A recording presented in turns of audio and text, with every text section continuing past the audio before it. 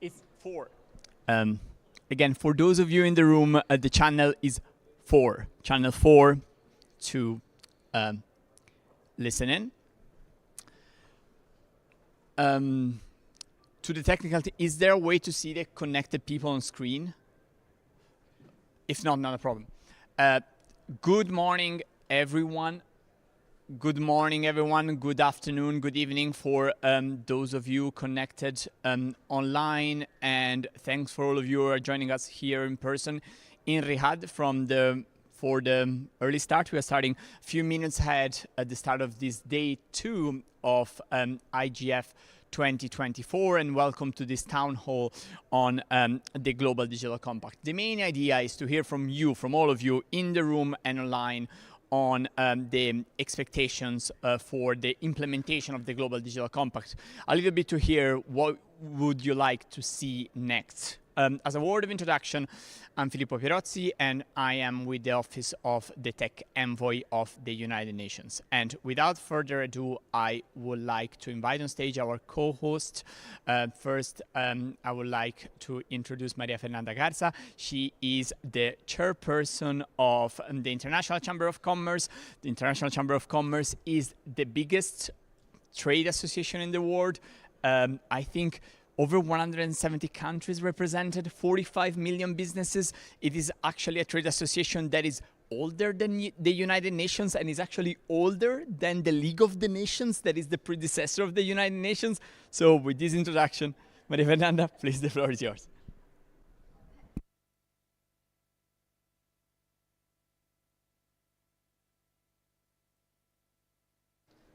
Yep, now? Perfect. Good morning, everyone. It is a pleasure to be here today and joining on this joint session, partnering with our colleagues at the Office of the UN Secretary General's Envoy on Technology and the Digital Cooperation Organization. And as you say, we are convening this meeting together. I am really glad to have this opportunity to reflect together on the next steps for the Global Digital Compact. ICC, besides everything that Filippo said, is an organization that through a unique mix of advocacy, solutions, and standard settings, we promote international trade, responsible business, and a global approach to regulation. ICC was very actively engaged in the development of the compact, which for us represents an important vision for a more inclusive, trusted, and sustainable digital future, one that reflects the interconnected realities of our world and our shared aspirations for development. The business community has a vital role to play in turning the vision into reality. So I am really happy to share with you all today that ICC will be endorsing the GDC.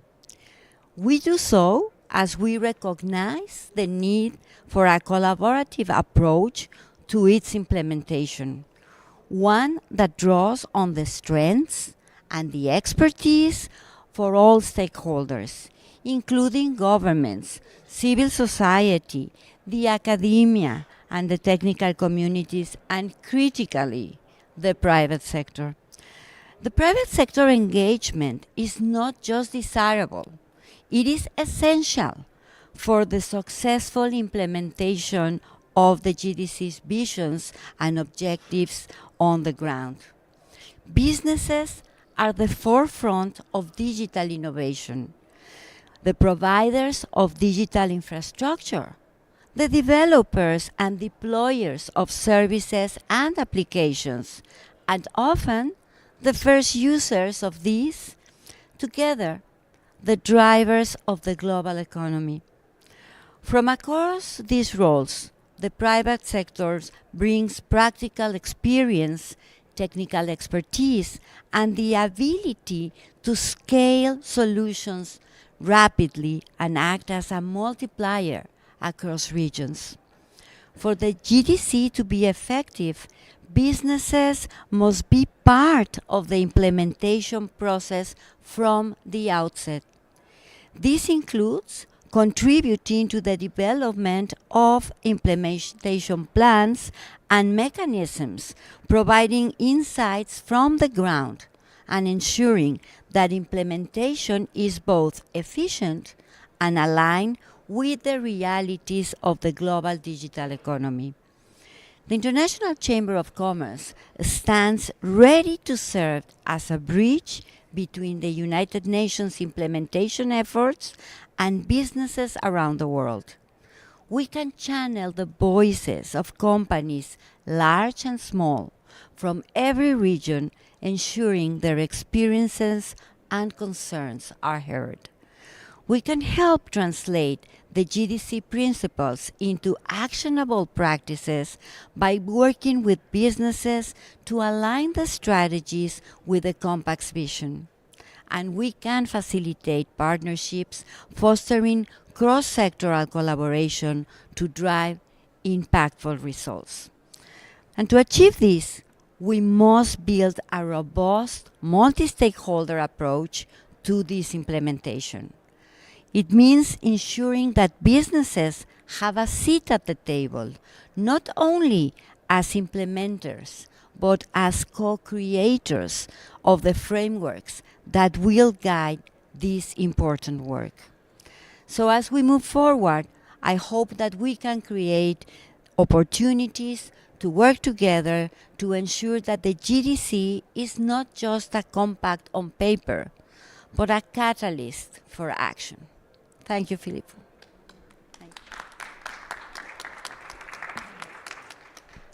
Thank you so much, Maria Fernanda, for these remarks, for stressing the role of multi-stakeholder implementation, multi-stakeholder design, and also for your reference to the regional dimension. And on this note, I want to call on stage Hassan Nasser. Hassan is the Chief of Cabinet for the Digital Cooperation Organization. We thought that it would be interesting to hear a regional perspective. For those of you who have interacted with him, you will know that he's literally the Minister of Foreign Affairs of the Digital Cooperation Organization, and he will share some insights on what DCO is doing and how they see the Global Digital Compact moving forward. Thank you, Filippo. Can you hear me? Oh, you have all the headset. Amazing. That's weird. So good morning, everyone. Thank you for joining so early. When we planned this, we wanted to make sure there is no conflicting agenda, but of course, it required a bit of commitment. So I would like to share three elements this morning. One is, what is DCO, for those who are not familiar with DCO? What has been her role and involvement with the Global Digital Compact, and how do we see the next step? The first thing is DCO today represents 16 member states across Asia, Africa, Middle East, and Europe. It's a total of 800 million people, and 800 million people are creators, users of the digital economy. Our mandate is to accelerate the inclusive and sustainable growth of the digital economy for the member states. But because, as we know, digital economy is not just driven by government, we have developed also this multi-stakeholder approach, and we have an observer committee for private sector, civil society, academia, and international organization. So very early in the process of the Global Digital Compact, when the Office of the Tech Envoy started those multi-stakeholder consultation, of course we have been taking a part, and we have been considering this as a great opportunity to address something which was probably missing before in the development community and the global community. What's the role of digital to support the achievement of the SDGs? If we look back to the SDGs, digital was probably completely absent, maybe one or two reference, and few years later, we are in September this year, and finally we have a Global Digital Compact which recognizes the role, the challenges and the opportunities of the digital transformation for today's world. So for DCO, we wanted to be part of it, joining the multi-stakeholder discussion. Later on, through our member states, being active in the intergovernmental negotiations. And now, once it's approved, we need to look at the action. The way we will act and the way we will support after, of course, endorsing the Global Digital Compact, is to support the 16 DCO member states to define tangible and actionable solutions to achieve the commitment they made in the compact.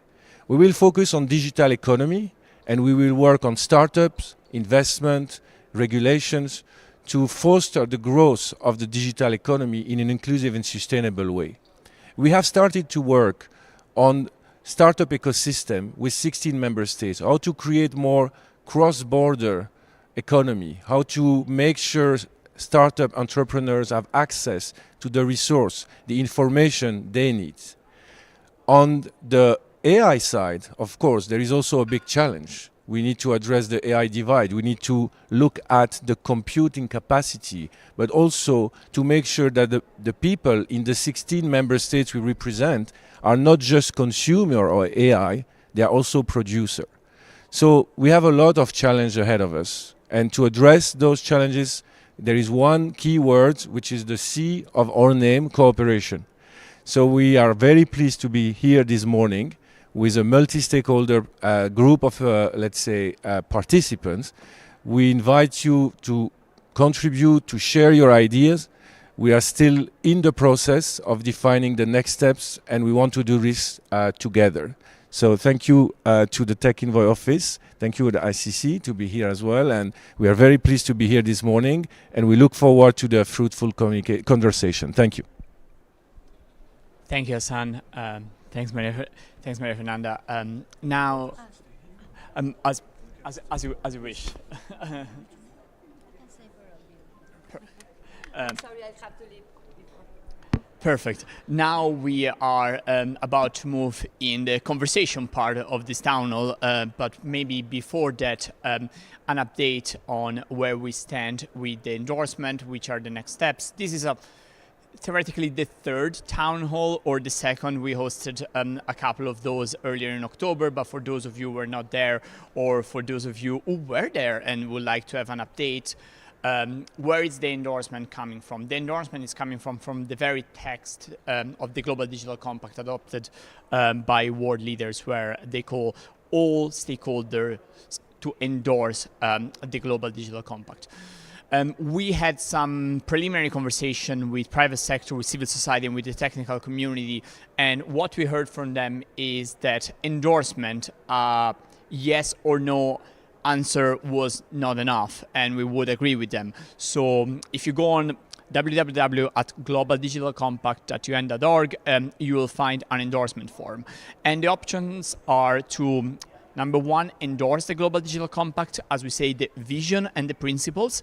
For those of you who studied the text, you will know that is paragraph 8 of the Global Digital Compact, and or to specify if you do not wish to endorse, or if you do wish to endorse, but you want to provide more information, to tell us the areas where your organization, your association is active, and to specify which activity you're already undertaking or you plan to undertake in the future.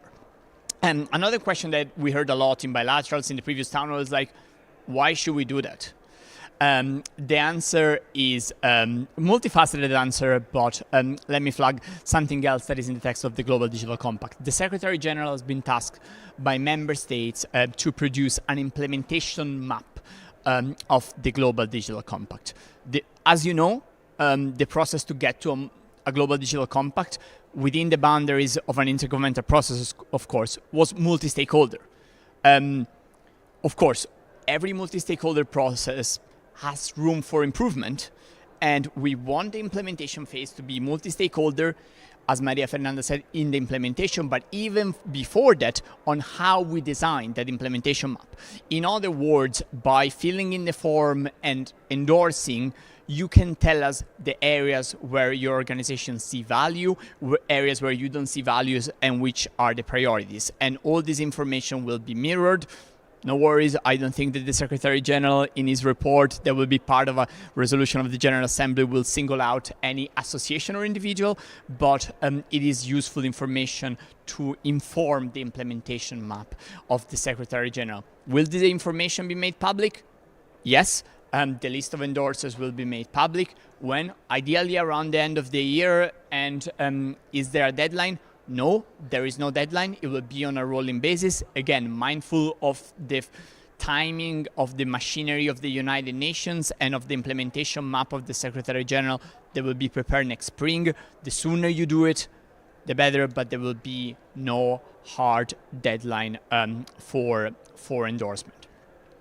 Where do we stand? And then I will open the floor for intervention. Where do we stand with endorsement at the moment? We have around over 300 endorsements with over 100 companies, mostly MSMEs, that have endorsed the compact.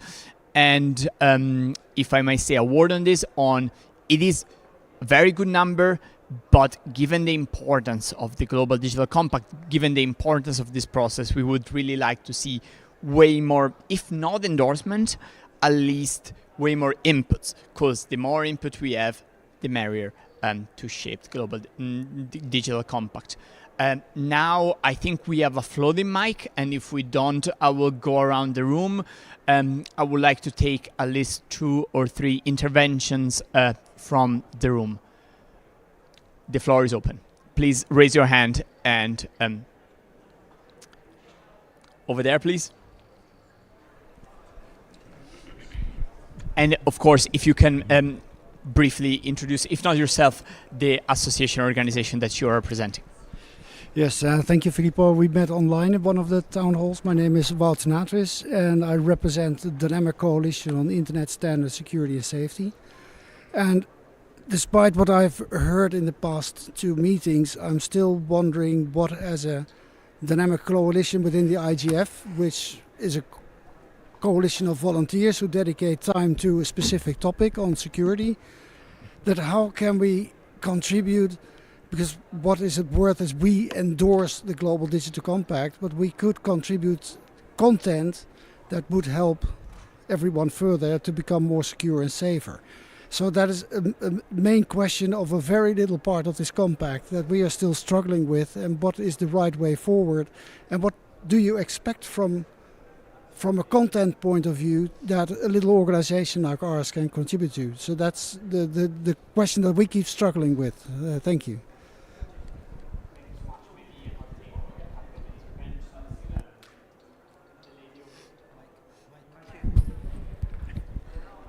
That is very tricky. Apologies. We'll take a couple of other interventions and then maybe we can address those. Please. Thank you very much. Henriette Esterhuizen, Association for Progressive Communications. Thank you very much for this session. And I think particularly because we've heard GDC and GDC implementation from the IGF perspective, so it's really good to hear it perspective. Just one question that has occurred to me, and there's probably a very simple answer. In the GDC, you illustrate these links to the SDGs, which is very helpful from the perspective of integration with the SDG.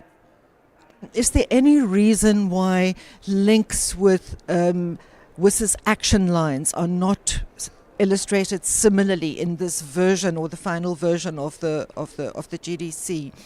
And then just to follow up on that, looking at, for example, the objectives around digital literacy in the GDC, which is expressed in a very rounded and contemporary relevant way because it makes the links to literacy to deal with misinformation. How the GDC plan to reconcile this with governments and other actors that are implementing the WSIS Action Line 4 on capacity building, which covers similar terrain. So, the perspective, how do you best see those linkages taking place, and how can the GDC reinforce existing WSIS-related implementation? Henriette, maybe we'll take last one from, at least for the first round, last one from the room, and then we'll hear if someone online has any intervention. Thank you, Philippe. My name is Jordan Carter. I work for the Australian Domain Administration.au. There's been a lot of use of the word multi-stakeholder in the implementation path here. One of my kind of core understandings of that is that stakeholders have a seat at the table in designing things in a multi-stakeholder environment. So aside from endorsing and sharing the list of areas that people are working on, what opportunities will there be for input in actually designing the further follow-up processes under the GDC, if any? Thanks so much. Let me take those to the first, and hopefully you are able to hear me. To the first intervention, I think the best way in which you can, and I know how much IGF and is national chapters, regional chapters, dynamic coalitions, how much have contributed, not just at the moment, but throughout this process and how important they've been. I think the best way to channel your inputs is through the forum. There is ample space to elaborate on the activities that you're doing, and actually we would encourage you to act as a synthesis of all these actors and technical experts that are active in that field, if it makes sense. To Aria's point on to Aria's point, actually, I see my colleague Isabel that is in disguise in the audience. That maybe she can take that.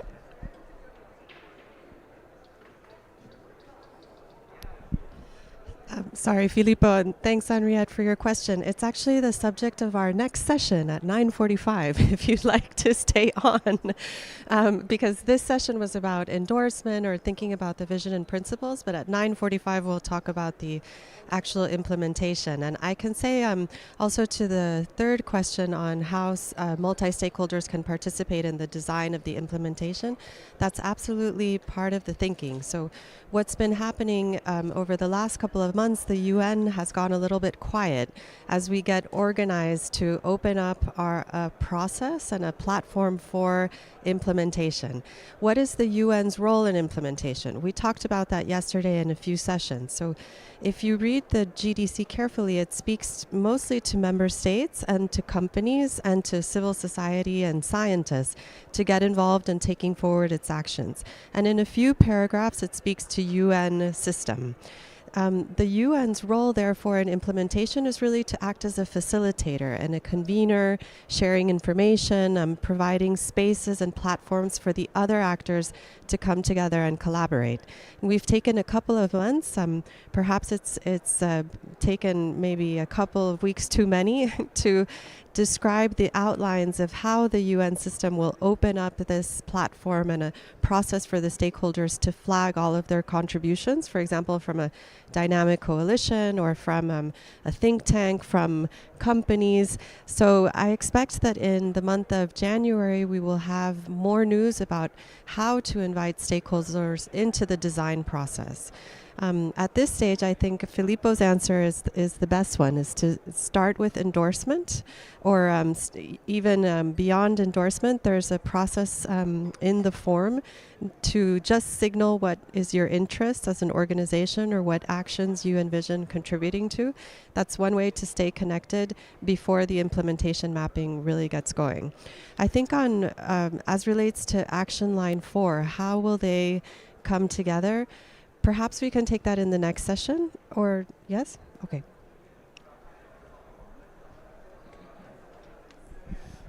Thanks, Isabel. Always trying to juggle between the headset and the mic. Asking to the tech team in the back of the room if you're ready to hear some interventions from those of you who are connected online. So I would encourage all those who are connected on Zoom to raise your hand, and I would please ask the team to give the floor to those of you connected online.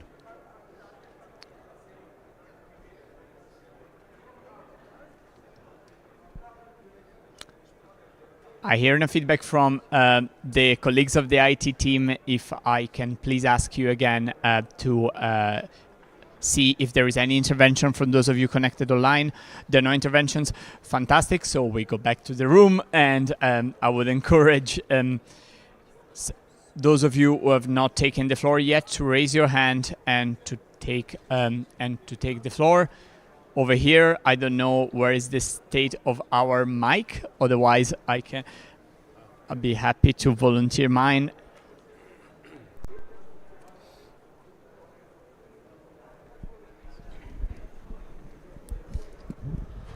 Yes. Thank you very much. Can you hear me? Okay. Yeah. Thank you very much, Filippo. My name is Mark Carvel. I've been leading for European regional IGF on engagement in the GDC process. We've consulted and promoted awareness of the GDC, and we've submitted inputs into the consultations and so on. And we will continue to be engaged. And I wondered if you have some specific thoughts about how regional IGFs and indeed national IGFs like us can play an active role, not only in advocacy of endorsement, but in some way the mechanics of follow-up from endorsement. Eurodig will meet in May next year, so that timing may be useful in terms of concrete engagement through our regional forum to stakeholders. Can you say anything more specific to guide us on how we should contribute in practical terms? Thank you. I definitely can, but maybe let's see if there is someone else. I see Mona from Internet Society Organization, and then the gentleman in the back of the room. Mona, please. Thanks, Filippo. I know that you had a series of consultations and deep dive discussions that included a variety of stakeholders. I was wondering, moving forward, if you plan to meet specifically with each stakeholder. For instance, you're hearing a lot from private sector, but will you be having individual consultations, for instance, with the technical community, civil society, give folks an opportunity to flag their priorities to have more of a seamless implementation? Just want to know if there's any communication or any plans in the works to have that happen. Thanks. Now I think there is another intervention in the back of the room. No worries.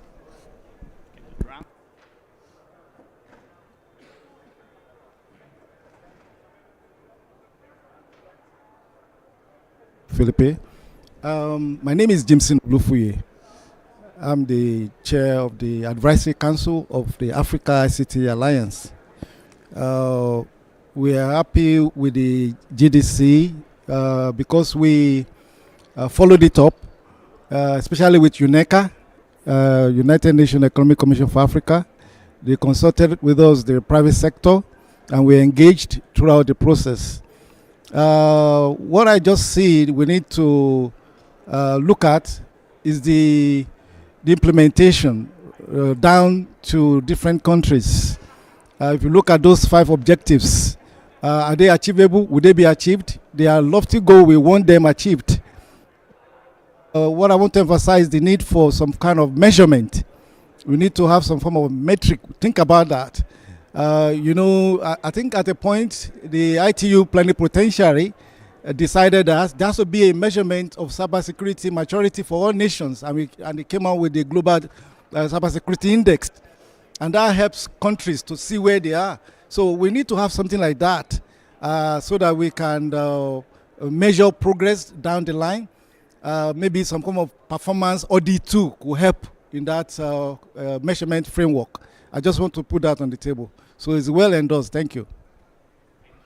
I think Hassan wants a word. Yes, that's very disturbing. We have a when we decide to co-convene this discussion, we wanted to also look at what do we need to do together. And I understand we have a lot of questions, and Filippo will address all the questions, I'm sure. But there is one thing we need to realize: this compact is very new. And it's very ambitious, and I don't think anyone has all the answer. The answer we will get will be through this dialogue that we want to create, because those commitments, those objectives are beyond what we are used to do.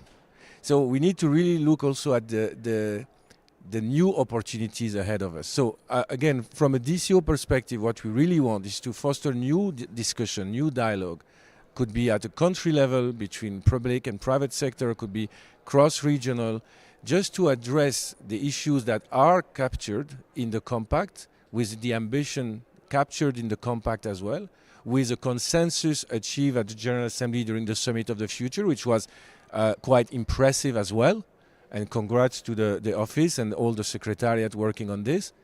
But now there are a lot of things where we don't have the answer yet.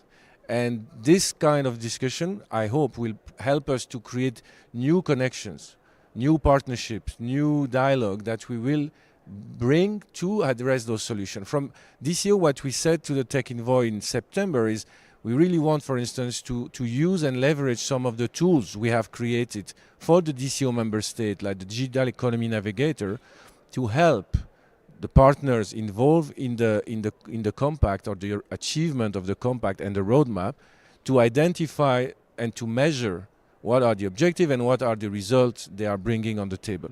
So all these things are new discussion, and we really want to focus on that. And I wanted just to give a bit of time to Filippo to prepare the response, actually. I'm just helping. Thank you. I wish I had answers for all your observations, but maybe let me do one step back and refer to what my colleague Isabel was saying. You need to be patient to hear on the latest when it comes to implementation coming from the UN side, but something that is clear from day zero, from even before the adoption of the Global Digital Compact, is that the implementation will be, yes, coordinated. Of course, the Global Digital Compact is not a standalone initiative. It's part of the broader Pact for the Future. So it's going to be coordinated, but it's going to be distributed. Distributed means that relying to what, and we heard some examples, so what the UN is doing already, what governments are doing already, and what all your organizations or associations are doing already. We are indeed in a very fortunate, if not tight deadline, because again, the next IGF will reconvene in Oslo in 6 months from now.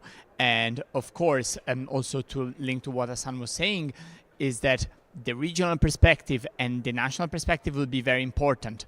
We don't want, as the UN, we don't want to give you a template of being like, this is the way you should do engagement, because we relying on stakeholders, it means also relying on the ingenuity of stakeholders in finding ways to give us solutions that we are not able to think at the moment.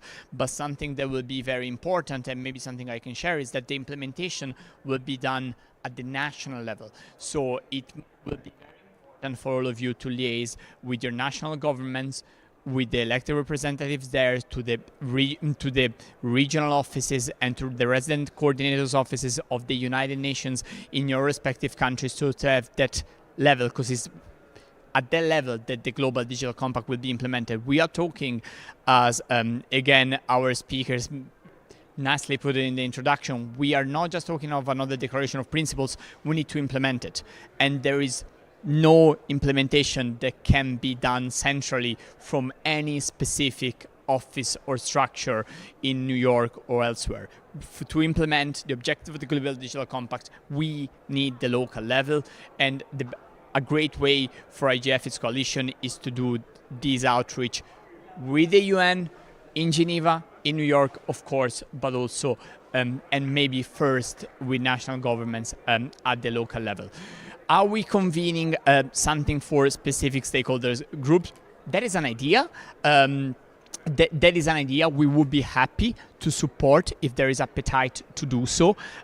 Usually what happened, and I can share something that happened already a couple of weeks ago, there was a roundtable in New York convened by the private sector, for the private sector, with the engagement of the United Nations. We would be happy to not only to be part of it, but to bring all the relevant UN actors to the table, should you decide to do the same for the technical community, for civil society, for both, for a specific subset of actors. That would be very relevant. But again, nobody wants another centralized process, so we will really leave this roundtable and this engagement, hopefully, to the multi-stakeholder dimension. If we have a specific request to do so, we will be very happy to assist in organizing or to featuring in those. To the last intervention on the metrics and quantifiable objectives. There was a long struggle in the intergovernmental process, and that is something that unfortunately got lost in negotiation.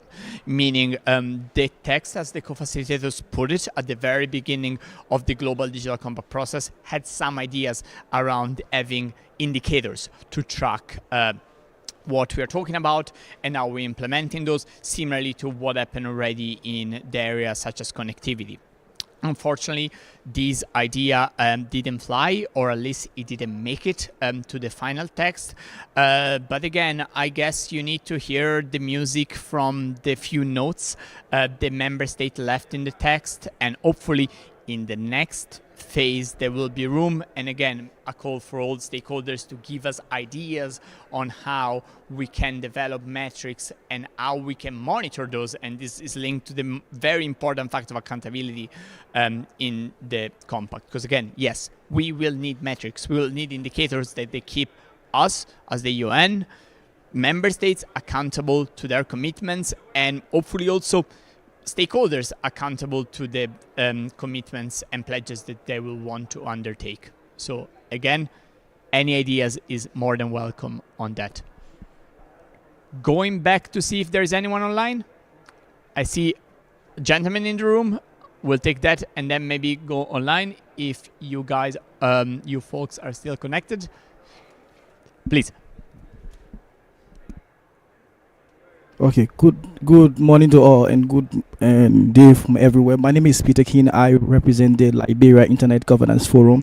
I would like to throw highlight on 3 key items I think this global digital compact should be focused on. I think issues of sustainability is key, that looking at the idea of digital infrastructure that will support economic growth and environmental resilience.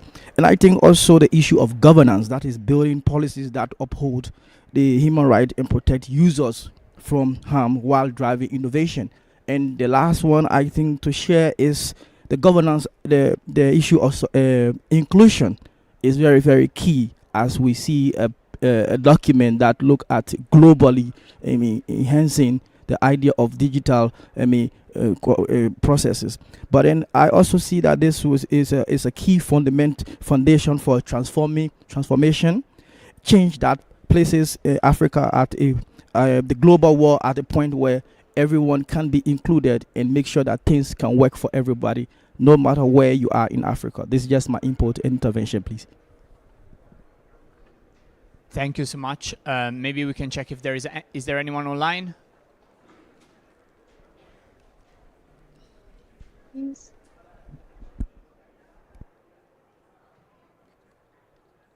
Thank you.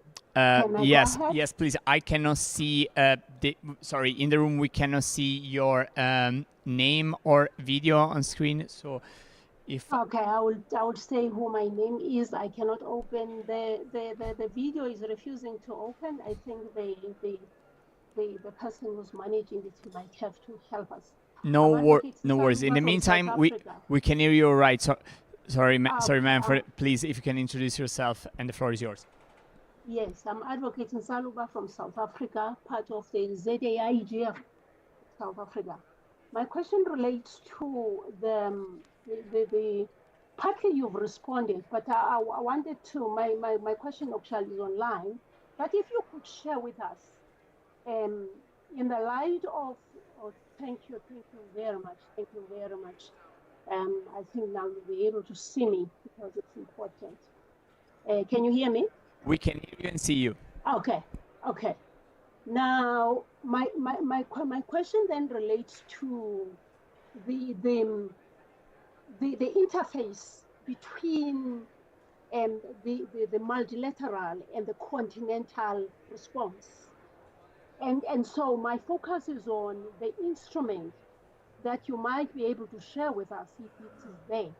What we regard to as the monitoring and evaluation management plan and time frame. Not only that, but how does it embrace the existing reporting initiatives? For example, in Africa, we have the Africa We Want, that agenda, which is already having its KPIs and everything. And at UN, we have the SDGs, which have their own process. How is this? If you can share with us any timeline and the management plan, because it is important that it gets infused into the existing structures so that it manifests in the state's planning instruments over the period for easy tracking. So that's my question. Then the management plan that relates to monitoring and evaluation, and secondly, with timelines and how it embraces the existing country reporting initiatives that are informed by continental initiatives. One of which being the IGF that we are in now. Thank you. Much, and that is a fantastic Istanbul backdrop. If there is any other intervention line, we'll take another one. I understand then there is none, so maybe let me quickly acknowledge the colleague from Liberia from his intervention, and you rightly pointed out one of the key areas that was introduced. I mean, it was not really introduced by the Global Digital Compact, but it's the first time the world leaders acknowledge this area in a GA resolution, that is digital public infrastructure and its relevance, especially for the global majority. And the UN, together with colleagues at UNDP and UNICEF, we're working on project on digital public infrastructure. There is a multi-stakeholder group, and we know how much the African examples from several countries can contribute to the discussion at the global level. And also your emphasis on environmental and sustainability at large is pretty much there, and maybe this is one of those areas where, and I'm connecting to what the South African colleague was saying, where maybe some KPIs that we have still room to get to these indicators that we were talking about before. Timeline, KPIs, and how we integrate the regional dimension to the multilateral dimension, that is a very relevant and tricky issue. When it comes first, let me share what's the timeline, what is the objective and the target that world leaders gave us. The high-level review will be in 2027 at the 82nd session of the General Assembly. So we're working on a 2.5 years timeline for the high-level review of the Global Digital Compact. That is before the Agenda 2030 of the Sustainable Development Goals. These two agendas are interrelated, and these also might answer part of Henriette's point that mentioned WIS why it's not there. Again, I don't want to second guess member states, but what negotiator felt in New York, it was felt the urgency to link two main agendas to the Global Digital Compact. The first one is the Sustainable Development Goals. The second one is the pillar of the United Nations related to human rights. So we are aware and of different regional strategies, and hopefully through, as I mentioned, through the national dimension and through the regional dimension, they can flow into the Global Digital Compact. A way of doing so would be to align, when we'll be defining metrics, to align the metrics of regional strategies that are, I know the Africa strategy, I think the goal is 2063. So further down the road, at the European level, usually the planning is quadrennial, or for 5 years' time. We have a new commission coming in.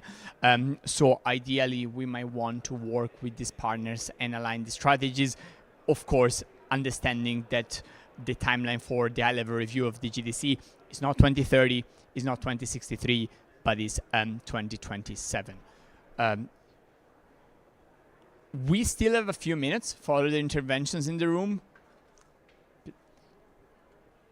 I see 3 intervention, please. Good morning. Can you hear me? Excellent. Jana Hirvonen from the Finnish FA. Sorry for the voice. It's a bit chilly in the evening, so I may have got a flu or something. Excellent discussion, an important topic. Many thanks already at this stage. I don't want to sound too pessimistic, but as the Secretary General of ITU yesterday reminded us that only 17% of the goals on sustainable development are progressing in line with the plans. I think it's important that we ensure that the GDC does not fall into the same challenges and problems that the Sustainable Development Goals are facing at the moment. And, it would be, for the record, it was 17% that the ITU Secretary General mentioned. I would like to maybe hear your views that how do you address this challenge, and how do you ensure that all the stakeholders, even the nations that might not have been willing to endorse the outcome of the negotiations, are on board and really committed to achieve the targets and the objectives of the GDC. Many thanks. Thank you. We'll take the next interventions, and trust me, we all share the pain of simultaneous translation, not getting non-native speakers right. Hello. Hello, I'm Justin Thomas from SYNC, Digital Wellbeing Program, based in Saudi Arabia. And this, I'm conscious of you can hear me okay? There is an inherent tension for me in the GDC, in that there is this idea of connecting the unconnected, ensuring equitable access to technology, and especially for populations that are currently underserved, kind of out of the loop. But I think at the same time, there's also challenges that come with connectivity, and I think this is it's touched on in terms of digital literacy, but I think there's an inherent kind of, if you connect people first, or do you kind of prevent them, or kind of provide some kind of prophylaxis from them suffering the harms that other nations that have connected to digital technologies have experienced: social polarization, behavioral addiction, other issues like that. Idea of kind of the tension. There's obvious benefits, but also the mitigating the risks, and kind of how we do that simultaneously.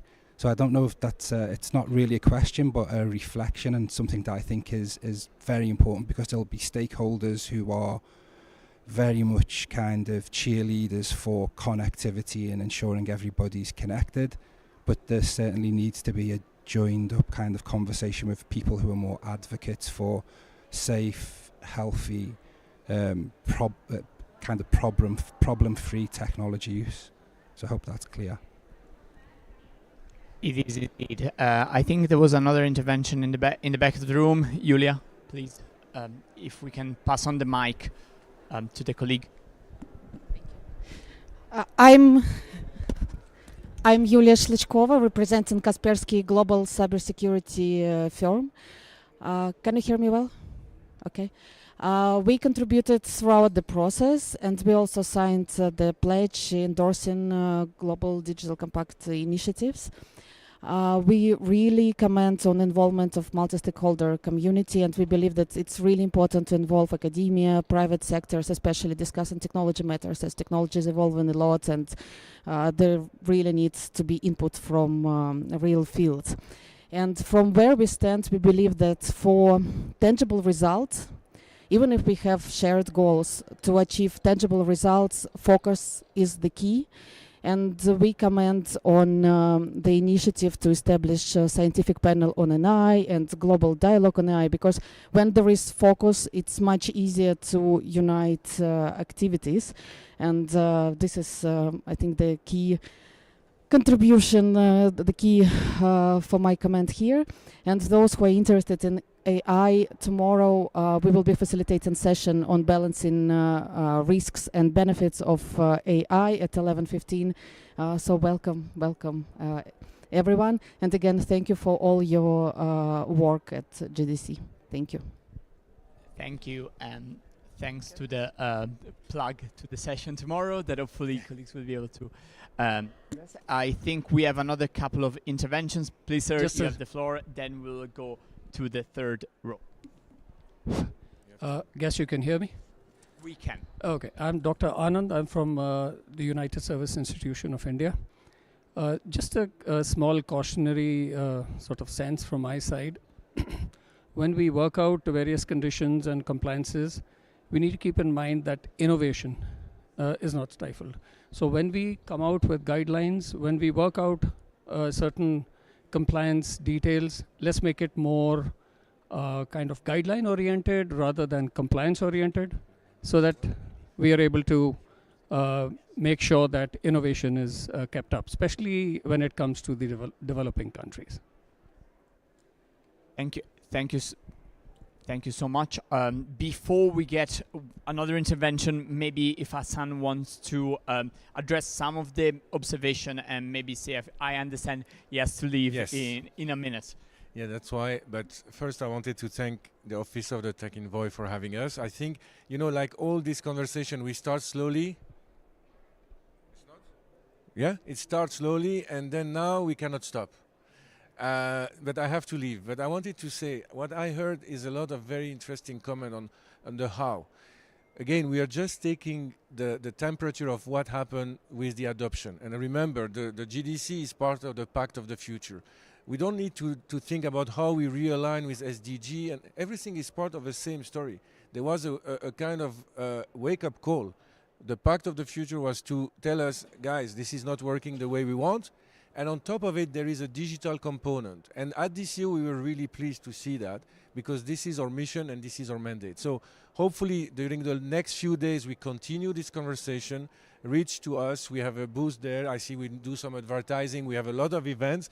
But first of all, I wanted really to thank the Office of the Tech Envoy and ICC, who has to go, for this great conversation. We should have another hour, but I have to leave. So thank you again. So much, Hassan, and thanks to all of you. I think we have the room for another hour or so, so we can just keep going. We can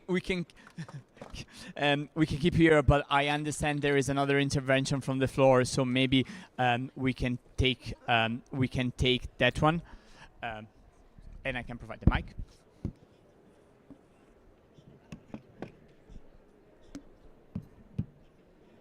Thank you so much. And my name is Jutta Kroll from the German Digital Opportunities Foundation. I'm a child rights advocate, and I really enjoyed hearing that the GDC is part of the Pact for the Future, because children are our future.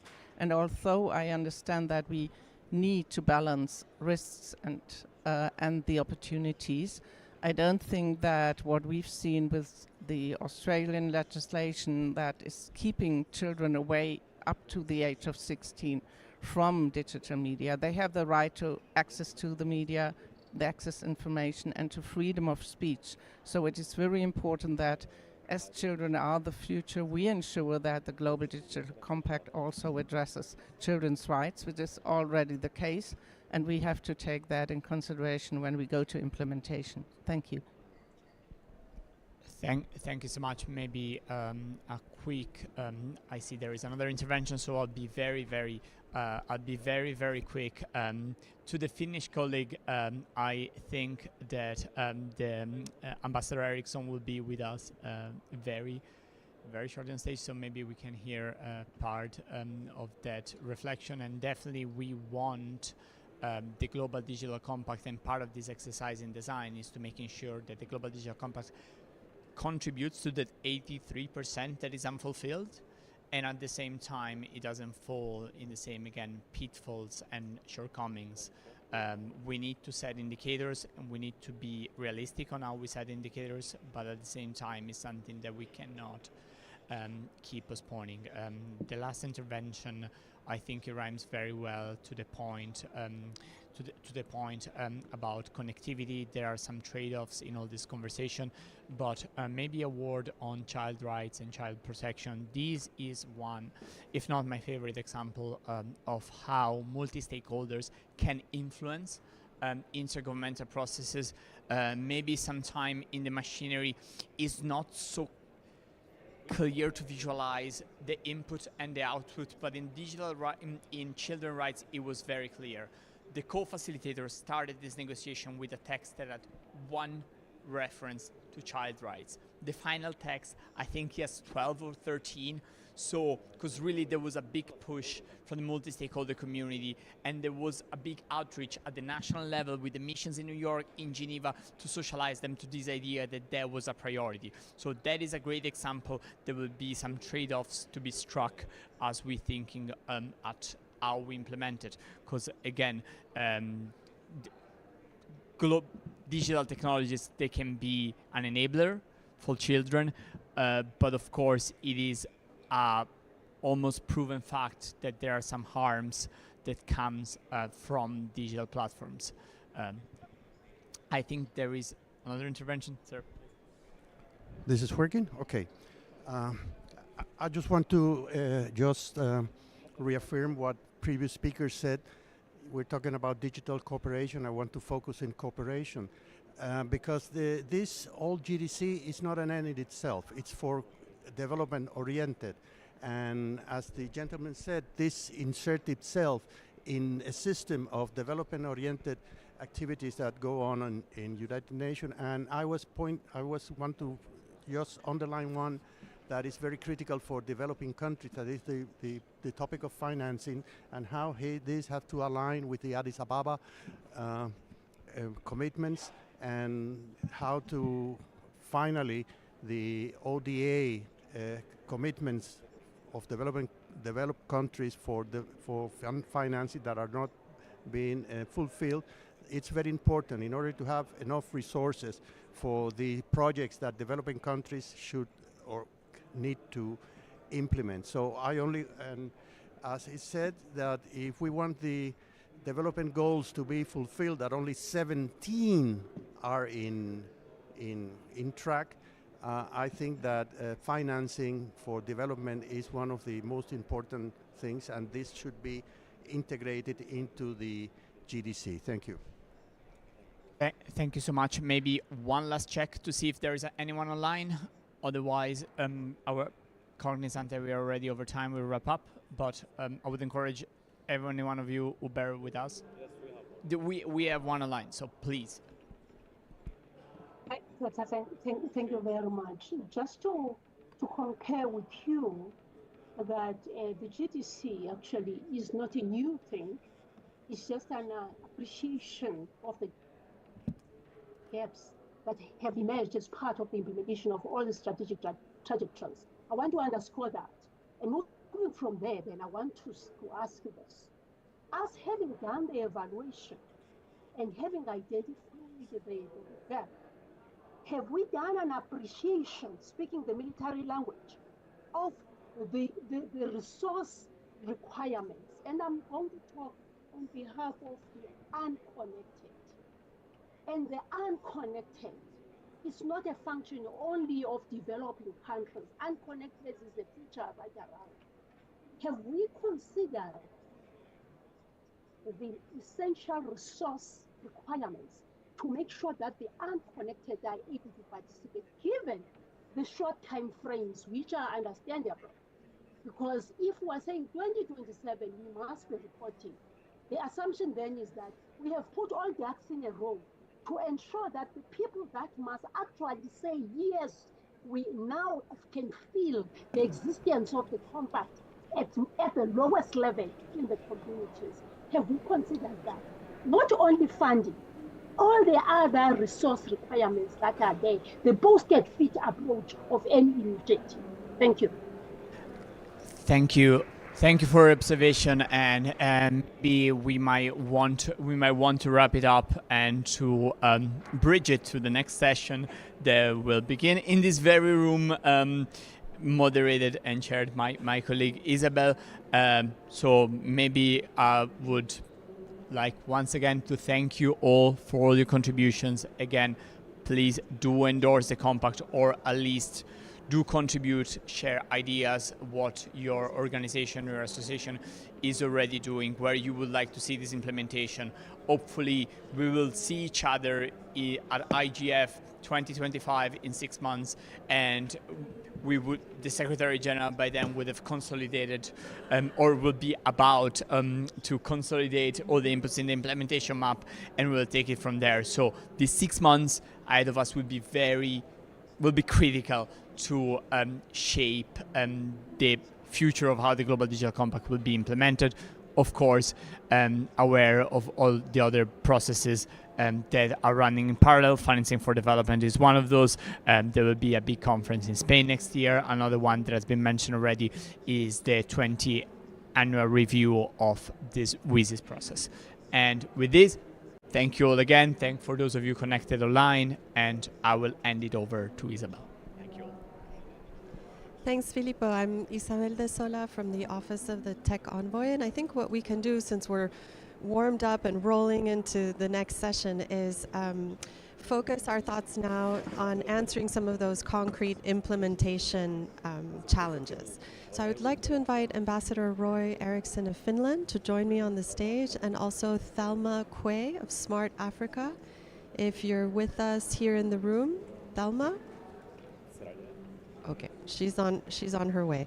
And on the note from our colleague who was just online asking about connectivity, I wanted to take a little poll, if you'll bear with me here in the room. So if you're familiar with the GDC objectives, you know that GDC Objective 1 is about closing all digital divides and working on connectivity. I'm thinking about those who are unconnected either physically because of lack of infrastructure or because of the skill set and the affordability of infrastructure.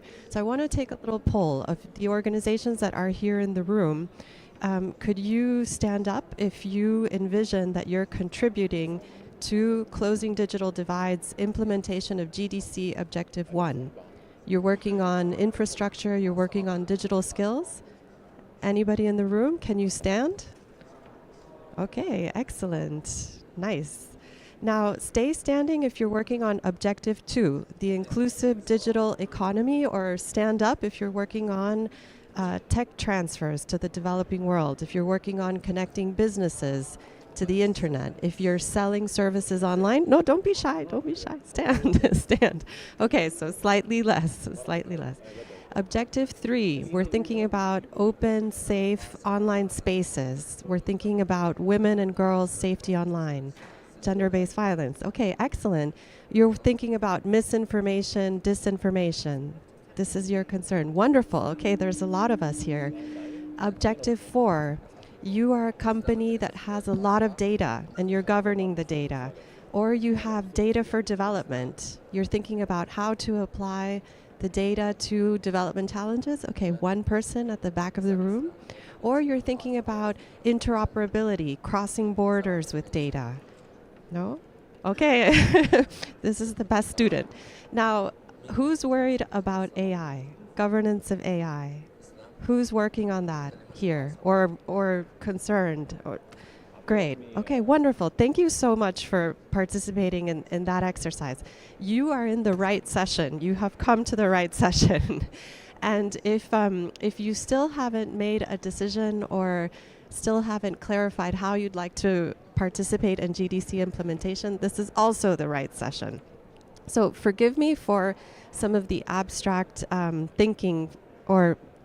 abstract comments from the UN at this stage. I mentioned before that GDC implementation is going to be primarily conducted by the stakeholders, so by governments, by businesses, civil society, academia, scientists, children as well. And the wonderful thing about GDC implementation is that it's already happening. The UN will play a role by providing and opening up a platform, by convening the stakeholders and allowing information about implementation to circulate. And we're working on that in the form of an implementation map that more news should be coming in the month of January about how you can all get involved in that. But we do want to hear your thoughts on the design, and we've gotten a lot of comments in the previous session on the design. And we do want to hear your thoughts about how working across sectors is going to make a real difference for that. So we've invited a couple of guests, just 2 voices this morning, to tell us their thoughts on how some of those partnerships are assisting them or will be assisting them to take GDC objectives forward. And I'd like to turn over to Ambassador Eriksson first, and then Thelma from Smart Africa. And then, unfortunately, there's no free breakfast at this session. I'm going to come into the audience. I want to hear about what you are doing and see if that can inform the UN's design or the next steps that we take forward on this road to digital cooperation. So over to Ambassador Eriksson first. Thank you so much for being here at such an early start this morning, and tell us your thoughts. Thank you. Maybe I should first introduce myself as I am the ambassador for Global Gateway in Finland, and Global Gateway is an EU initiative to have big infrastructure investments in the global south or new emerging markets. And it's interesting because I had structured my intervention exactly the same way as you said. So the first 3 goals, closing the digital divides in order to achieve the sustainable development goals, and expanding inclusion in the benefits of digital economy, and then foster an inclusive, open, safe and secure digital space that respects and protects and promotes human rights. All these are what we are taking into consideration when we're doing projects under the umbrella of Global Gateway. The GDC also mentions gender equality and empowerment of all women and girls, and their full and equal participation in the digital space, which is also very important for Finland, as well as accessible and affordable data and digital technologies and services, because it's all right to have connectivity, but you need to have access as well. So meaningful connectivity is important. In Finland, access to the internet is considered a human right, and that's why we are promoting through the Global Gateway connectivity issues. Global Gateway has 5 sectors, but digitalization is at least one of them, and we have chosen that as our focus. We work mostly in Africa. Half of our investments will go to Africa, a quarter to Asia, and another quarter to Latin America. But we are not only bringing connectivity, building, for example, submarine cables or building the last mile connectivity. We are also looking into not only the hard infrastructure, but also the soft infrastructure, meaning capacity building and increasing digital literacy skills and capacity. And I actually have a couple of good examples what Finland is doing. Just a second, I'll have to find it because the page has now... There it is. We have one project that is coming to an end, but it's continuing under a different name, but it's African Digital and Green Transition. And in this project, for example, we sent an expert for 6 months into Zambia, and they wrote the artificial intelligence strategy for the country. So this is some sort of capacity building that we do hands-on. And this partner of ours found out that there's a lot of demand for this kind of service, so they actually wrote a book on ethics for digitalization. So these are concrete examples of how we can help and share our knowledge with other partners.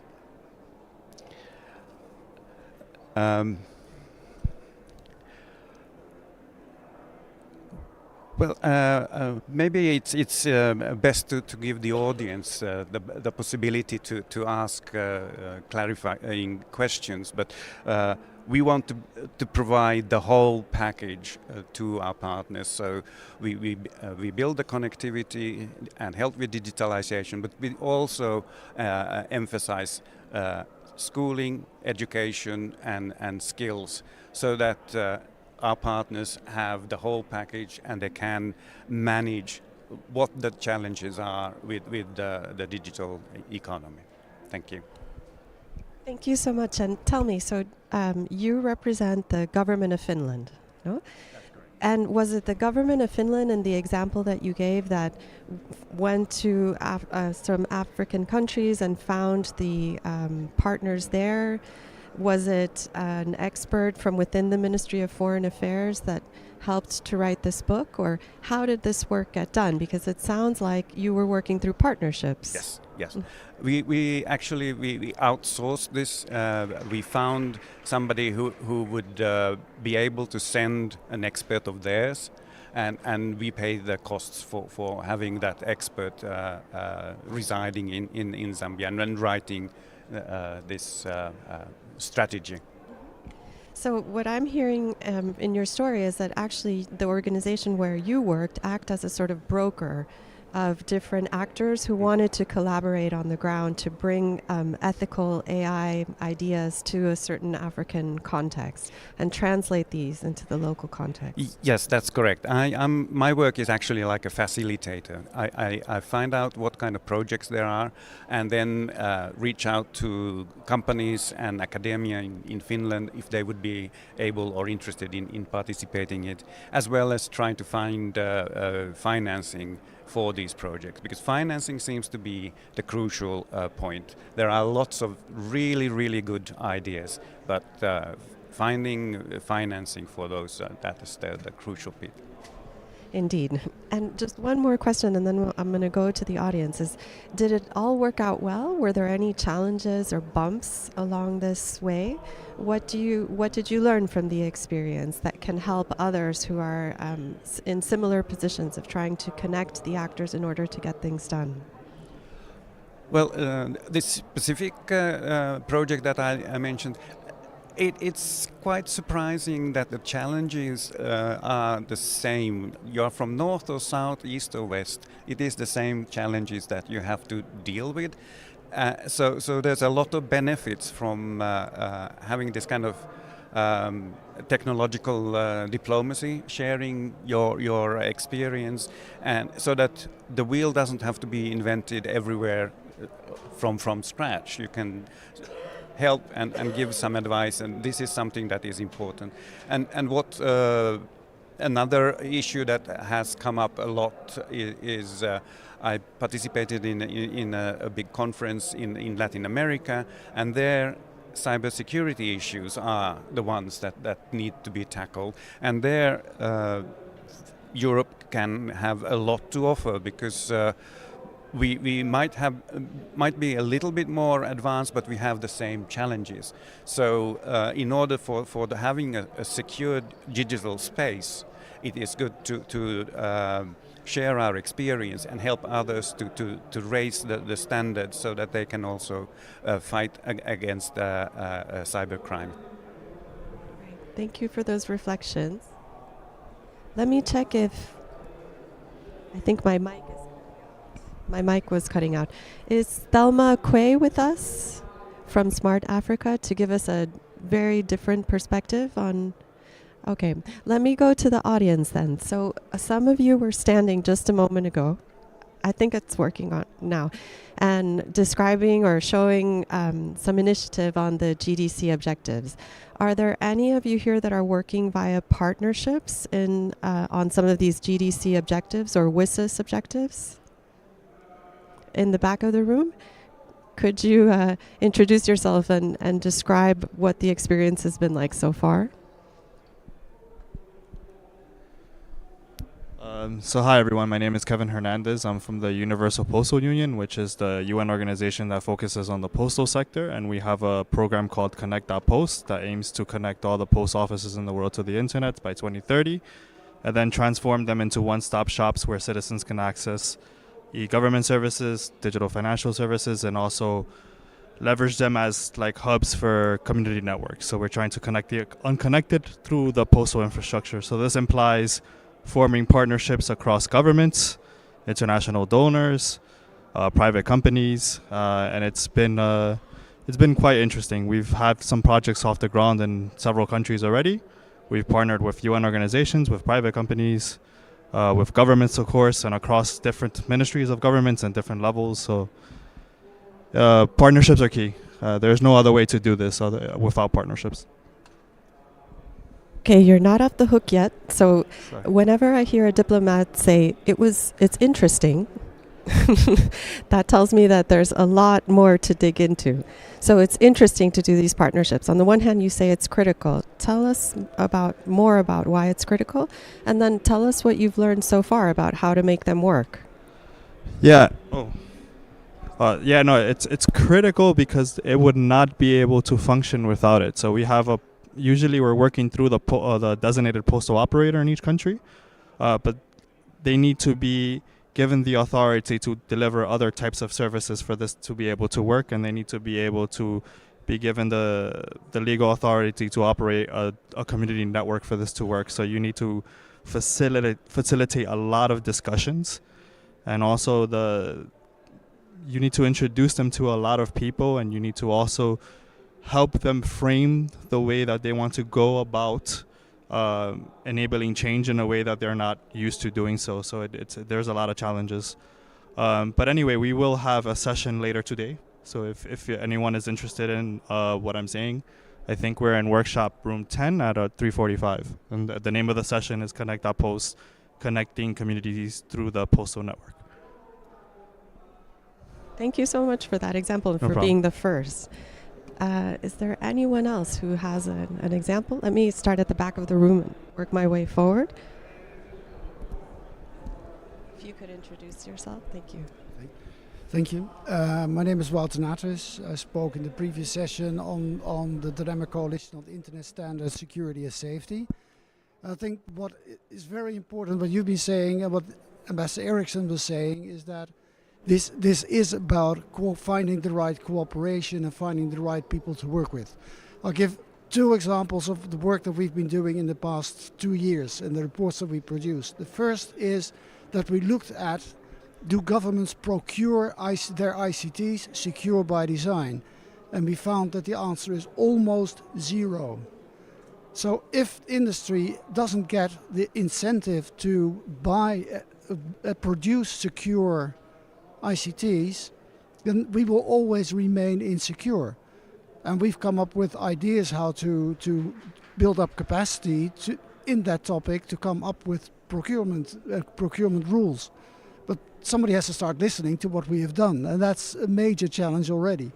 The second is on education and skills. And what we found on both topics, like Ambassador Eriksson was saying, there is not that big a difference between the whole world. No one is procuring secure by design. Almost no one is procuring secure by design. In education and skills, there is, whether you live in Papua New Guinea or in the Netherlands where I live, there's about a 20-year gap difference in what the industry demands from their education, tertiary cybersecurity education, and what is on offer. And what are the best practices in the world? And that is something that we want to find out. We're going to present that at 12:30 at the Dynamic Coalition booth. We made a great video on that called the Cybersecurity Hub. That is something that we want to build and create the programs where exactly the Digital Compact will be about and the sort of input that we want to deliver there. But we need partners to do that, and that is where I'm advocating ourselves here also. But we're delivering, and that is what a Dynamic Coalition in the IGF is capable of. We can deliver on our promises. So that is something which I invite you to join, is3c.org, and that's where all the information is. Thank you for this opportunity, but also we're looking forward to work with you. Yes, thank you. And before you go, so we heard from our colleague from the Postal Union about the importance of discussions, so of bringing I think I can hear myself, yes. Of bringing the actors together and then discussing when there's new information or there needs to be new ways of working. And you're describing that you have the great ideas, the good content, and you need a catalyst or a boost for visibility. So to connect these great ideas with the procurers, and that's the partnership that you're looking for. Is that right? So the IGF is a place for visibility, I imagine, and you're looking for other areas or platforms where you could have more visibility on these ideas? And to be able to fund the people who actually do the work. because that is the other challenge, that we need to find funding for the experts to pay them. And we have the experts, I can tell you that also. So. Thank you so much. So funding again. And we'll go to one more in the room and then online as well, working my way to the front of the room. We have funding, discussions. We need platforms for visibility. Tell us about your partnerships. Okay, so Sync Digital Wellbeing Program based in the King Abdulaziz Centre for World Culture. One of our projects is to develop a it would come under the heading of digital literacy, but not just how to use technology, more how to use technology in a way that is safe and health promoting. So this is to develop a preventative intervention for high schoolers across the Kingdom of Saudi Arabia, so that they can engage with technology in ways that aren't that foster well-being and aren't damaging to their health.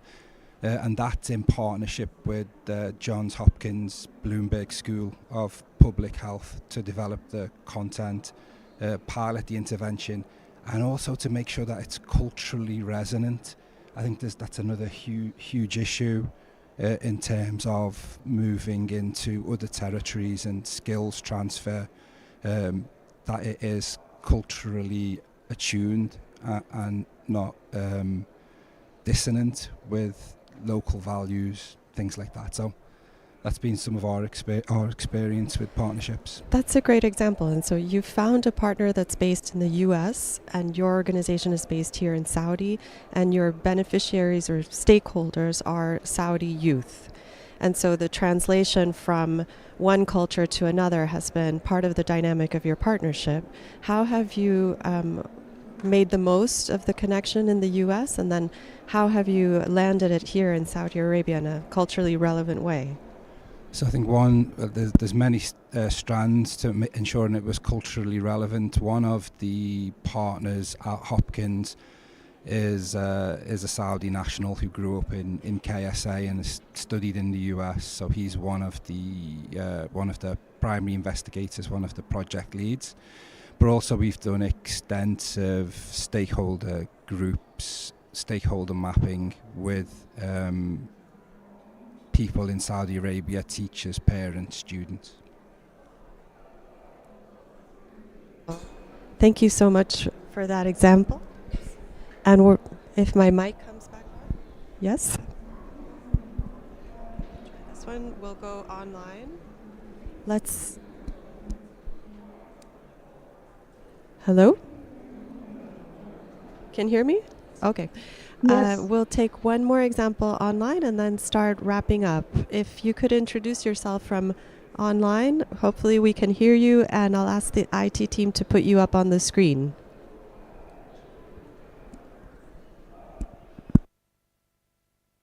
Thank you. I hope you can hear me. Can you hear me? We can hear you. Thank you. Thank you. Thank you. Probably I wouldn't want to go to an example, but I think I would like to engage with the beautiful presentation from Finland. And I want to highlight one area that I find missing in the discourse. With everything that we have been dealing with, both in IGF and even the compact itself, even the objectives, we seem not to want to be visible addressing the issue of energy efficiency and sufficiency. Because if we don't address that in an objective, we will not be intentional. But if we look at fiat and non-fiat currency, all developments have pointed to not only the challenges with connectivity, they are a function of the availability of energy. And if one looks at the issues of energy, it becomes important that we address this. So that's the first thing. The second thing is, if could be possible for us online to be accorded an opportunity to get contacts of the colleagues that have just presented, and even the reports, because one would be interested in knowing in Africa, which states in Africa have been utilized beyond Zambia? And I'm asking this from an angle of data localization and data sovereignty as you're looking at ethical AI deployment. So one would be interested, one, in terms of how one can participate when in the initiatives from Finland, but in terms of the report, which are the African countries that have been contacted? Thank you.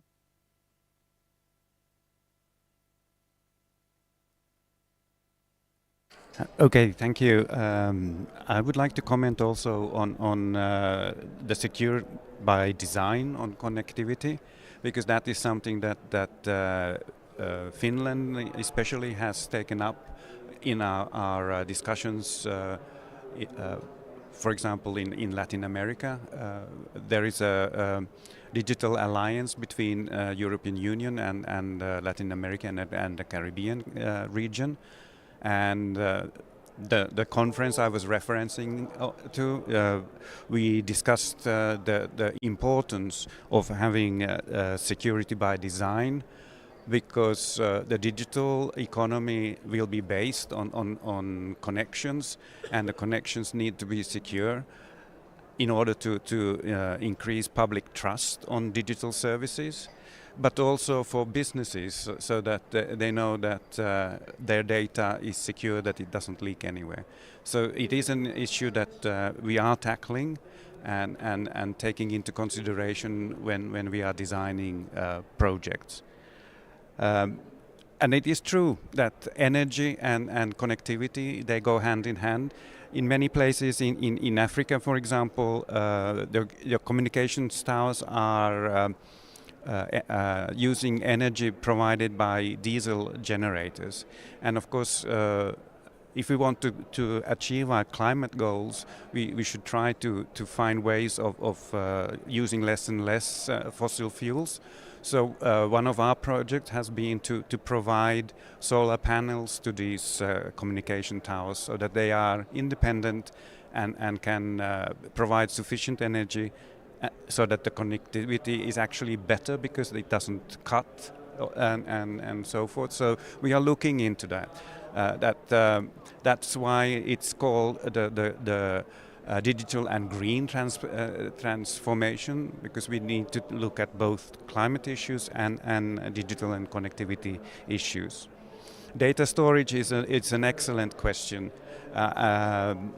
We have mentioned it in other conferences in Africa, that we are building also data centers, and we want to provide, as I was referring to, the whole package, skills and the data. I mean the hard infrastructure, but it's also a question of who is in control of the data. And in Africa, I see that there is so much really good talent. I would say that, for example, on the financial sectors, the applications that you have invented there far exceed applications we are using in Europe. So if you can have the ownership of the data in the data centers, that could help to provide new applications using the data that the governments are gathering there. And the best way of participating in this project is make an inquiry to the local EU delegation and say that you would be interested in Global Gateway projects, and especially if you are interested in digitalization, tell that. Or because we don't have embassies in all countries in Africa, you can also contact the Finnish embassy, because we are all part of the Team Europe, so we work together. Thank you. Thank you for those inputs. And I think there's one more person online that's raised their hand. Please introduce yourself, and the tech team will put your screen up so we can see you. Hello, everyone. My name is Shamshir Mubin Chaudhary, and I'm from Bangladesh. So I have a concern. May I start?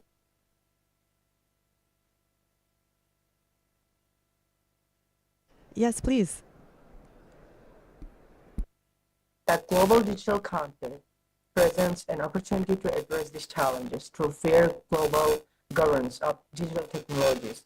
However, for this conflict to be effective, it must ensure that countries like Bangladesh are not left behind. It must prioritize inclusive data governance and cybersecurity frameworks that protect all, not just privileged few. With that in my mind, I would like to pose the following questions to this distinguished assembly. Conduct ensure fair and transparent data governance that protects user privacy and enables countries like Bangladesh to retain control of their national data assets. Will that compact address the power imbalance created by data monopolies, where global tech giants dominate developing economies, digital ecosystems? And talking of the cybersecurity, what steps are being taken to foster global cooperation on cybersecurity so that developing countries like Bangladesh can access resources, expertise, and frameworks to combat cyber threats? Thank you. Okay, thank you for those questions online. So actually, when we did our poll here in the room for Objective 4 on data governance, our audience didn't stand up. So there were few of us here in the room working on data governance, which is perhaps the most ambitious of the GDC objectives. The GDC already has provisions on data governance. To the person who asked this important question, it has two strands. One is to look and enhance data for development, so the data that we can use to spur and catalyze progress on the SDGs. And a second strand is on interoperability and governance of data across borders. On that note, you'll be happy to hear that a working group on data governance, which is tasked to develop principles in the next 2 years for data governance, is already getting started. You can hear me? Sorry, looks like somebody can't hear me. It's already getting started, based out of the Commission on Science and Technology for Development in Geneva. I believe the working group will be composed and its members named in January or February of next year, and then they'll have a year and a half to work on principles. So that's good news of rapid GDC implementation. On the question of cybersecurity, I'll just mention this very, very fast, and then we'll go back to the audience, that recently a convention on cyber security has been approved at the level of the UN. So 193 member states approved a new convention on cybercrime, which builds on the European Budapest Convention, which has been for the last 10 or 15 years, I think, a bedrock of cybercrime work. And for a country like Bangladesh, they will have ideally participated in shaping that framework and then implementing it at the local level going forward.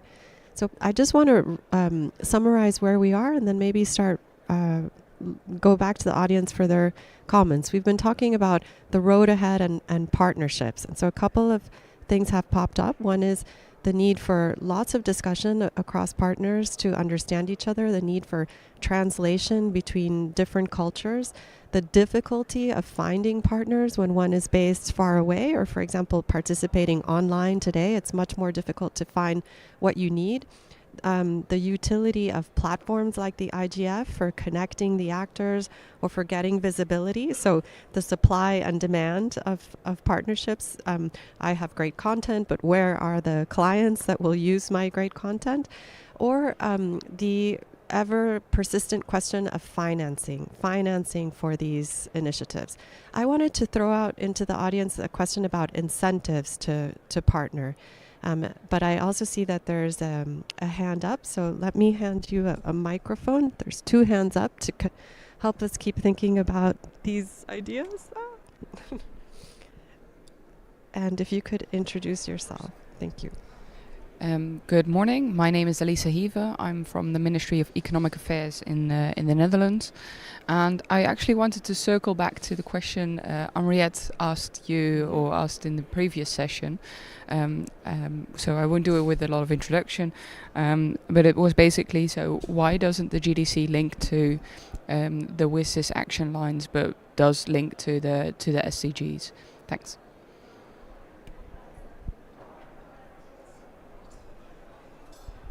Hi everyone, I am Patricia Ainembabazi from Uganda. I work in the civil society with CIPESA. CIPESA is a collaboration on international ICT policies. We work in Eastern and Southern Africa. I wanted to first talk about partnerships and the work we do around the topic. We do trainings, all things advocacy, but also we do trainings for journalists, other CSOs, as well as parliamentarians.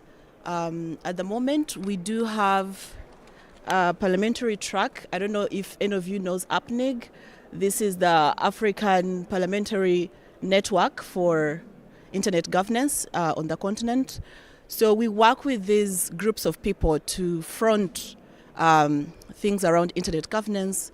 You've talked about partnerships. We do have one with the EU. Someone from East Asia mentioned we also work with Smart Africa. I was waiting to see Thelma here. We've had trainings on data governance, things around harmonizing or aligning the AU data policy framework with the different policies in the different countries in Africa.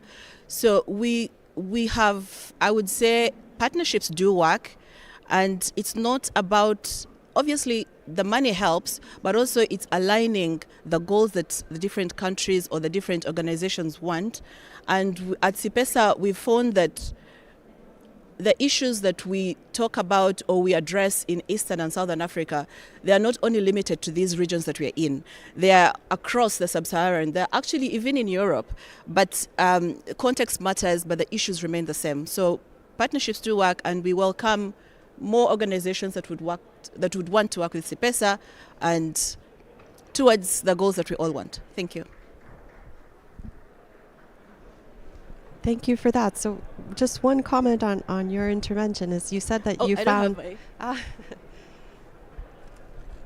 this hybrid, the hybrid setup, it takes some skills training to do it correctly, the hybridness of our session. Just one point about your comments that struck me is you said, when we looked across countries and regions, we found that there's many similarities and some of the problems are the same, or the desire for partnerships are the same. So maybe if I can rephrase what you were saying is actually there were learning opportunities across the region. So looking out there and finding others in a similar objective or frame of mind was useful for your organization. Is that correct? Yes, we do have FIFA Africa, and this has nothing to do with soccer. It is the Forum for Internet Freedoms Africa. We have this every year. This year we're in Dakar, Senegal. So we had almost 500 participants, and not only from Africa but also from abroad. And we always have like different streams and different topics and sessions, and in the end, when you're looking at the reports and the submissions from all the different groups, it's the same problems, and it's the same appetite towards open internet, access to like all the principles of the GDC. Yeah, thank you. Thank you for that. And there was one last comment over here. 2 more comments. Okay, we could just pass the mic, and thank you for introducing yourself. Thank you so much. My name is Damilare Oyedele. I work with Library Aid Africa. We leverage digital technology and community engagement approaches to transform libraries into vibrant spaces. And as we were speaking about digital infrastructure investment, I was speaking about how libraries are access point to digital connectivity assets. Over time as an organization, we've worked collaboratively with libraries across African countries in context of transforming these libraries into vibrant spaces. And more recently, working on what we called Library Tracker. We're tracking where libraries are across African countries to understand what are they doing in these libraries, the impact they're making, and more importantly, how many of these libraries are connected. right? And use this data to engage with policymakers and partners to understand areas of growth for libraries. And for the users of the platform, they're able to see where libraries are around them and access what libraries stands to offer for them. So, and aside that also, we're working on what we call the libraries for digital features. This focuses solely on how we work with libraries to transform these libraries into digital tech hubs. Reason because the needs of our community is changing and evolving over time. That means that libraries' roles needs to change in that trajectory. Okay, and aside that also, we're also working on upskilling librarians in African countries. The digital skills and the tech skills for them to make libraries much more vibrant and viable and thrive, right? Over time, we've worked with library partners across currently non-African countries to implement our intervention, and we're ever looking at how can we tap into the ecosystem of digital economy and digital governance partners to see how we can cross-pollinate ideas and innovation, and not just that, bringing investment into the library ecosystem to make libraries connected, because if libraries are connected, the communities are also connected, and that transforms society where these libraries are located. Thank you so much.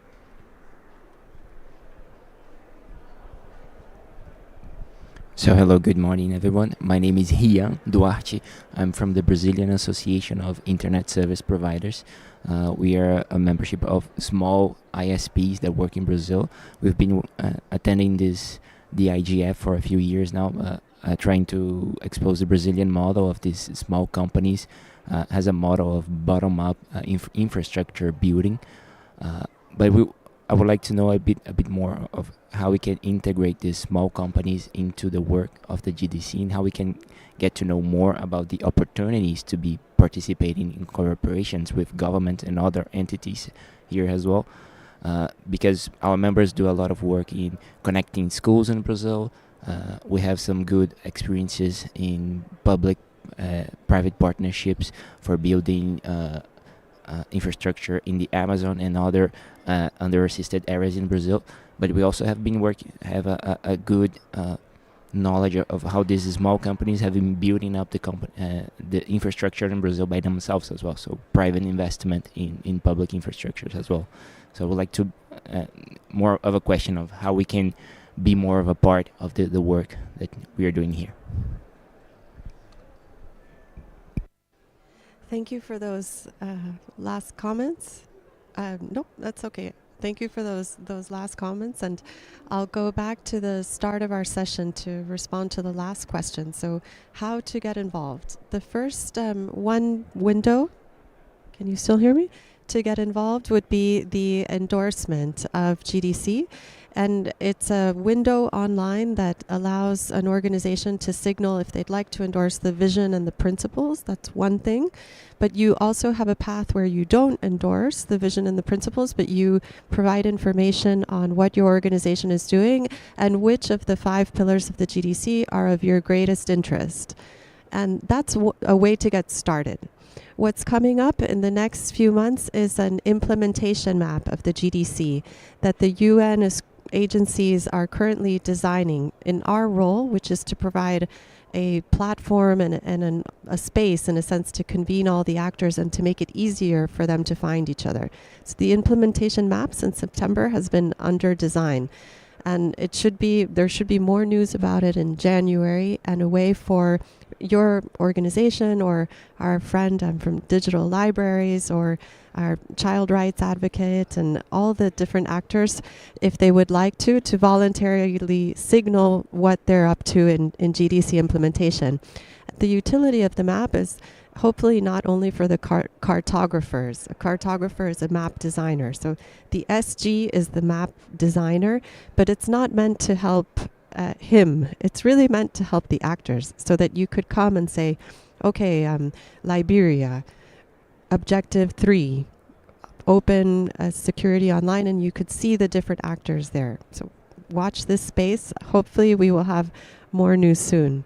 I wanted to make sure to address the question from Henriette. So I actually am. I don't know why the GDC objectives weren't in the text mapped against WSIS action lines. However, that exercise has taken place already, and it's available online at ungis.org, UNGIS, UN Group on the Information Society.org, I think, has developed a map of where you can see how the GDC is connected to WSIS action lines. It's been difficult to describe in what ways the WSIS and the GDC work together. And part of the WSIS review the task is to describe how they are interactive. The way that our team thinks about it is that the WSIS was the starting point, and it's been the primary framework for digital cooperation over 20 years. And after 20 years, the GDC has provided, in a sense, a refresh or a little icing on the cake. So whereas the WSIS tackled the fundamental starting points of digital cooperation, so connectivity, access to information, connecting businesses to the internet, it talks as well about how ICTs could be used for sustainability.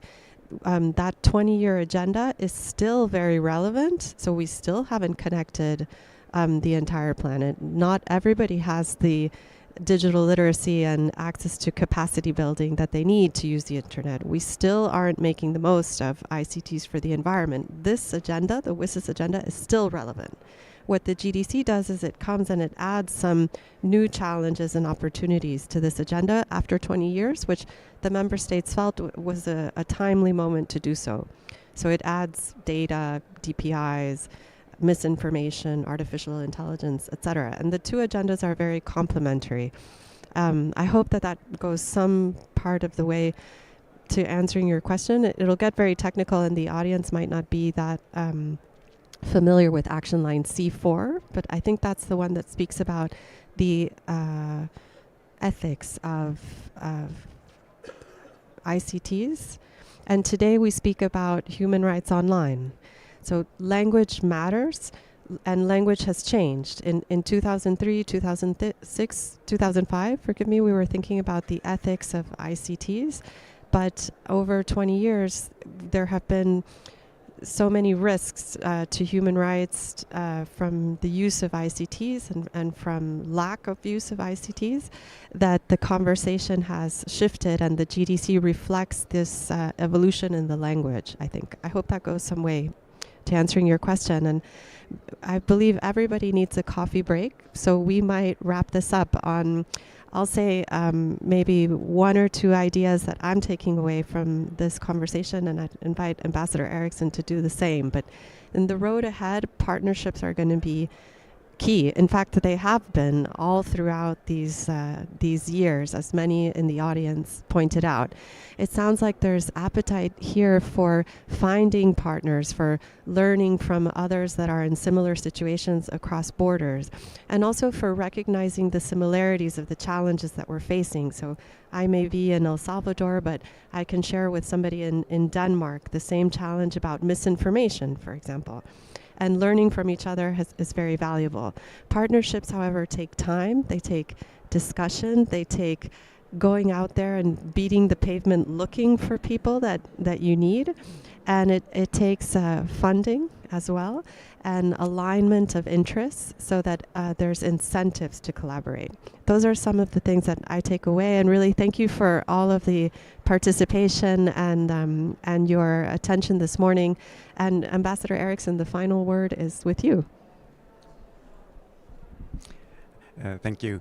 Yeah, my takeaway from this is that I think that we more or less know what the challenges are. It is now just trying to find the best ways of finding partnerships and doing together and implement what we have agreed on the digital compound. I'm quite positive and optimistic that the challenges are not unsurmountable. We can do it, and we do it together.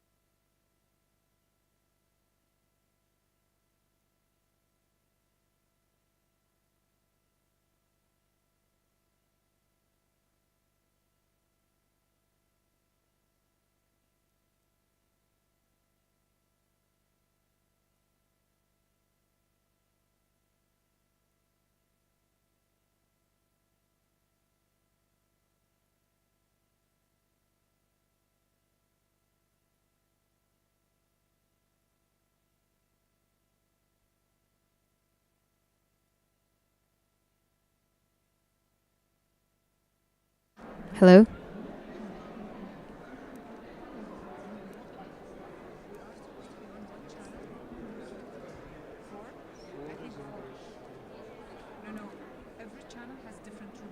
Yeah, I'm gonna ask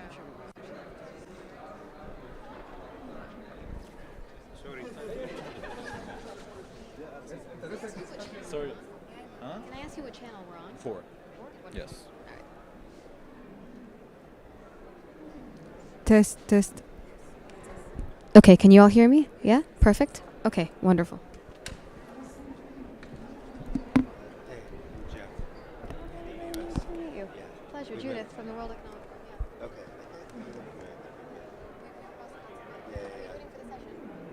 What's that? Yeah, I am. I wasn't able to do the thing. Sorry. Here, let me introduce you. This is Dr. Oh, hi. Nice to meet you, Jeff Collins. We have Dr. Woodall. Hi, I'm your visitor. Hi. Looking forward to We have Monica Stefanik. Sorry, I missed it. But I feel like we've met. What's your name? Anthony House. Oh, you're from. Oh, yeah. I've met you at some point. Like one of the different meetings. Yeah. Were you in San Francisco not too long ago? Yeah, we had to be at your office. It was on the margins of the trust and safety, the TSPA.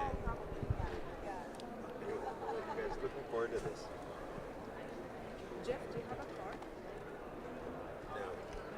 We should connect it. Yeah. We'll reach out. It's funny you asked that. When I first moved to tech about 10 years ago, I used to be in government. I asked my 20-something-year-old boss about business cards, and he said, well, we can get you some, but no one in Silicon Valley will. But you need it for things like this, so yeah, we'll share. Are you the organizers of this session? Yes, how can I help you? I'm Mikey, I'm writing the messages for this track, so I'll try to listen in to the first part of your... Would you please remember to set these messages based on the discussion? Yeah, absolutely. Right. Yeah. We had some challenge with people forgetting, so that's a big help to hear from you. Thanks so much. Looking forward to it. Judith? You're amazing.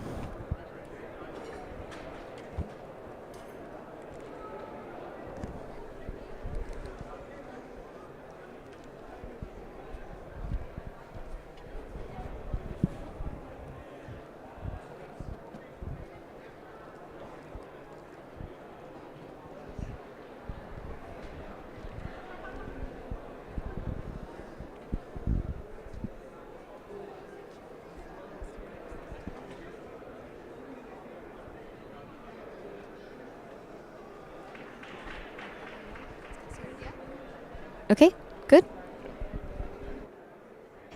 Yes? Now? Okay, wonderful.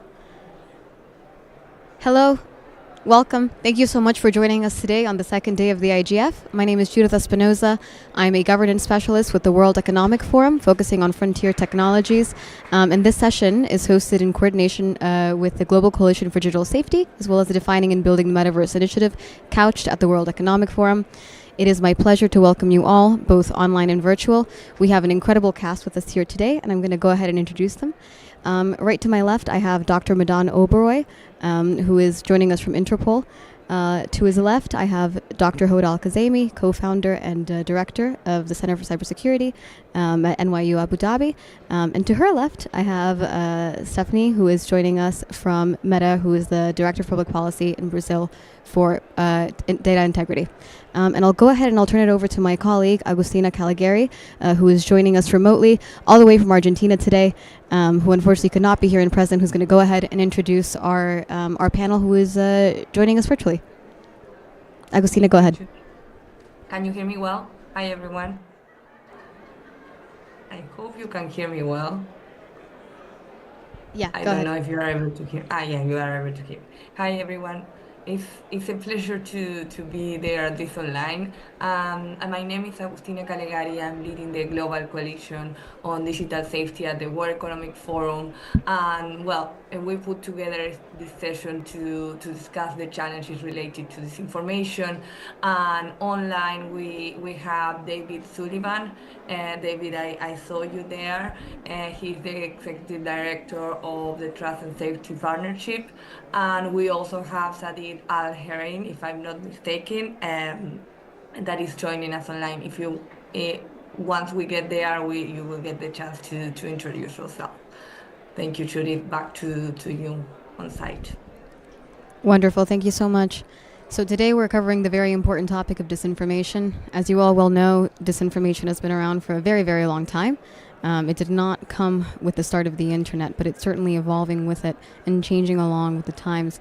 So today we want to focus on how this is being exacerbated by frontier technologies, how it can be mitigated by those same causes and effects. And maybe we can start with a question for Dr. Oberoi. I want to ask you, you see a lot of these issues at Interpol, especially from a multi-jurisdictional perspective. I want to ask, what are the real dangers with disinformation?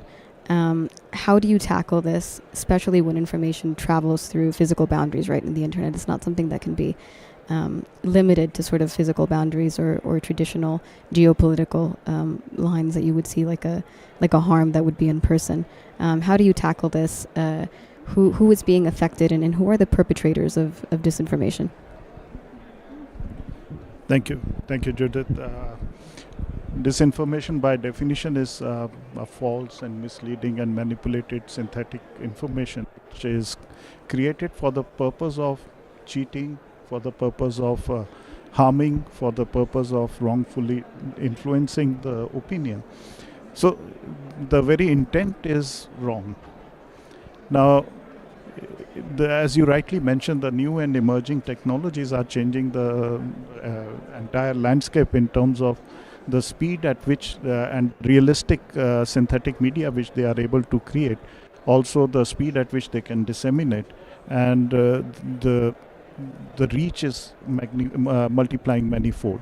So in light of this, one of the biggest casualties and one of the biggest dangers is, I would say, trust. That is, I think, the biggest factor which impacts everyone. I think David would be talking more about it when his turn comes.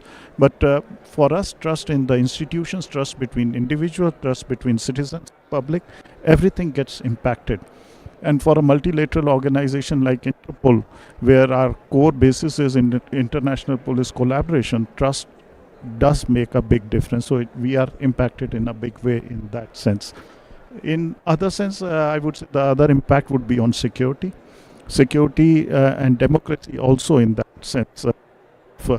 The way media can be used for delegitimizing some of the institutions, for influencing wrongfully some elections. So all those things are getting impacted. And the most important one would be the harm which is created through hate crimes. Which is an outcome of more polarized society and more polarized individuals, and that is really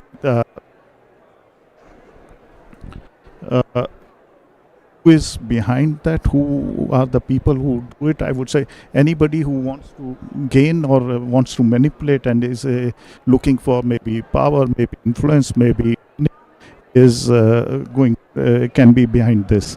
But in terms of categories, I would say we have seen state actors, we have seen non-state actors, including terror organizations.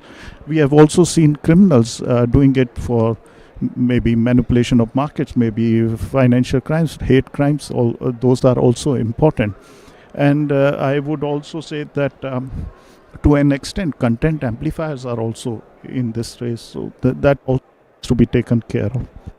What needs to be done, and you rightfully mentioned about the multi-jurisdictional frame of reference which needs to be taken care of. Now, and this is true for all kind of digital crimes which happen, and since they are multi-jurisdictional, the problem in terms of comes in terms that criminals do not have any jurisdictional restrictions, but when it comes to law enforcement, we are bound by that. And that brings in a lot of bureaucratic procedures and procedures which need to be followed to look at that, and therefore difference in legal frameworks also is a factor there.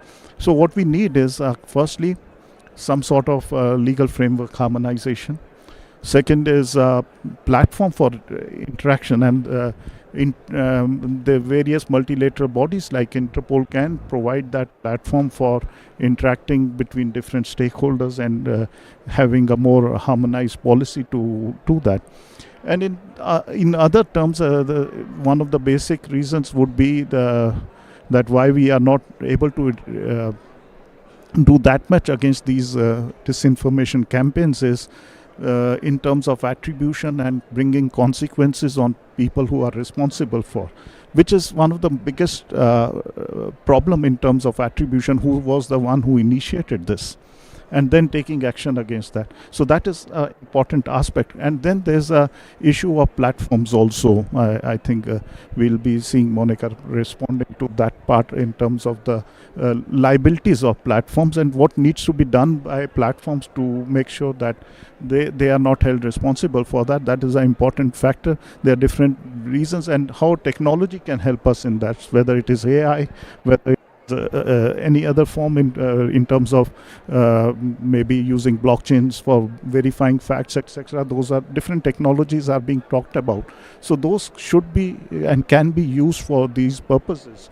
I would also say in terms of community engagement, in terms of digital literacy, educating the users about what they need to be careful about would also be an important factor for handling this kind of.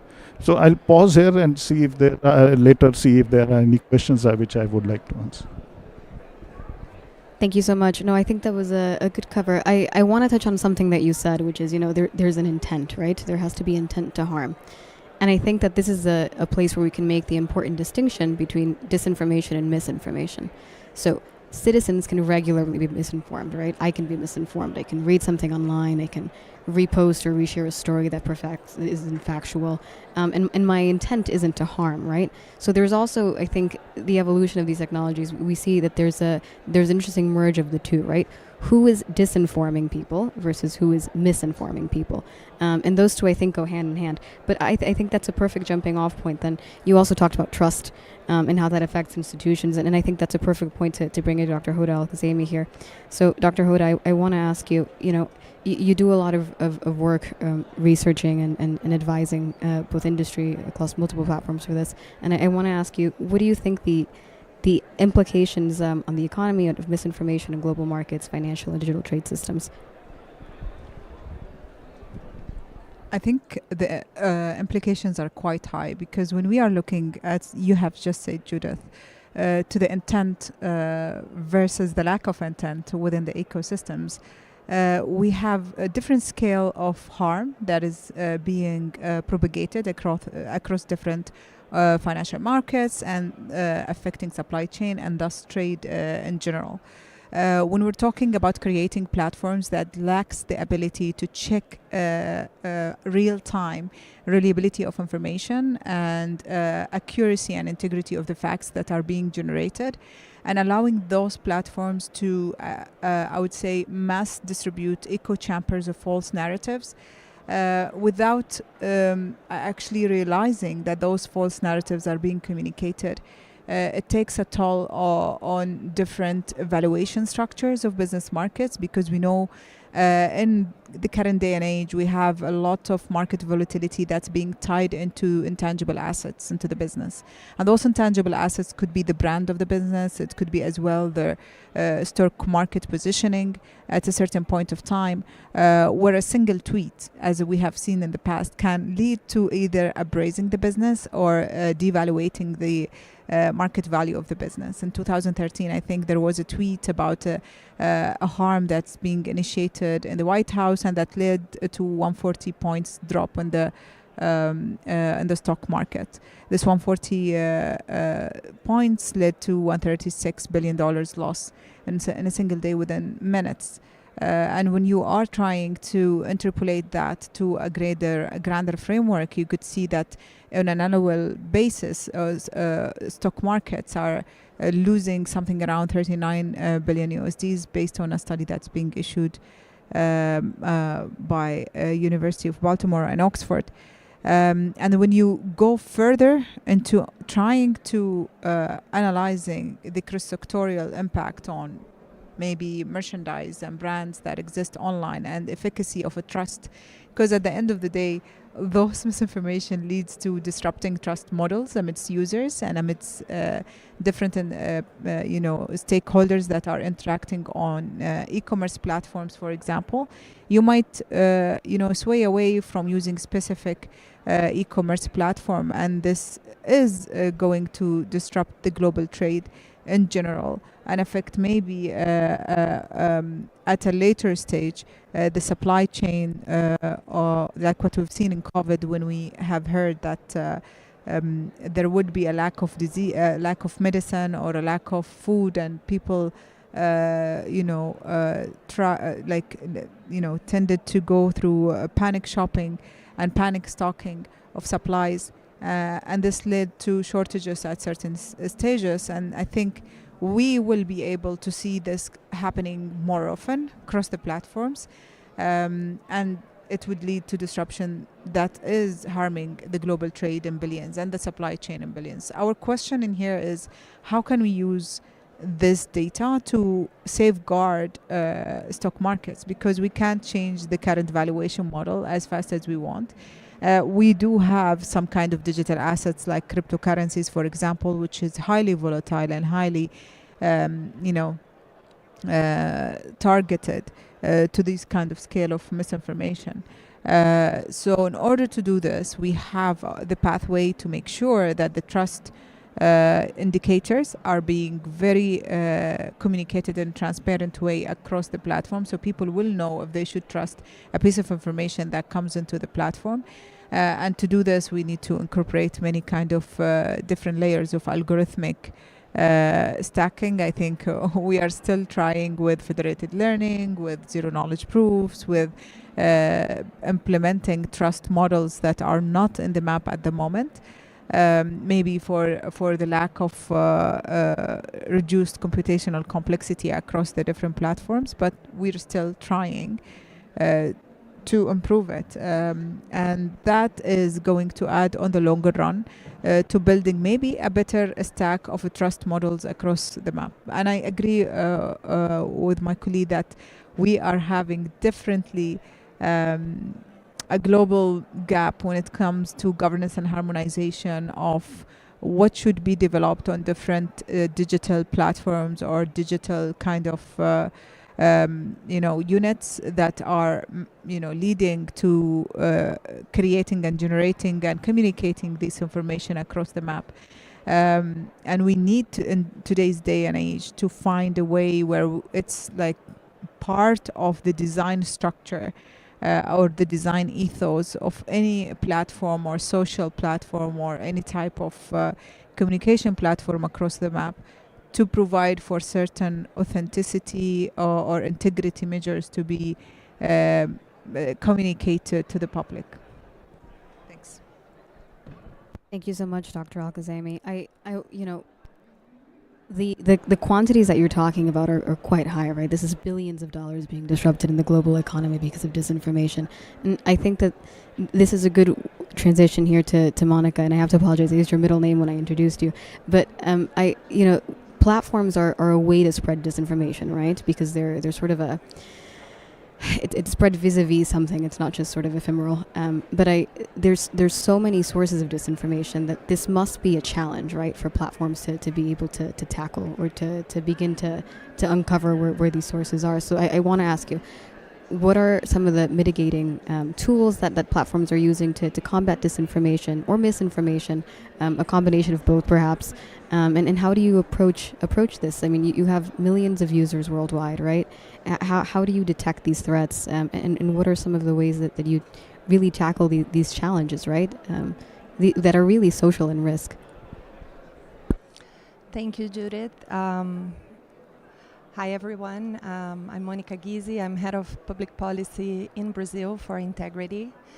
And one of the areas in which I've been focusing a lot of my attention and efforts over the past 8 years at Meta is exactly misinformation and disinformation. I love it that you make the difference between these two terms. It's very important that we understand that wherever there is disinformation, there is intent. You have bad actors behind the scenes that wish to harm people somewhere or wish to gain some type of profit with that.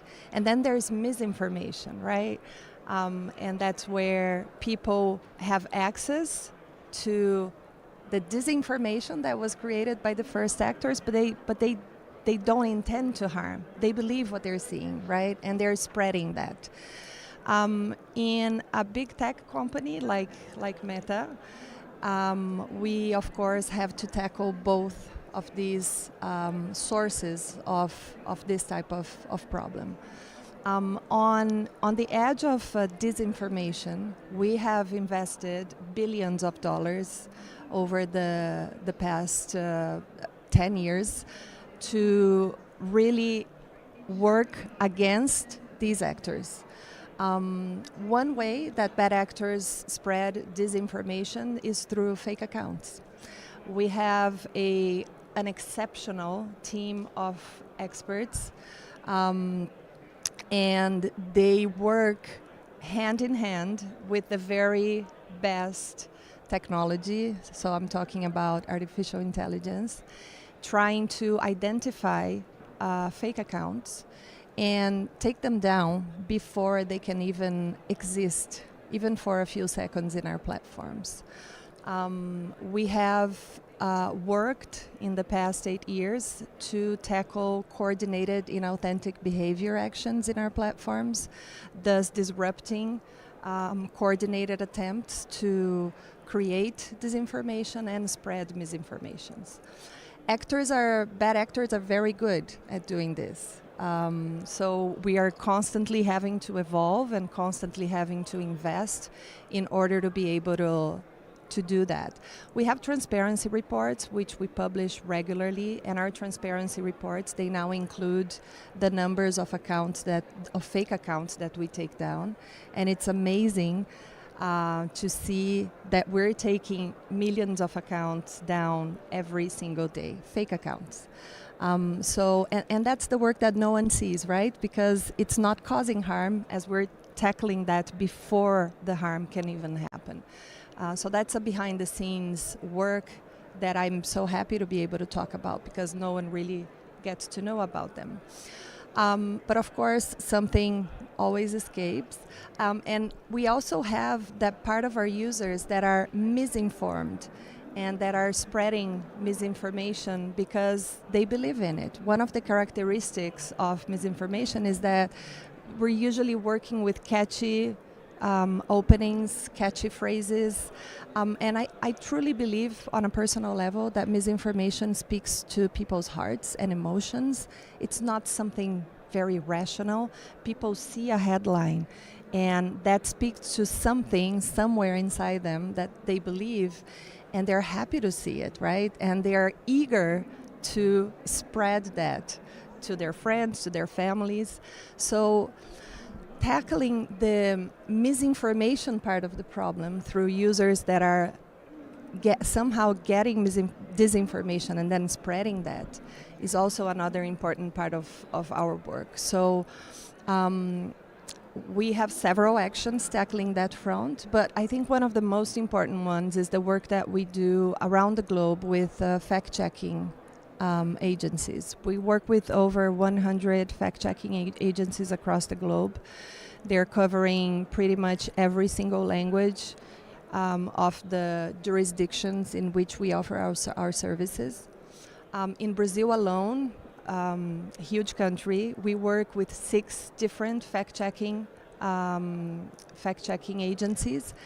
And the way it works is our artificial intelligence, because of course we're talking about a huge volume, right? So it would be humanly impossible to tackle misinformation online if we didn't have the technology on our side. So our algorithms, they're constantly in our platforms looking for signs that something could potentially be misinformation. So for instance, if I post something on my Instagram or my Facebook, and a lot of people comment behind or underneath that post, oh my God, I don't believe that, right?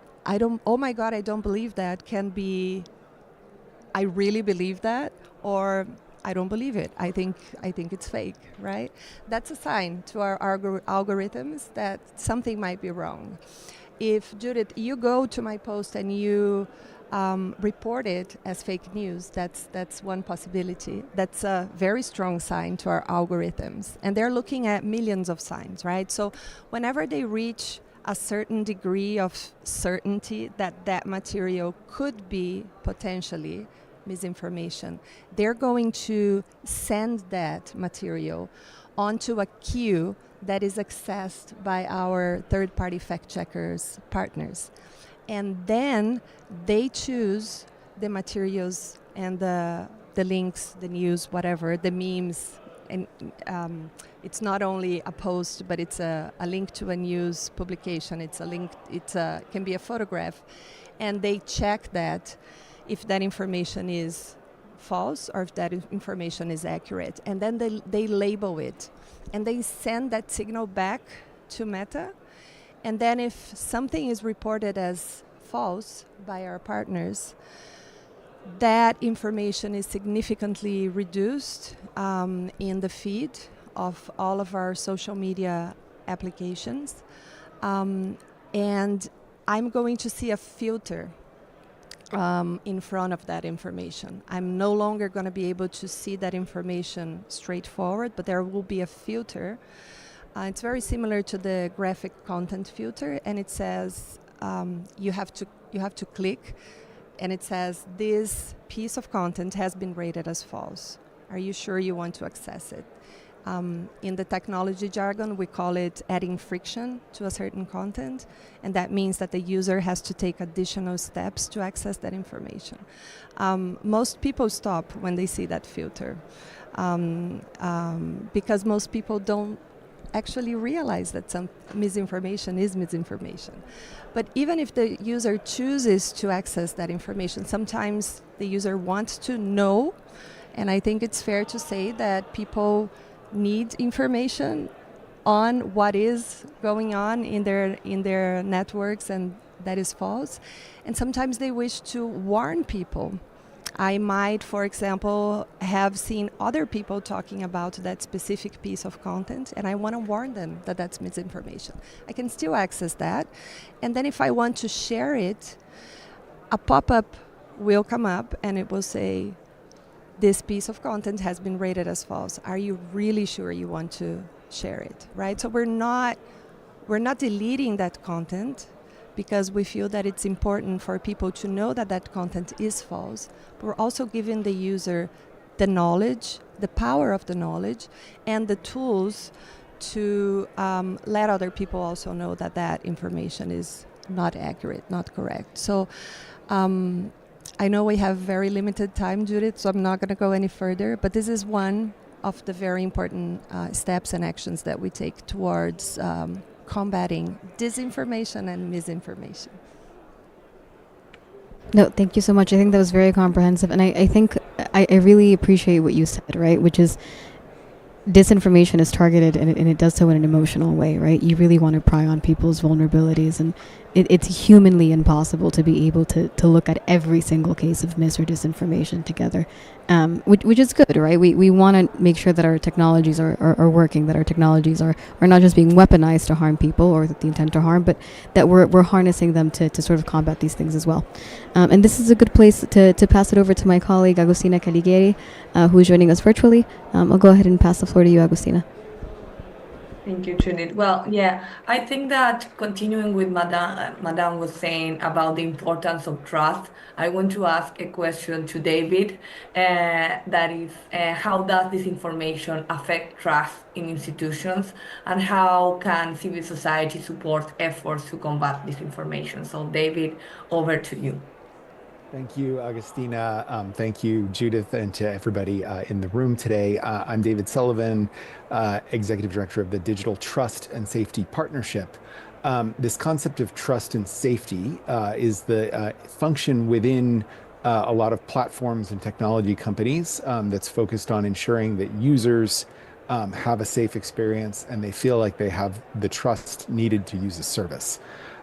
I was thinking about this question of trust and the definition of trust in advance of this session, and I found an article from nearly more than 22 years ago from Purdue University professor named Josh Boyd, an article in the Journal of Computer Mediated Communication about In Community We Trust, about online security at eBay. And eBay was known as one of the first companies to have a trust and safety team and has been very influential in this field. And I thought this article was very interesting because it talked about trust and that for trust to exist, there also has to be risk. And that what trust does is enable action in the face of risk. And I think this is an important way of thinking about trust, not only across the role of technology companies, but also across other stakeholders. And I also came across interesting work that's being done in the field of standardization at ISO, where there is a working group on trustworthiness, ISO working group 13, I believe it is, and a definition of trustworthiness as the ability to meet stakeholders' expectations in a verifiable way. So we've already talked, and my fellow panelists have already talked a little bit about the definition of disinformation. At the Digital Trust and Safety Partnership, we have a glossary of trust and safety terms, and we also have our own definition for disinformation, false information that is spread intentionally and maliciously to create confusion, encourage distrust, and potentially undermine political and social institutions. So I think about oftentimes the ultimate goal of a spreader of a piece of disinformation is to effectively DDoS the kinds of institutions, whether that is government, civil society, companies, academic institutions, by undoing the trust that individuals in society have in those institutions. And I think that this can be a particularly challenging area.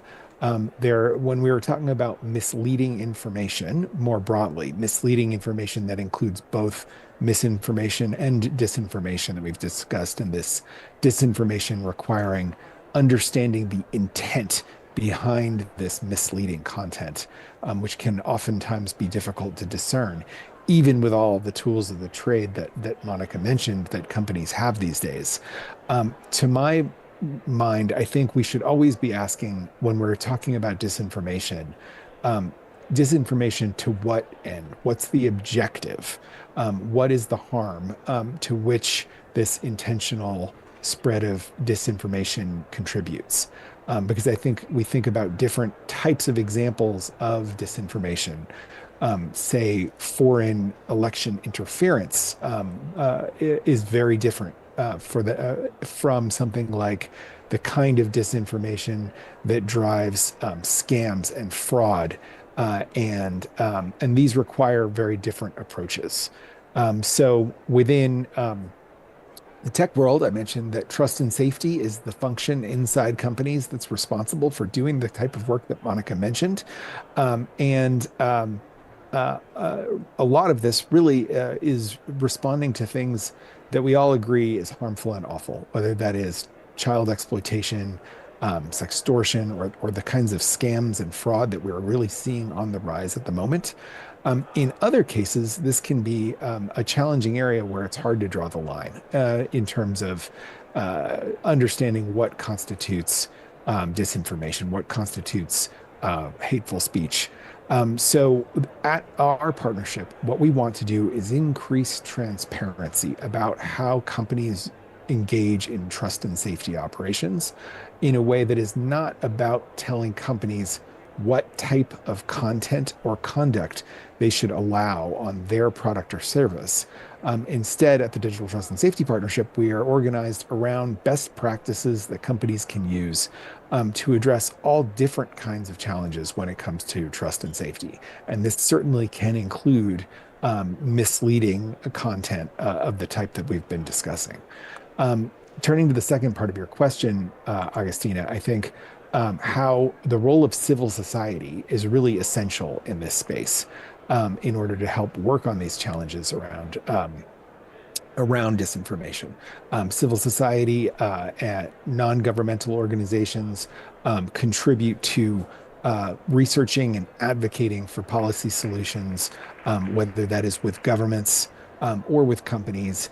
And I think what's most important, civil society needs operating space to be able to do their work independent of pressure and harassment from governments, from companies, from other actors. So that to me is, I think, the single most important area where we need to give civil society the space for them to be able to do their work as a watchdog, holding both governments and industry accountable. And I do think that the World Economic Forum's Global Coalition for Digital Safety does play an important role bringing together these kinds of stakeholders in a trusted space to increase that trust between government, between companies and civil society, and increasing transparency through the public kinds of publications that we've put together in the coalition and that we've published so that we're transparent about the work we're doing. So I'll stop there and welcome questions later. Thank you, David. And I think I will be sharing more about some of the publications that we have done this year related to the topics that we are discussing.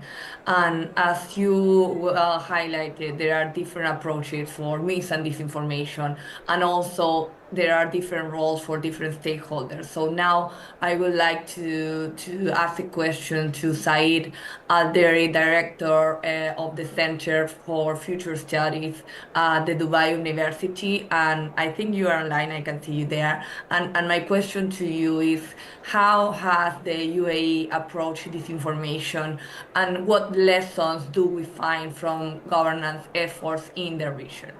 So Great, thank you. Thank you, Christina, and thanks, Judith, for moderating this panel. I'm really very happy to be with you today remotely. I can see some of my colleagues with you in Riyadh, Dr. Huda Al-Khujaimi. But let me introduce myself. My name, like Agustina has mentioned, Saeed Al-Dahri. I'm the director for the Center of Future Studies at the University of Dubai. I'm also president of the UAE Robotics and Automation Society, and I'm a member of a civil society called eSafe, Emirates Safer Internet Society. And I'll speak a little bit about, the role of civil society here in the UAE in terms of fighting disinformation. But I'll be speaking about the UAE efforts to fight disinformation. So UAE adopted a multifaceted approach to disinformation. We, in 2018, as part of the digital well-being and happiness program in the UAE, the government has launched a digital well-being online platform for children, parents, and the UAE society at large to promote positive and safe digital usage. For example, supporting a good code of conduct and a good citizenship and behavior in the digital world. The council has issued a digital well-being policy and charter for all the citizens and residents in the UAE. And this has four components. Talking about digital footprint, what we do on the digital world, and how we can leave a good digital impact or digital footprint in our interactions. Talks about online harm, digital ethics is part of this, and of course, cyber bullying is also part of this. The platform has managed to conduct several webinars, online sessions, community outreach through lectures, schools, interactions, and workplace programs, and uh, uh, also part of this is really educating the population at large, whether talking about people at the workplace, students at schools.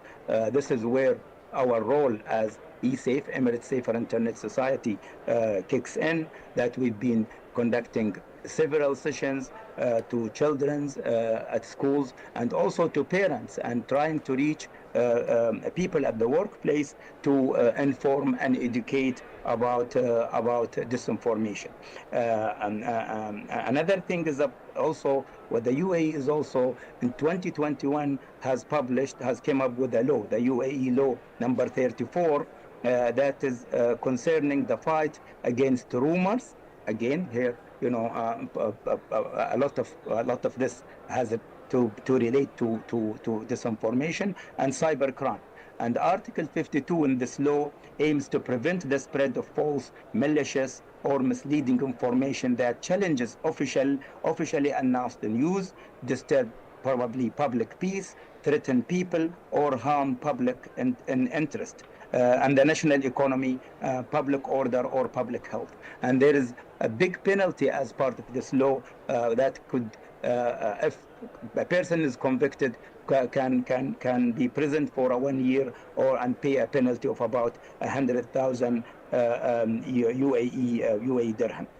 Also, part of what we do at the eSafe, the Emirates Safer Internet Society, is that our members are active among the boards of social media platforms. For example, there is a board here in the UAE across the region with TikTok, that one of our members is being active on that, and trying to discuss how to fight disinformation with the social media platforms such as TikTok. So we've been, doing multifaceted approach through the use of online platform as a soft power for the UAE to reach to the community at large, and educate them about the good citizenship, about the good conduct and good behavior. And of course, there is a regulation which I would really love to see more of these regulations coming, worldwide, as lack of regulation and lack of accountability, which allows those actors really, to spread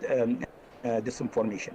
And of course, the part of educating and bringing the skills to people. I believe now that it's becoming very important that people understand, about the media literacy, understand the critical thinking skills, which they need to discern between when it comes to, to looking at information. There is a mass, like my colleagues here, Dr. Huda and everyone mentioned, a mass of disinformation, and the way to fight it is by having a critical judgment from people in society to be able to tell, oh, this is an authentic, or maybe this is not authentic, or maybe this is a misinformation and disinformation. And I will stop here. Thank you, Dana. And I think that what you are mentioning about the importance of online literacy, of digital literacy, is very aligned to what I'm going to share next in terms of the work that we are doing at the Global Coalition for Digital Safety.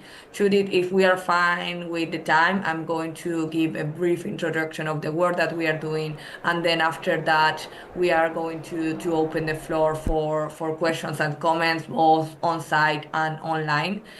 So I think David already mentioned some of the work that we are doing at the Global Coalition of Digital Safety at the World Economic Forum.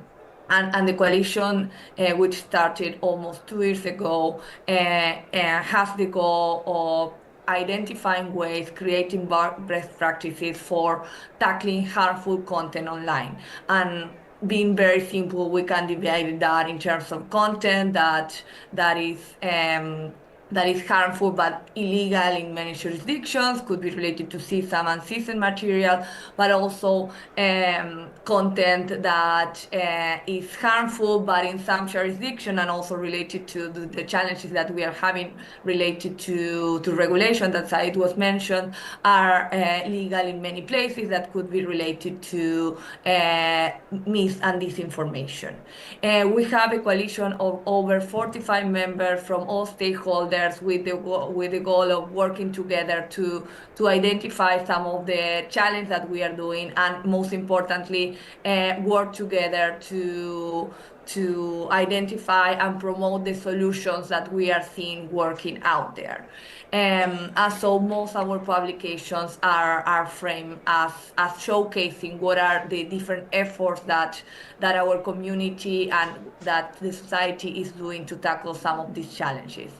And in terms of disinformation concretely, we have been taking what we are calling a whole of society approach for disinformation, and we've been focusing a lot of our work in how media literacy plays a role in combating disinformation.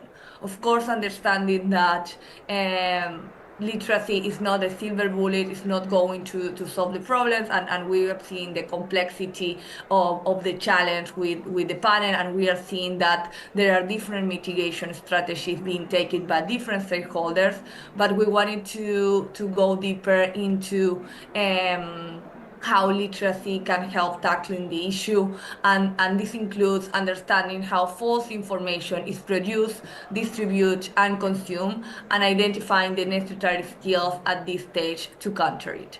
And we have done two things, or more than two things, I would say. But to start with, as a group, we have produced, and also very aligned to what David was saying about the glossary that they have produced, we have developed what we are calling the typology of online harms, because the first challenge that we have identified is that there is a lack of common language of what we mean, not only by mis and disinformation, and we have seen that there are some definitions that are helping us to advance the conversation that we are seeing today, and that lack of common understanding sometimes makes this conversation challenging. So we try to make progress on that by creating this typology that define not only mis and disinformation, but also other harms like CSAM, CSAM, cyberbullying, and many others.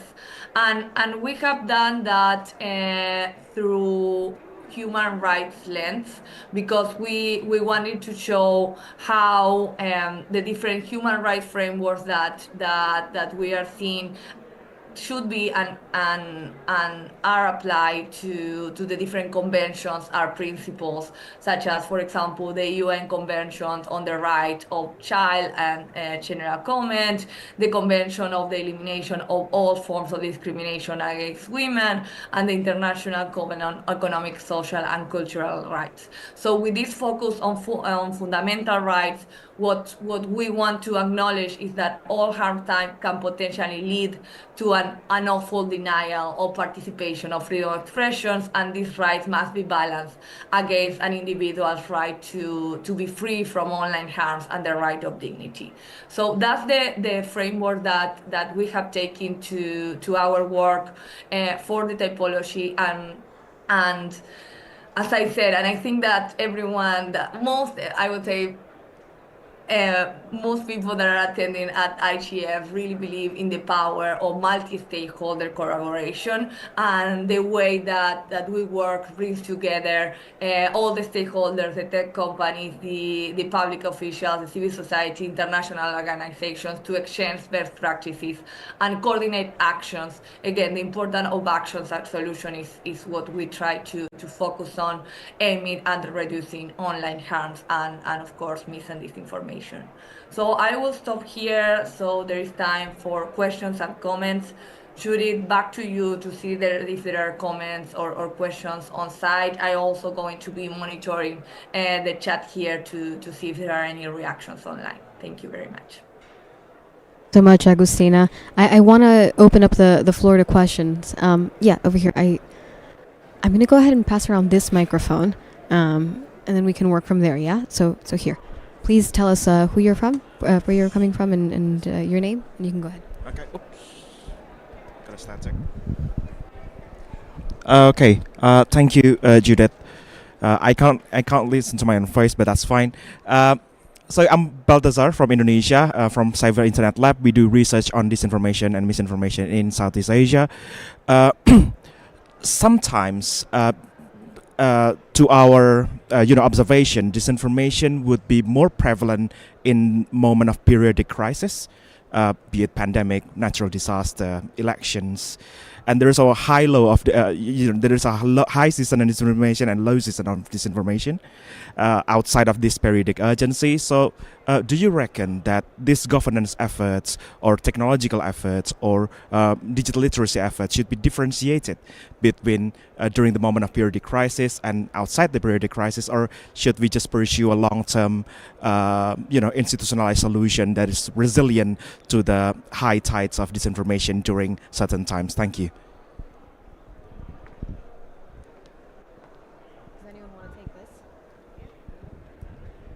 I totally agree with you that there are cyclical variations, and this is totally dependent on the immense opportunities which these times provide, and also the malicious actors get more active there. But in terms of efforts to counter this, I would say the efforts would remain, the approach would remain same. The quantum of that would need to be changed according to the for example, if there's a political event happening, it would need to be scaled up.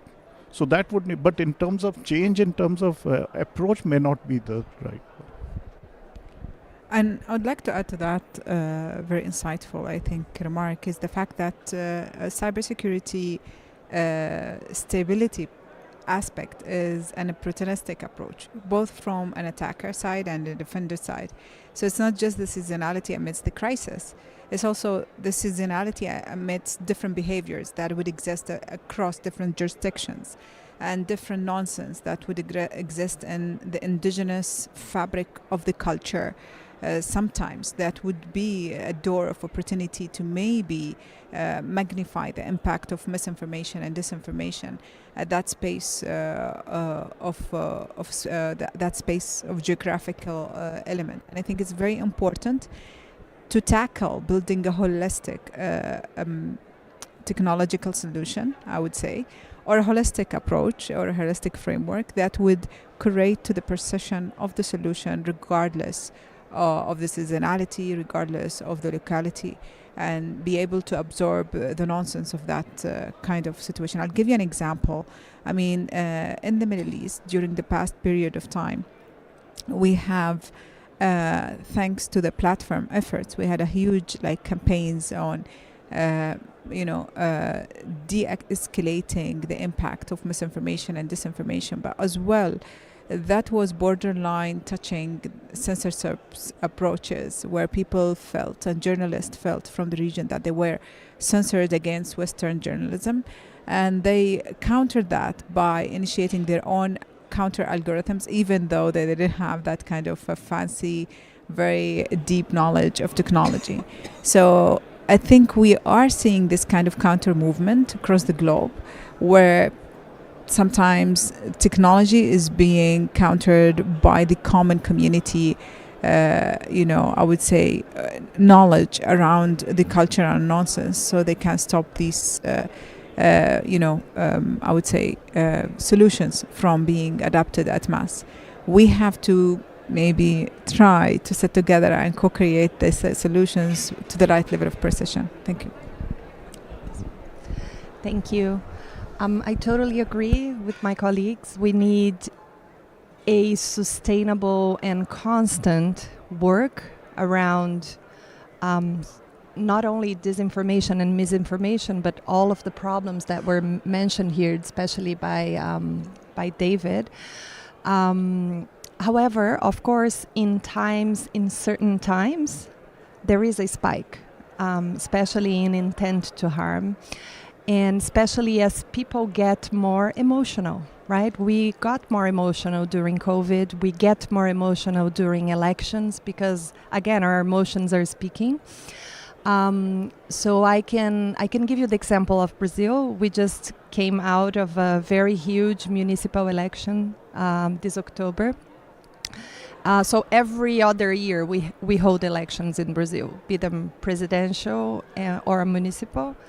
And the years of elections are years in which we have a larger number of people working not only with us to tackle the misinformation, disinformation campaigns that we see, because we need to act fast. So misinformation around, for instance, the number that people should type in to vote for a specific candidate, right? That's something we need to act very, very, very fast, because if we take, a little bit longer, that might harm and that might have a political impact in the real world. So because we need to act so much faster, we have a larger number of people working with us.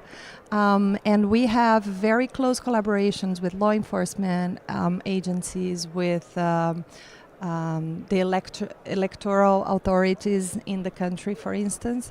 But let me remind you that big companies like Meta, for us, globally, this is an ongoing effort, because the world is having elections all throughout the year, pretty much. So, and the good part about it is that we're learning as we go, and with every election cycle, we learn where we're not doing so great and how we can improve it for the next one.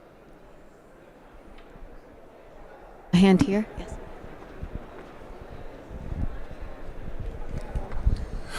Hi, thank you. My name is Andrew Campling. Amongst other things, I'm a trustee for the Internet Watch Foundation, which is focused on countering child sex abuse material.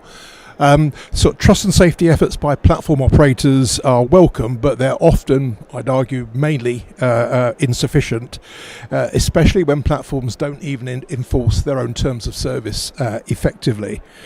People are even monetizing disinformation by leveraging the algorithms of the platforms, and you'll find reports from the Centre for Countering Digital Hate and others that highlight this. So with that in mind, should civil society groups be demanding more of governments to mandate better standards to protect their citizens from harm, especially vulnerable groups, ideally with significant legal consequences for both the companies and their senior executives in the event that they don't take effective actions? Thank you. For the interest of time, I'm going to ask only one of you to take the question. Go ahead. Thank you so much for the question. I think we have done some work with the ITU and within their POP kind of initiatives, which is for children's safety, with the platforms as well. And I totally hear what you're saying. I think during the research that we have conducted in EmerTech, our emerging tech lab, we have seen the impact of the different layers in terms of trying to hedge the risk of misinformation and disinformation on children, and trying as well to make sure that we address the different scales of harm on the different vulnerable groups that we have. And our de facto solution is trying to advocate not just for technological solutions or policy work or regulation, but an efficacy structure, because we need to measure efficacy and measure impact of all of these solutions. So within our platform, we're trying to measure the impact of certain type of, for example, trust erosion happened because of misinformation or because of, like what David have just mentioned, a denial of service kind of aspect that would be targeted to a specific structure. How can we help the passive actors and the active actors label. So because sometimes you need to close windows of opportunity within financial markets, it's easy. There is a compliance structure and they have to follow the compliance structure. It's quite rigid in terms of reporting, in terms of addressing these risks. But within the global community platform for misinformation and disinformation, this is not quite straightforward, especially when the targeted group are children and women and vulnerable groups on the platforms. So what we suggested is to tie in incentives from the board level, incentives of the CEOs, incentives of the awards of the stakeholders of those platforms, and especially appraisal of the valuation structure of those platforms to their active participation and countering and hedging those risks for those groups. And of course, it would take a bit of time to kind of advocate for that.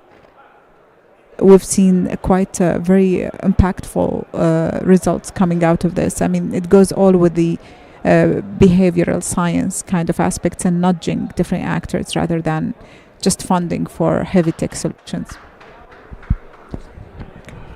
Thank you so much. I just got to sign. We're at the 3-minute mark to close this session, so I apologize to the two gentlemen in the back with additional questions. Maybe we can stay at the end and we can have a chat more informally.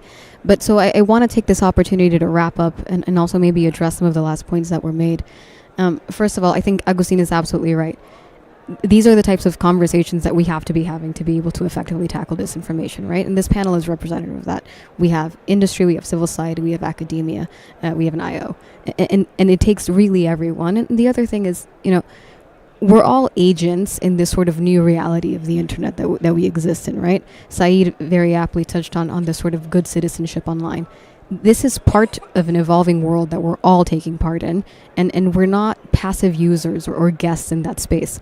How we interact with each other, how we use spaces online, all affects the sort of utility of dis and misinformation. And very much to the last gentleman's point, there is monetization value to disinformation, right? We're all very well pig butchering scams, and that's literally a criminal intent to physically harm people, right? There is, with emerging technology, more of a merging and sort of phasing of what physical and digital is.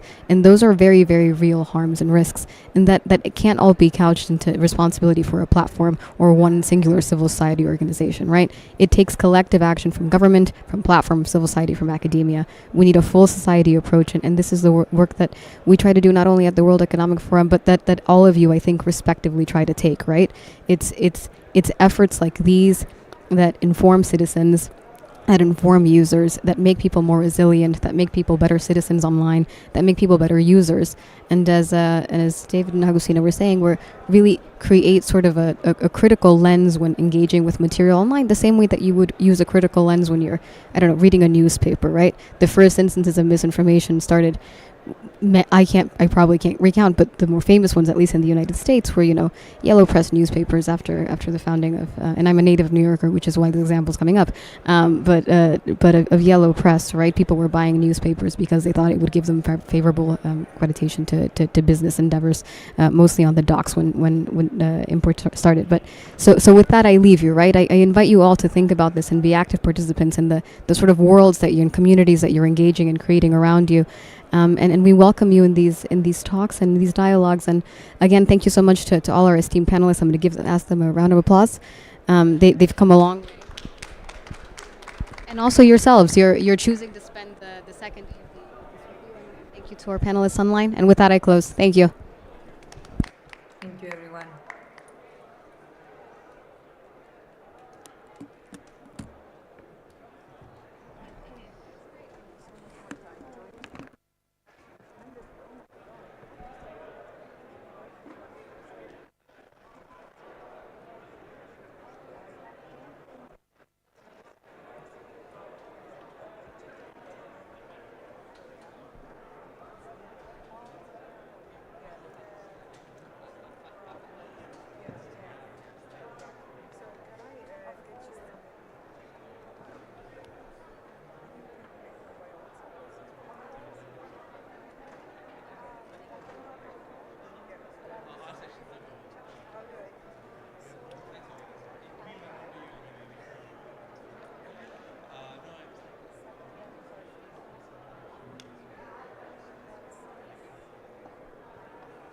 job, you guys.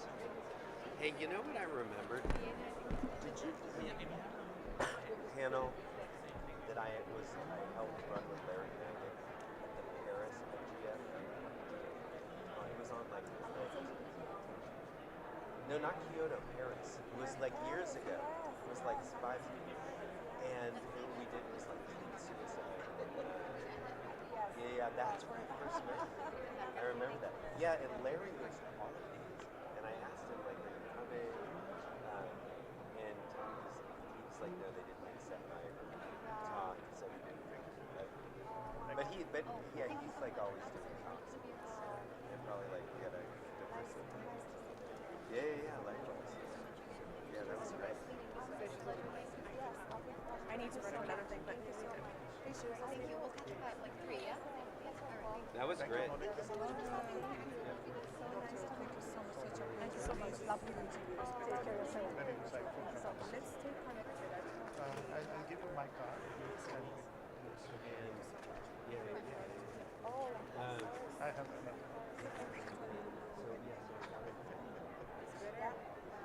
Much better. Thank you. It's such a pleasure to see you. Thank you so much for joining us.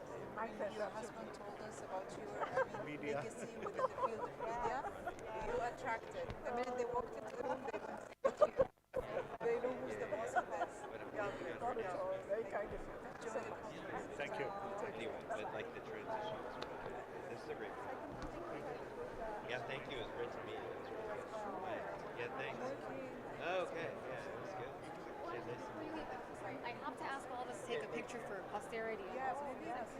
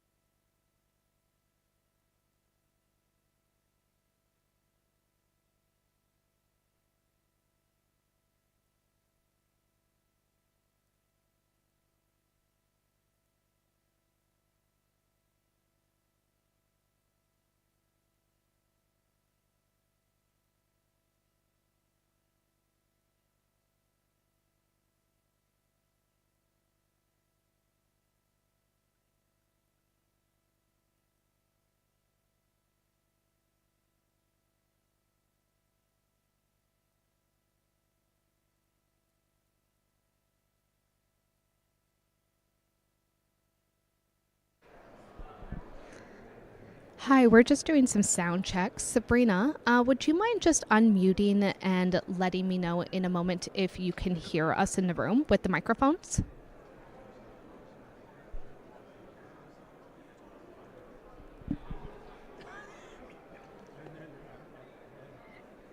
Hi, Dana. Can you hear me? I can hear you too, so I'm glad that the sound check is okay.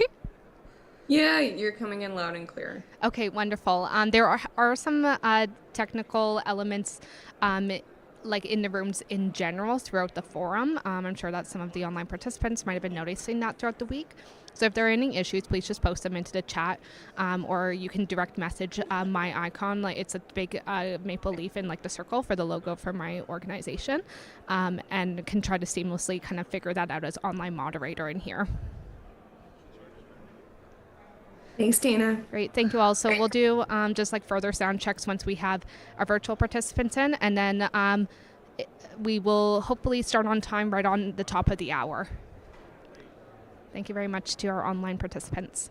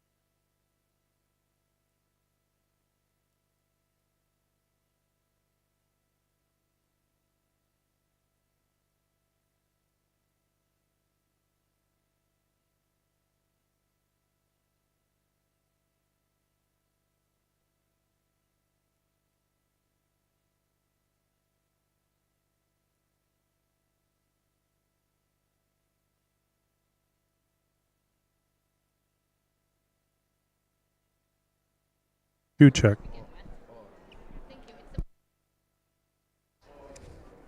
Check 1 2 check. Check 1 2 check. Check 1 2 check. What we are? Check 1 check.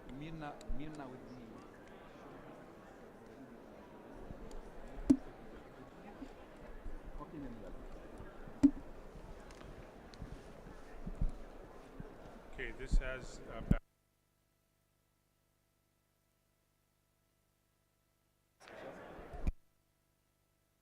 something about the European Parliament about Web 4.0.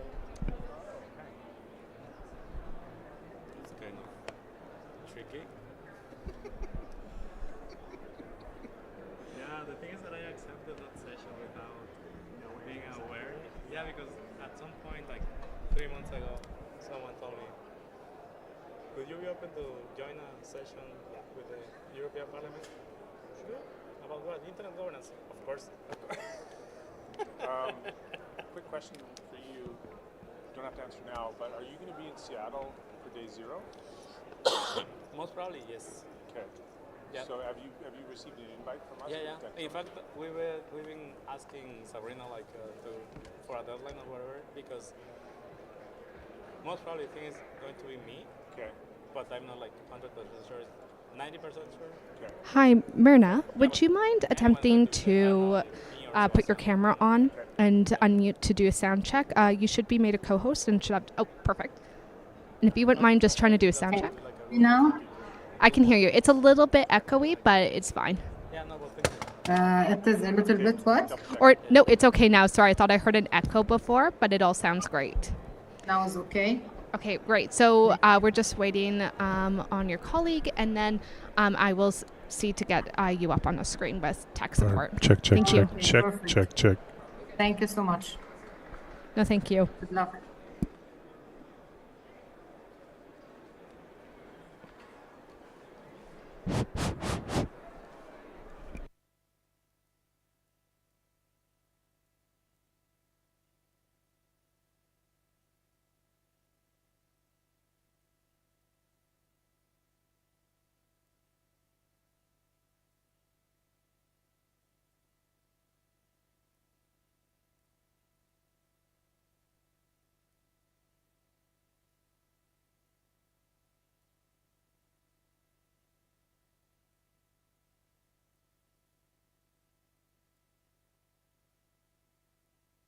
David, I have your microphone right now, and I'm just doing checks, and this one's all good. I can hear you, yeah. Yeah, okay. Can you hear me? Yep, I can hear you. Channel 4. Check, check.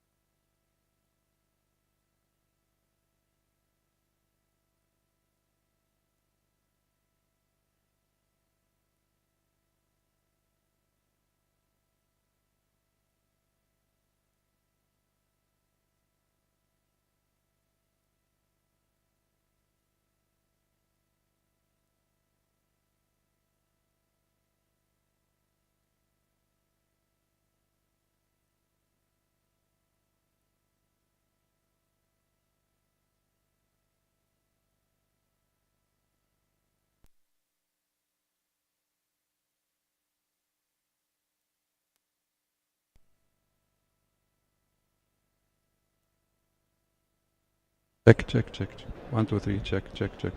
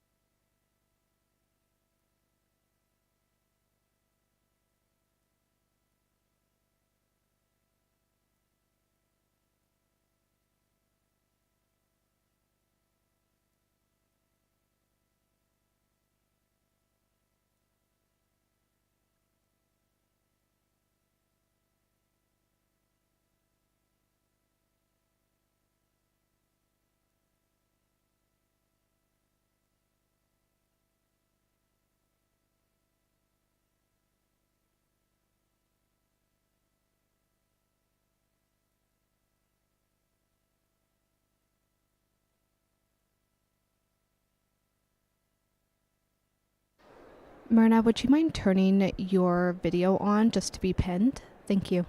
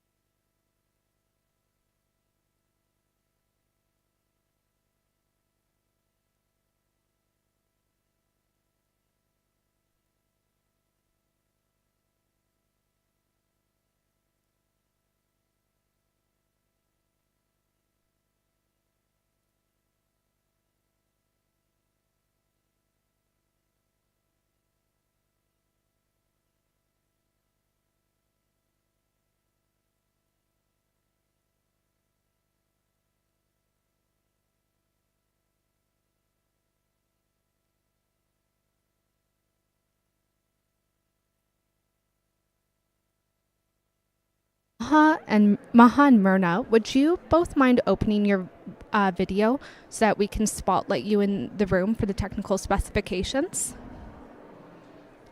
Very nice to see you. Could you also try sound? Hi.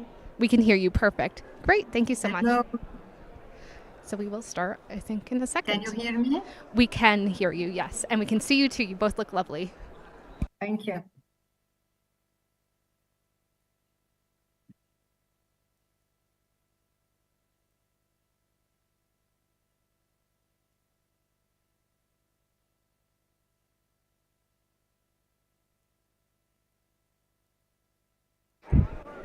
1, 2, test. Okay.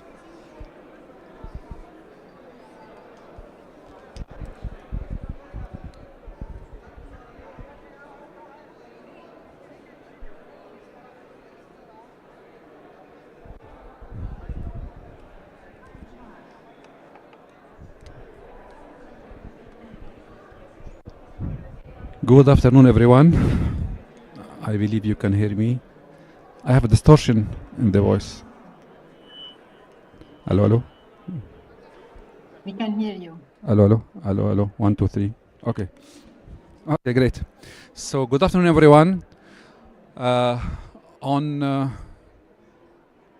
behalf of the Lebanon IGF and of the Canadian Registration Internet Authority, CIRA, I would like to welcome you all to this workshop entitled Multi-Stakeholder Internet Governance from Best Practices in Two Countries, Lebanon and IGF. So the main critical question for today will be how to drive multi-stakeholder and get diverse voices around one table in two different environments, Canada and Lebanon.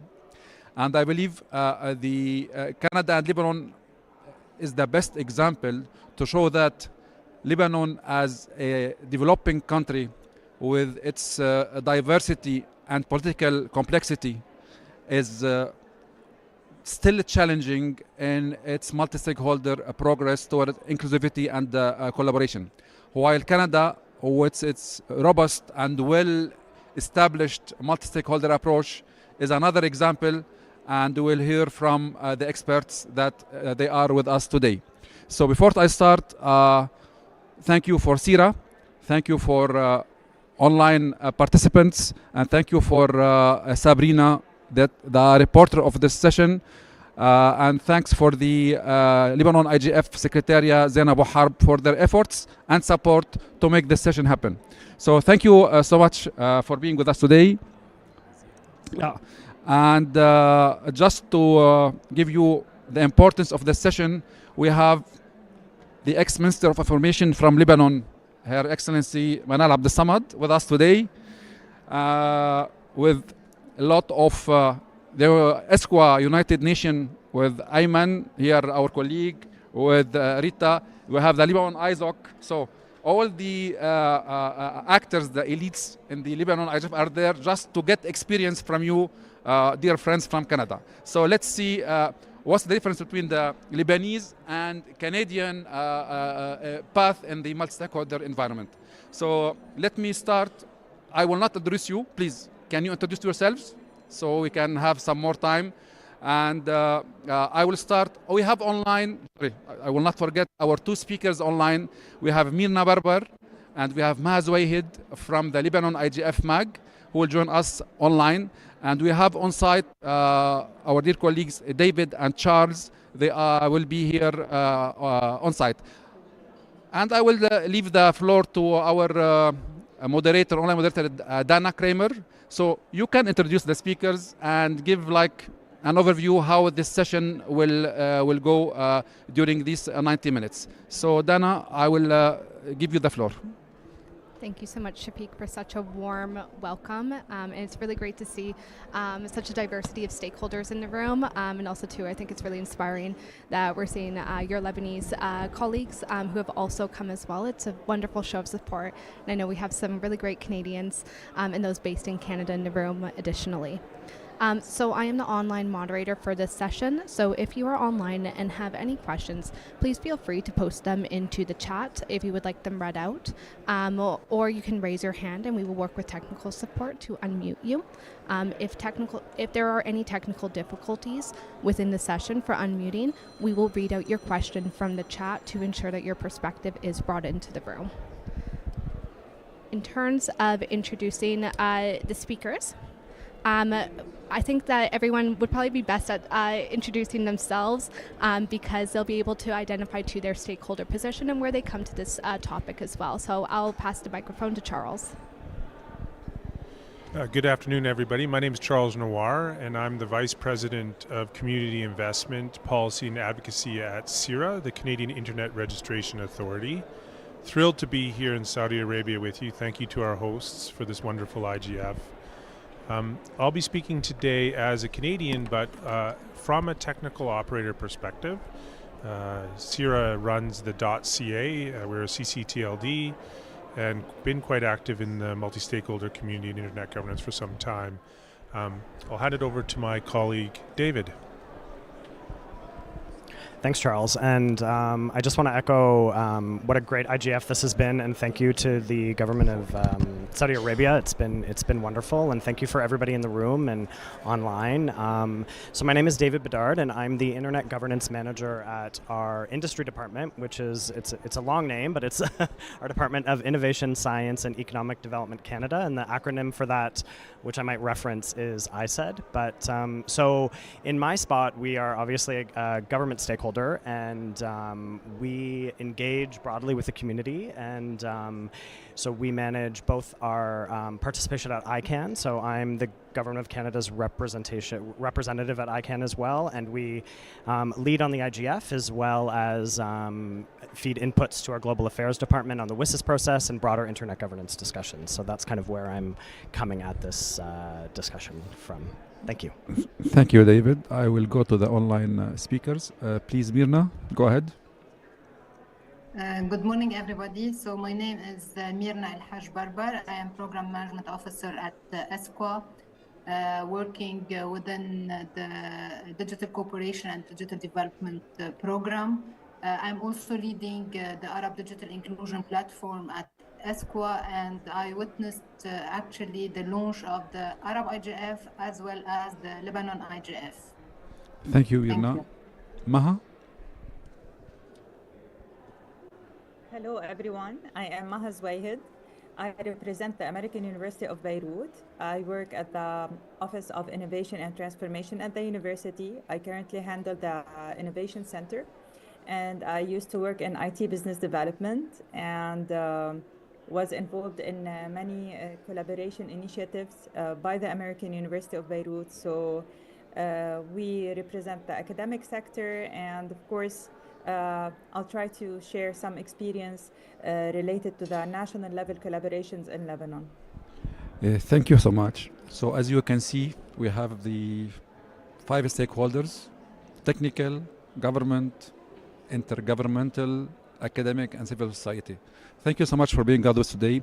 So my first question directly to Charles.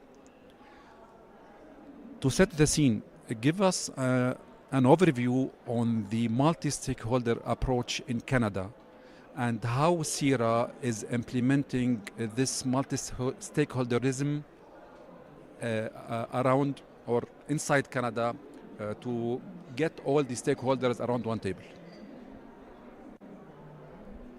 Great. Well, thanks for the question, Shafiq. I think what I'd like to start off with by saying is, as a technical operator in Canada, I've certainly noticed and benefit from a really active ecosystem within the internet governance community. And in terms of some of what we're doing to engage, I think a lot of us around the room are doing. We're very active in the ICANN space, for example, as a technical operator, where we're a member of the CCNSO, the Country Code Name Supporting Organization. As we run the .ca, it's our primary purpose. We're very involved in the domain name space through ICANN. I think we've been an active participant in all IGFs since since they were created and ongoing. We sponsor, sole sponsor of the Canadian IGF, so we're very active in the national regional initiative space, which has been a real pleasure, particularly as we move into the WSIS process. I'd say that the global engagement that we do is very much reflected also in our domestic approach as well. We're very active not only in talking and working with registrars and registries, again in the technical community across the country. As the CA operator, we certainly are involved in policy processes along the way. That can include both legislation at the federal level and at the domestic level, federal and provincial levels. Largely, I would say that we have a fairly healthy multi-stakeholder environment in Canada. I feel that government in particular has been wide open to hearing from stakeholders. I feel that we've also been very lucky to have had an opportunity to convene and collaborate with other technical operators and organizations throughout the ecosystem. So overall, I feel that the participation as a technical operator is going well. I know there are some challenges, and we might get into that in a bit, but largely that's how we see ourselves playing in this ecosystem. Thank you so much, Shar. I will go to Mirna. Mirna, you mentioned something interesting, the role of ASQA in supporting both the Arab IGF and Lebanon IGF. So can you give us, provide us an overview of the Lebanon IGF and how you manage to support this national activity?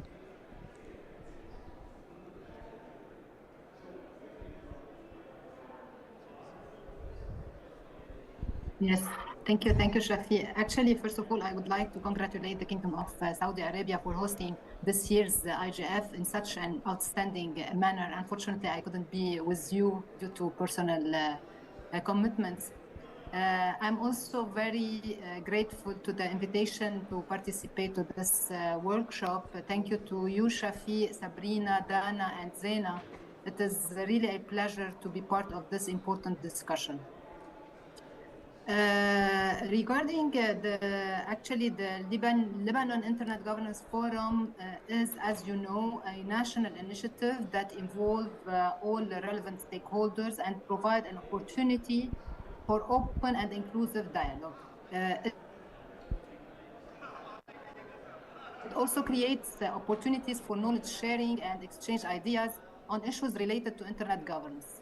The Lebanon IGF model follows actually the same structure and mechanisms that the United Nations approach actually suggests within its fundamental principles, from openness to transparency, inclusivity, the multi-stakeholder participation, and specifically bottom-up approach. Now, regarding the role of ASQA in supporting the Lebanon IGF, I would like to mention, first of all, that ASQA has been and still a key player in advancing internet governance, not only at regional and national level, but also at the global arena. Actually, ASQA was involved in the internet governance process since its inception in 2005 and 6, and we are continuing working on all these global processes. So building on its contribution at the global level, and its leadership in launching the Arab IGF in 2012 with the League of Arab States and all other stakeholders from all sectors in the Arab region, ASQA actually extended its expertise to support the Lebanon IGF, where actually while we recognized actually the need for a local platform for such an open dialogue on internet governance issues, ASQA encouraged and supported and worked very closely with the main stakeholders in Lebanon, namely the Ministry of ICT and OGERO, and many other representatives from the private sector, the technical community, academia, and NGOs, in order to establish such a forum in actually that was launched in 2018, but the work took us between 1 year and a half or 2 years before. So in addition to providing technical assistance and facilitating consultations towards launching this forum, ASQA played also a very important role in drafting the Lebanon IGF Charter and the related terms of reference based on the fundamental principles of the UN, and this to ensure actually a structured, multi-stakeholder and inclusive framework for the forum. Thank you, Mirna. Thank you. Thank you for this overview. And this gives us a picture how much important is the collaboration, not only between the stakeholders, but between the stakeholders and the international and regional organization. From this, I will chain with David. From the government perspective, how you see the involvement of Canadian government in this multi-stakeholder approach in Canada, and how you deal with all these different opinion and visions from the different stakeholder groups? Thanks, Shafiq. That's a great question. So I'll just first start off by saying that within sort of the multi-stakeholder internet governance, we at ISED employ a variety of different strategies in terms of bringing voices together. We really see ourselves as a convener, especially from the government, to get stakeholders around the table to hear their concerns, hear their priorities, and figure out ways that we can integrate some of those concerns and priorities into our work as we participate in various international forum like ICANN or the IGF or the ITU. So domestically, when engaging in the multi-stakeholder process, we aim to collaborate with other stakeholders directly. So we work together to determine how to prepare our strategies collectively. So I think it's really important for us as government to hear what our stakeholders have to say, especially when we're heading into multilateral spaces that may not be as open to other stakeholder inputs. So we really rely on them for meaningful input and engagement. So one example of this engagement we have at ISED is we have Canadian preparatory committee calls before each ITU meetings, and we do this for ICANN as well. And for IGF, so we can share some Canadian priorities and we can hear from our stakeholders to help inform our own Canadian positions on the ground. So we have these before each and every meeting. And it's an opportunity to share best practices, to meet, talk about concerns, and just have an open and honest dialogue about their priorities and about where the government of Canada is looks to push some of our priorities on the ground and how our stakeholders can help contribute to that process. We're also sort of working with our stakeholders to make this a bit more of an iterative process. So we do a lot of conversing and engaging with our stakeholders before each and every meeting, but we're really trying to work on reporting out after the meeting is done to make sure our stakeholders know, especially if they're not able to participate in the meetings, if they're smaller, for instance. So we want to make it an iterative process so they know how we've used their input on the ground as well.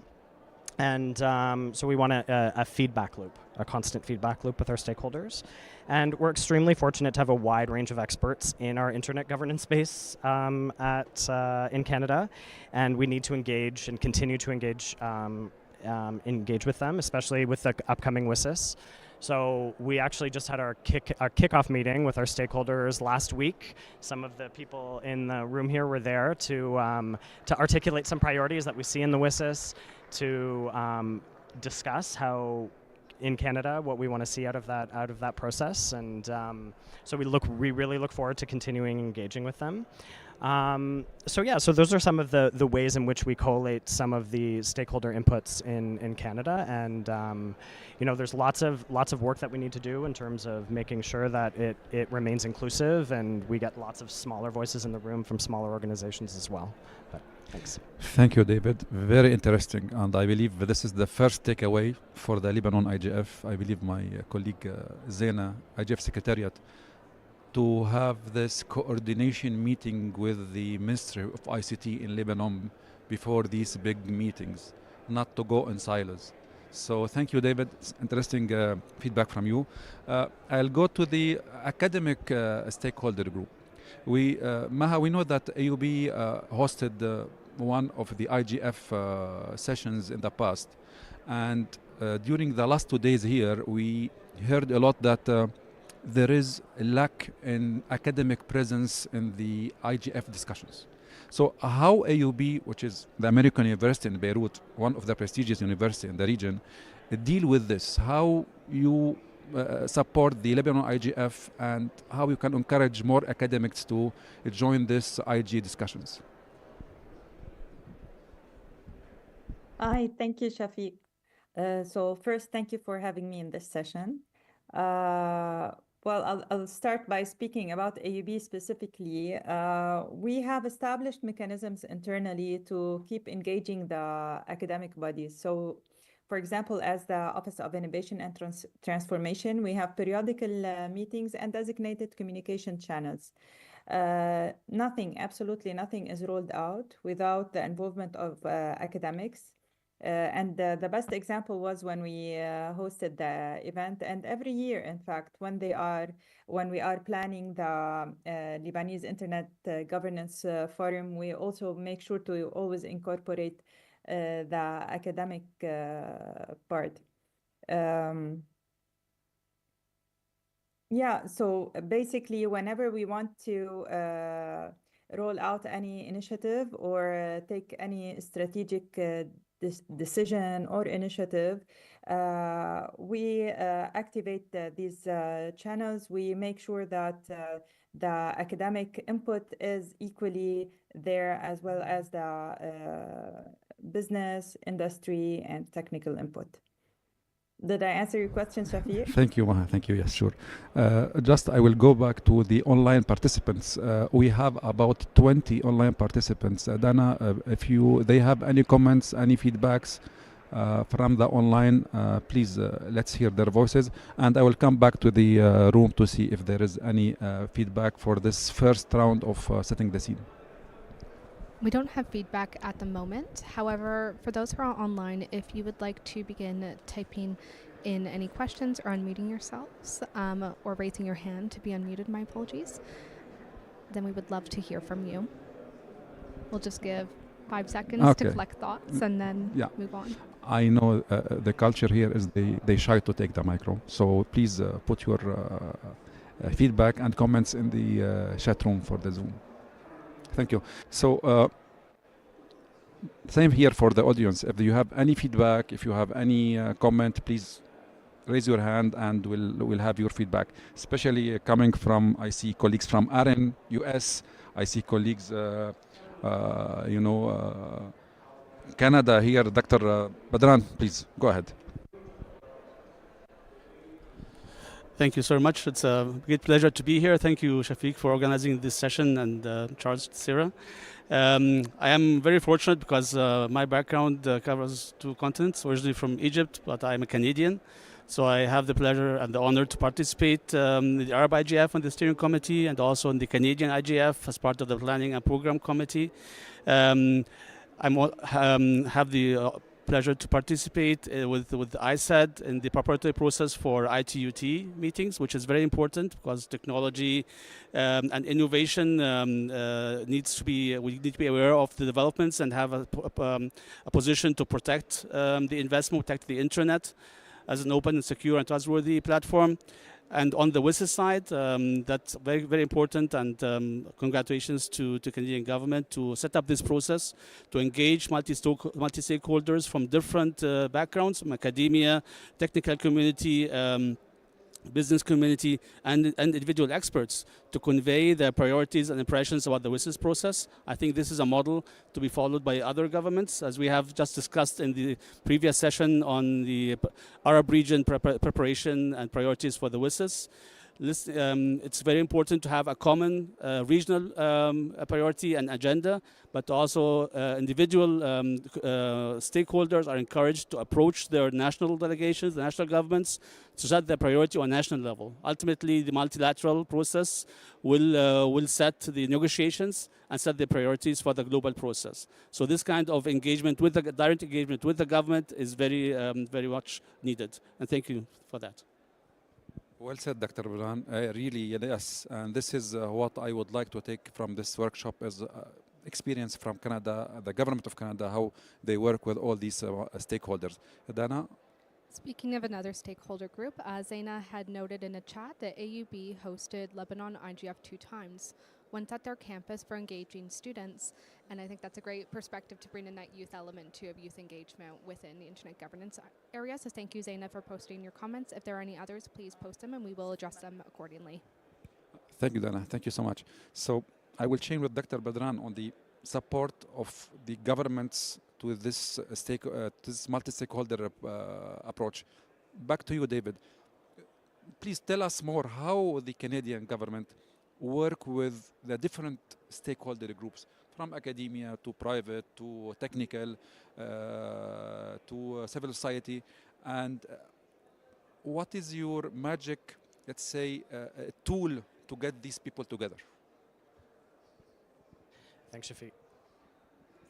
I think it's a good question. I mean, we do have so I'll start from, we have formal processes, like Hussein was saying, and like I said earlier, we have the Canadian preparatory processes. They're very formal, so sometimes we don't always reach everybody that we should, especially smaller players in this space.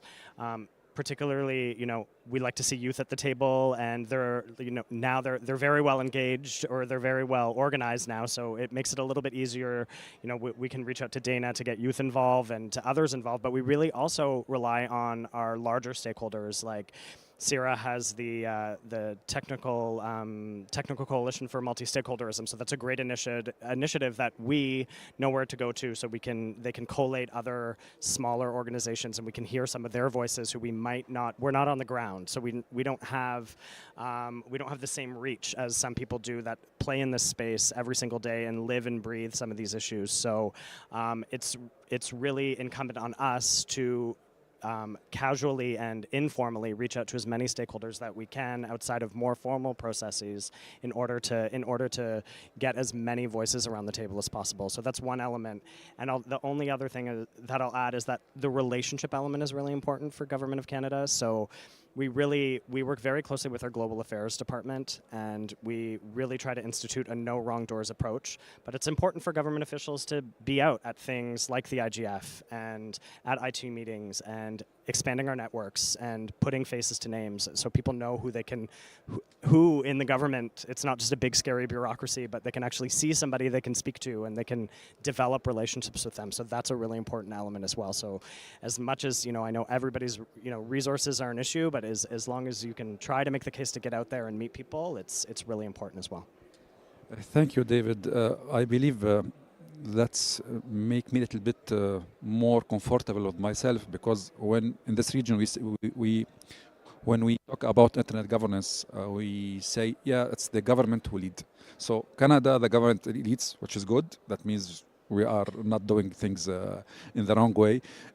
Going back to Maha, just to make it for you, because you hosted twice the IGF, not one. So tell us about the experience, how you supported and how you will continue to support the Lebanon IGF as an academia. Well, in fact, we enjoy a very good relationship with the multi-stakeholder groups in Lebanon, including the governmental sector and the civil society. And in fact, working in the Lebanese Internet Governance Forum group really added a lot to our sources for identifying priorities, also to bring value from what we are doing, because we have a lot of other multi-stakeholder initiatives going on in Lebanon. For example, we support the .lb domain. We have the Tech Care Consortium, that is a consortium of 8 universities. We have international collaborations that have national impact, such as HPC for Lebanon. So we try to blend all this and deploy it to integrate with the initiatives that the Internet Governance Forum is trying to support. All the way, it's always with the academic part. For example, when we did the National Cybersecurity Day, it was the content was planned and composed between our academic faculty members in collaboration with CERN and multiple colleagues from the Lebanese chapter in IGF. And also, we make sure that this is sustainable. So we always bring back this feedback and engagement to academia, and we try to foster and simulate innovation to this end. So we constantly also incorporate this into our innovation programs, innovation priorities, academic research and projects. One other thing we did is, for example, when we wanted to implement the digital accessibility on the national level, we also resorted to our colleagues in the Internet Governance Forum, and it was incorporated in several sessions and capacity building sessions that was presented by the Lebanese chapter, and also it's now being rolled out in multiple universities as part of the consortium we are working with the syndicates, professional syndicates, industry leaders. So I don't know, Shafi, if I demonstrated enough how it works. So it's basically fixed communication channels, collaboration platforms, and events, and yeah, basically that's it. Thank you, Maha. I think this is one strong point for IGF. So we have now one for Canada, one for Lebanon. Not you talked about the innovation, about the capacity building. That make me go to Charles as a technical community in the region here. We open the doors with the capacity building, with sharing expertise. In Canada, what the role of the technical community, how you engage with other multi-stakeholder groups? Yeah, that's a great question, and I think the way that I'd approach it is we do two things really. First, we think about ways that we can engage as an organization ourselves in the processes that we need to engage in. And then secondly, we think about ways that we can use our organization and our resources as a convening power to bring other stakeholders to the table that may be in the same community, to start to understand where we have shared interests or concerns. And I'll back up now and say from the first perspective, SEER as an organization certainly monitors the policy space very closely. We have a team, I lead a team that looks at both the domestic and at the international space. We're first and foremost looking to see where policy and trends are moving within the internet governance space or with internet legislation that may affect us as an operator, but also may affect the global internet in ways that we think may undermine the multi-stakeholder nature, bottom-up way that the internet is governed. So we have a framework. There's 3 principles that we use. We'll take any issue and look at it from a monitor, engage, and lead perspective. Very few things we lead. In this space, there's a lot that we can be looking at as an organization, as a technical operator, whether that's different visions of protocol, what's coming in from the IETF, what's coming in from a domestic legislation point of view. And we need to decide where is best our resources are spent. And for example, we've invested a great deal of time and effort in participating in the cybersecurity legislation that's before the Parliament in Canada at the moment. We've done that because we believe that certain aspects of the legislation could be improved, and we do that because we also, our vision, our mandate, we believe, is to have a trusted internet for Canadians, and cybersecurity is a big part of that. So we really link into the domestic space where we feel that that's most appropriate. In terms of convening stakeholders, for example, during the GDC process, we were very fortunate to have a strong working relationship. We have a regular working relationship with ISED. We also, with our partners at the Global Affairs and our Foreign Ministry. During that experience, we reached out, we took on the role of reaching out as a technical operator to technical operators across the country, seeking their views on what was being proposed within the GDC process. And we took those back, and then we worked those up into a summary and provided that to our government so that our government could bring that to the table and be able to identify the top 3 issues or so that as a technical community collectively we agreed on as being very important.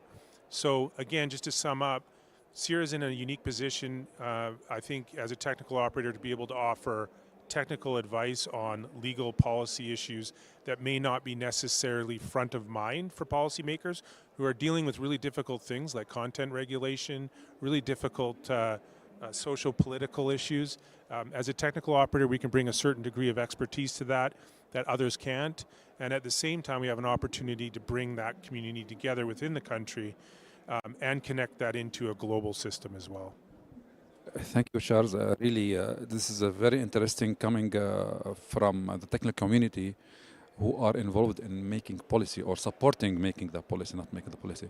Because here in this region, this is a gap. And I look at Mirna from ESQA because I know ESQA play an important role in supporting or doing research and papers to support making policies for the Arab region and in Lebanon. So Mirna, what are the challenges that ESQA face in dealing with these topics at a national level in Lebanon?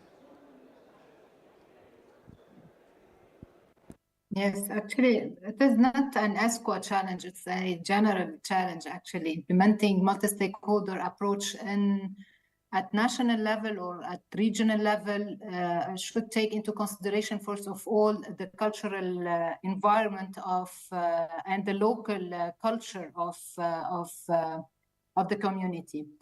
In Lebanon, also, there's some specificities for the environment. So some challenges were presented because or in light of the ongoing political, security, and economic crisis, and this is since 2017 actually, which have significantly shifted the national priorities away from initiatives like internet governance, forums, discussions, dialogue, and something like that.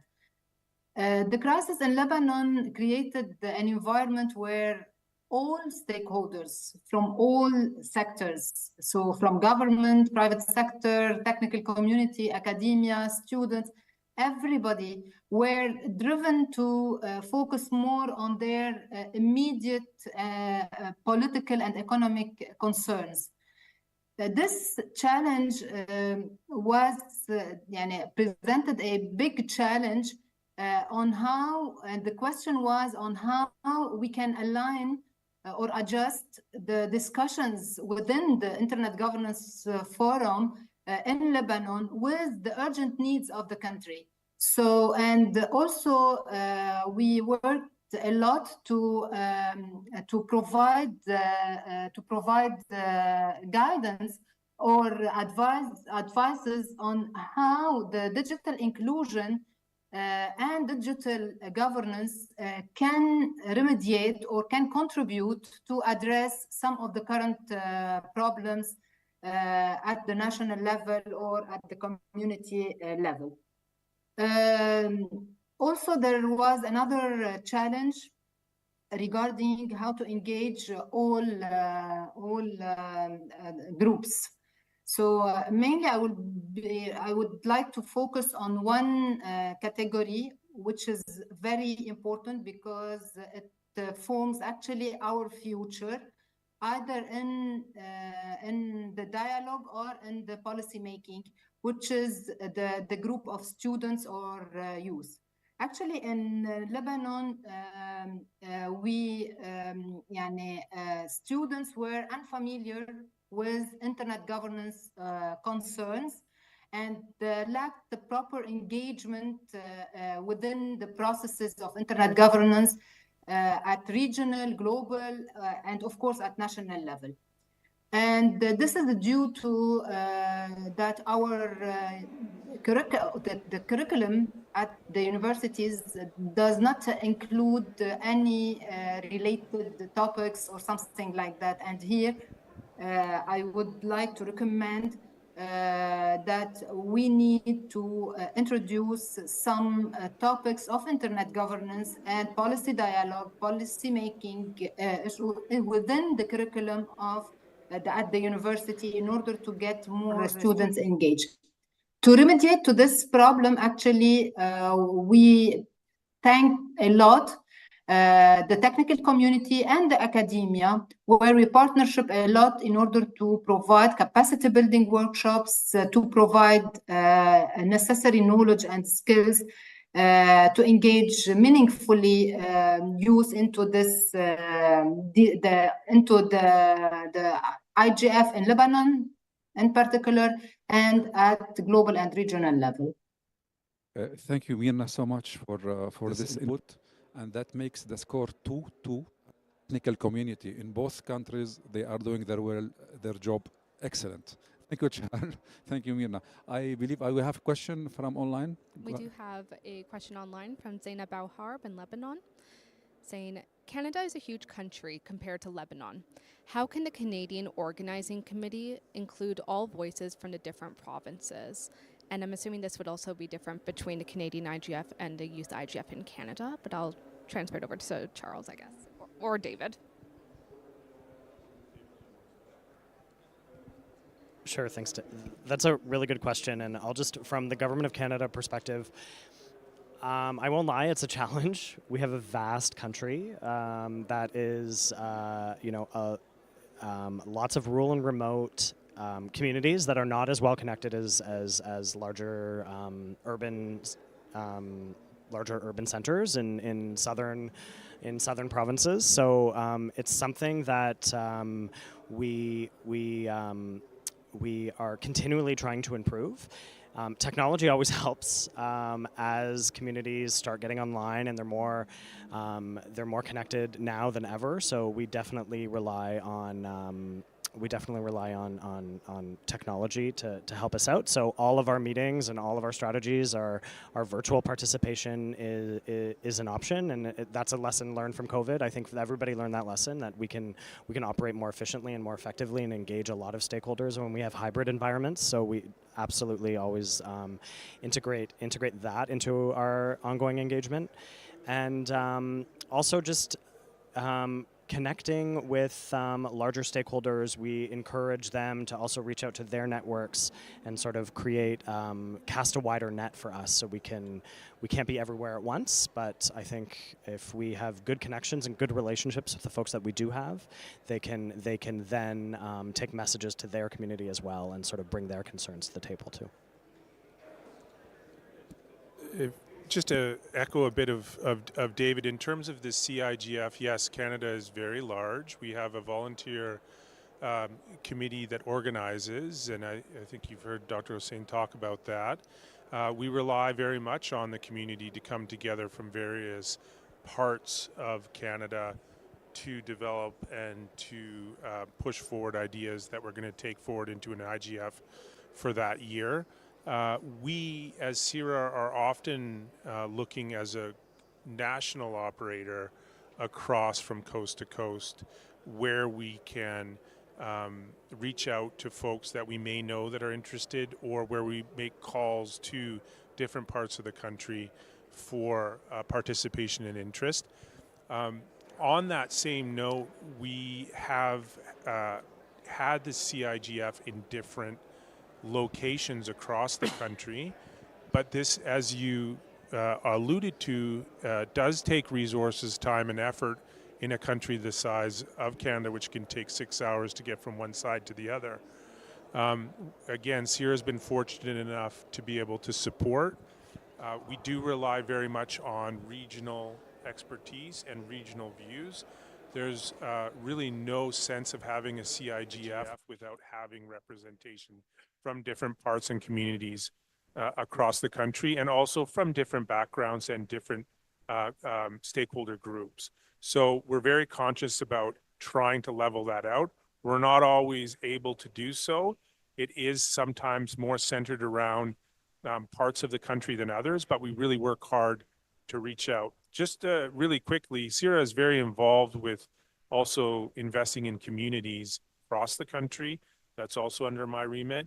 So we do we do take a percentage of the revenue that we take in, and we do put that back into community projects. Over the last 10 years, we put about $12 million back into the community, and that's included also supporting youth IGF initiatives, as well as communities that are both in the north or in very rural conditions. Thank you, Charles, for this. I believe that this is another point to be taken for the Lebanon IGF to create such an authority or organizations like CIRA, so they can handle all these collaboration and coordination between the youth IGF and the academic, and to have some fellowship or funds to fund some people to join IGF. And by the way, the main reason behind my colleagues, they didn't attend this event because there was no fund. And we know that we are volunteers. We are not paid for such volunteering activities. So I believe, Charlie, yes, it's important to have an organization to handle all these even small details, but important details to make the national IGFs inclusive. That gives. I will go to Lebanon IGF, to Maha and Mirna, talking about the technology tools as a technology as a tool to make this multi-stakeholder approach inclusive for everyone. In Lebanon, at the IGF, how you use the technology to foster this inclusivity? I'll start, Mirna or Maha, I give the floor for you.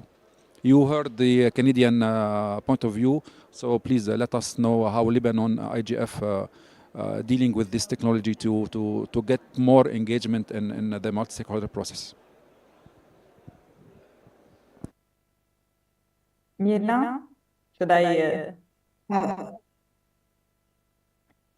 Okay, so we always capitalize on the technical capabilities in Lebanon and the intellectual wealth, and we are so lucky for that. So technology played a transformative role in fostering either internal collaborations or international collaborations. In fact, it's all what we have. And it proved very high value and very high return on investment. So first of all, technology enabled inclusivity and accessibility. This way we were able to reach everyone, everywhere, at any time, removing barriers, whether physical barriers or circumstantial barriers or cultural barriers. And today, with all the advanced conferencing and collaboration tools and the AI, we also remove the language barriers. So people of any ability and background are able to be involved and to enrich the collaboration. There's also technology enables knowledge sharing. So we are able to create knowledge hubs and deploy collaboration tools to bring every input possible from every user group. It also enhances stakeholders' transparency. So we deployed data-driven insights, interactive dashboards. We also utilized the national research and education networks on national level and on global level. And this also availed many resources for the different players in the ecosystem. We also try to foster innovation through deploying virtual innovation labs and open source platforms.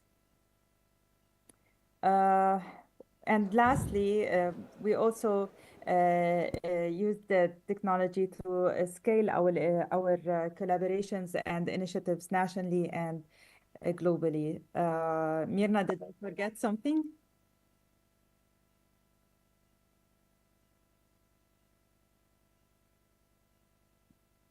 Mirna? Yes, yes. Excuse me. No, actually, I think you covered the main pillars actually on how to capitalize on technologies in order to foster multi-stakeholder approach or very policy dialogue and also how to boost research and development within the technological labs and so on in order to serve these policies. From a broader actually aspect, and within the work of ESQA, I would like to say that ESQA has always harnessed the technology to enhance collaboration, engagement across all stakeholders in the region, in the Arab region, at local level, within a community, small community, a specific community within a sector, or also with the global forums.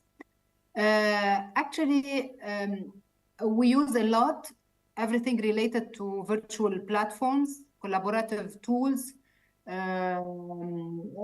surveys, in order to actually gather all perspectives from different stakeholders. I would like to mention here, for example, the survey that ESQA conducted during the first quarter of 2004. And this was actually to engage stakeholders and to overcome the geographical barrier for those stakeholders all over the region in order to discuss very important topics related to digital cooperation, related to the WSIS plus 20 review and its linkages to GDC. And this was perfectly conducted throughout all the region, and we gather all the information we which resulted with a very nice outcome document that was channeled to the UNGA in New York in order to actually transport or convey the voice of the Arab community toward these global processes. So the use of digital platforms supports a lot the collaborative decision-making process. This is for me and for us, we believe on that. And it allows actually timely data-driven policy development. We should be on real time. So we are all living on this digital space. We are in a one village, digital village. So I would like also to mention, and here I will call upon Shafi and Zena, and I don't know if we have colleagues from the Arab IGF MAG, but you remember that all the preparations for the Arab IGF 7 that will take place in Jordan between 23rd and the 26th of February 2015, all the preparations for the whole program went online. So this is a really fantastic tool. It is in our hand. We should use it to strengthen our regional and national collaboration and engage and empower all stakeholders and minorities, all groups who are left behind. So this is all. Thank you. Thank you, Mirna. Thank you so much. I believe our 60 minutes as a discussion will come to the end, but before we open the floor to the audience and to the online participants, here just I want to give you 1 or 2 minutes for each speaker just to recap. What's the takeaway? How you see the way forward? David, please. Yeah, thanks. I think for governments, I think it's really important to implement both informal and formal processes for people to get involved in your preparatory processes for when you're making decisions about internet governance and when you're developing positions for various meetings. And I think that's I think governments can really benefit in thinking about a variety of stakeholders and creating forums that make it conducive for them to actually participate, making sure that the forums are diverse, and making sure that you get out there and you meet people, and that you're not just a big scary bureaucracy, but you're actually like a person that people can talk to and bring their concerns to. Well stated. Charles, technical community. The biggest thing that I would take away from this as a technical operator is we're participating as a technical community within the technical community. So even within the technical community, for example, there's a significant degree of players with a number of different viewpoints. So no matter what group you're coming from in terms of that multi-stakeholder position, there's opportunities to organize, convene, and come together on issues that are very important. And from a technical perspective, for us, we're very centered on critical internet resources, the domain name system, the root server, all of the aspects that make the plumbing of the internet work. It doesn't mean that we're not particularly interested in other things that are happening, but as our stakeholder group, we can bring the most to this discussion around those issues in terms of how the internet operates.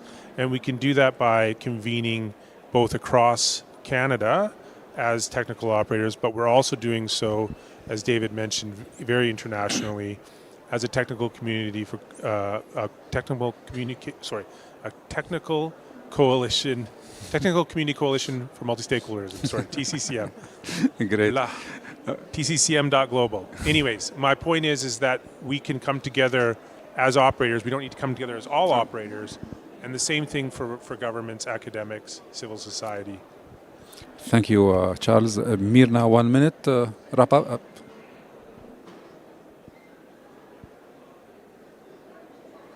Yes, actually, thank you for this very interesting discussion. In conclusion, I would like to say that ESCWA contribution to advancing internet governance at regional and local level highlight its commitment to fostering and implementing global principles at national and local levels.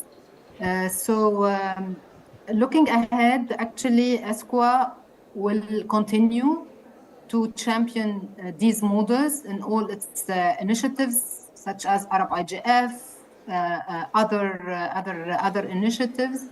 And here we have many initiatives that we would like to invite you to contribute to and to be engaged and involved in these tracks, such as, for example, you are all invited to participate to the Arab IGF 7 next February 2025 in Amman. Also, we developed this year the Arab Digital Agenda, which is actually a general framework covering all sectors, from strategies to ICT, to building the ICT sector, to entrepreneurship, digital transformation, and so on. And we are open to have all stakeholders engage and in a collaborative way in order to implement its goals and the targets, but also to expand its scope to cover many other sectors within its evolution towards edition number 2. Thank you, Mirna. We also just one comment, one final remark, Shafi. Our track on regional collaboration regarding the WSIS plus 20 review, as well as the GDC implementation processes. So we have our platforms, we have our series of consultations, and we need And we invite you all to collaborate and be engaged in these tracks. Thank you. Thank you, and this is really important to get the national and regional voices to the global scene. And I believe ESCWA and the United Nations, they are the right venue to engage and get all these feedbacks and then share it with the global IG processes, GDC, WSIS Plus 20, and the global IGF. Maha, 1 minute, what you have in mind to at the end as a conclusion? Well, my takeaway that technology, internet, and governance, these are all public interests. So naturally, it cannot bring value unless every representative group of the public is engaged in it in order to have inclusive solutions and inclusive development and collective growth. Looking forward, well, it has been always the best thing we do. If we keep on doing what we know, we will never evolve. So the best thing we can do to evolve is to keep working together and involving as much stakeholder groups as it takes to do real effective solutions and move forward. Thank you, Maha. Dana, the floor is yours. Any online participants, online comments, feedbacks? We do have one from Rudy Shusani saying, being Canadian and Lebanese, how can we open bridges in between both IGFs for future collaborations? Excellent question. And I believe Charles came this morning to me with the first initiative. I will let you talk about it, Charles. Right. Well, so thanks for the question. I think in between these big meetings and events, it's important to identify first who it is that you want to talk to. For example, CIRA is certainly open to engaging in dialogue around the WSIS Plus 20, if that's of interest, or around the domain name system in general, anything technical that refers to country code top level domains, we're very happy to do so. Additionally, it would offer that we're certainly also able to point in the general direction of folks within our technical community in Canada that would be open for dialogue at any time. And we certainly reach out to folks like Shafiq and others to come and be involved in various programs that we're looking at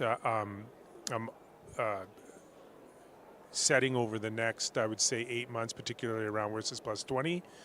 Some of those are more invitation-based, others are more open, but a good starting point is to reach out to us individually, and so we can get people connected both at the working level and as well in the executive space. Thank you, Charles. I believe Sabrina is noting all this as a reporter for the session.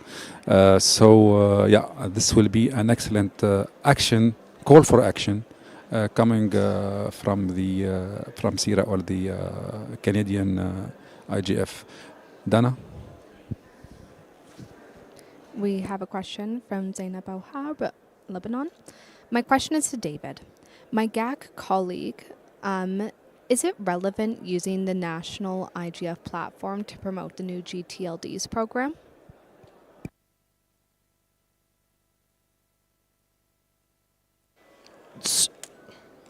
So the national IGF space for CIGF for the new GTLDs?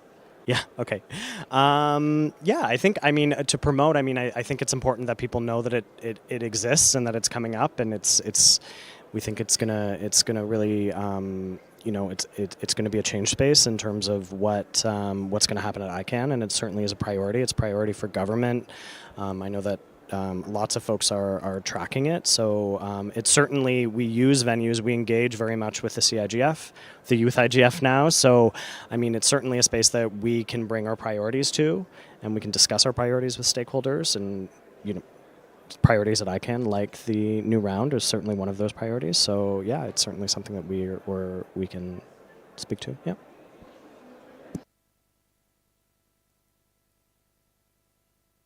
So we don't have any other participation or feedback online. So I know that now it's a lunchtime, and I know that people now they are hungry after a long day. We give this 30 minutes in case we have any online participation or Q&A.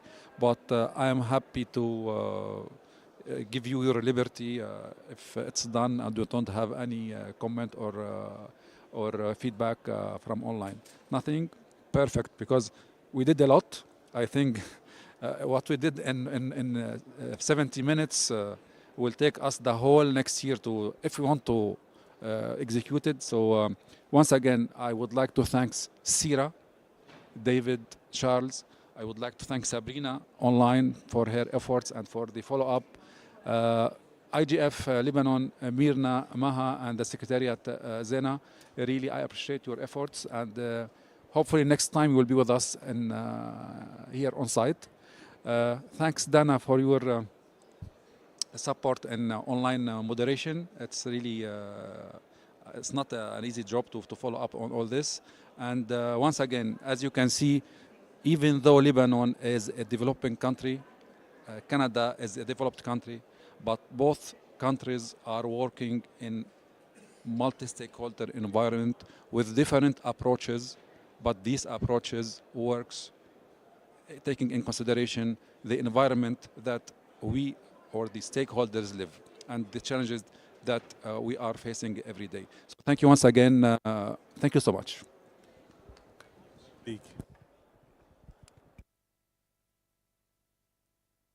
Thank you.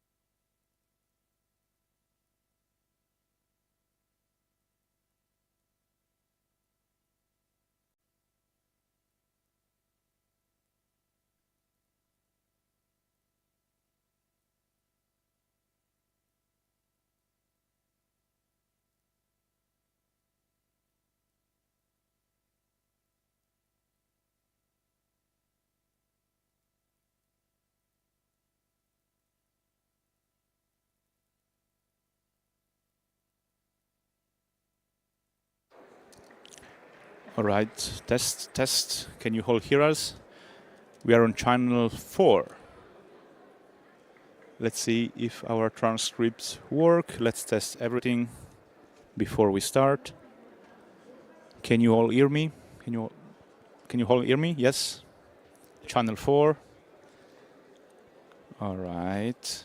Let's wait if everyone needs to take headphones.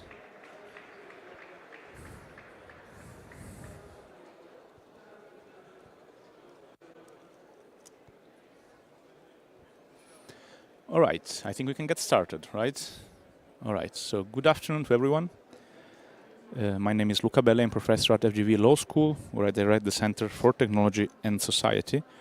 I'm one of the co-founders of the DC3, the Dynamic Coalition on Community Connectivity, which is one of the organizers of this event.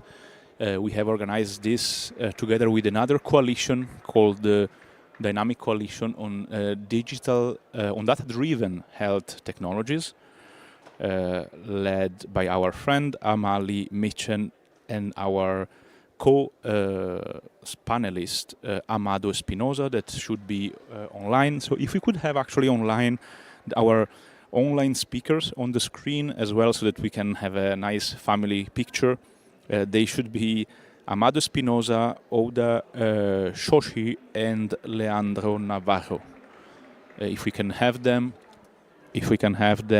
on screen, that would be useful.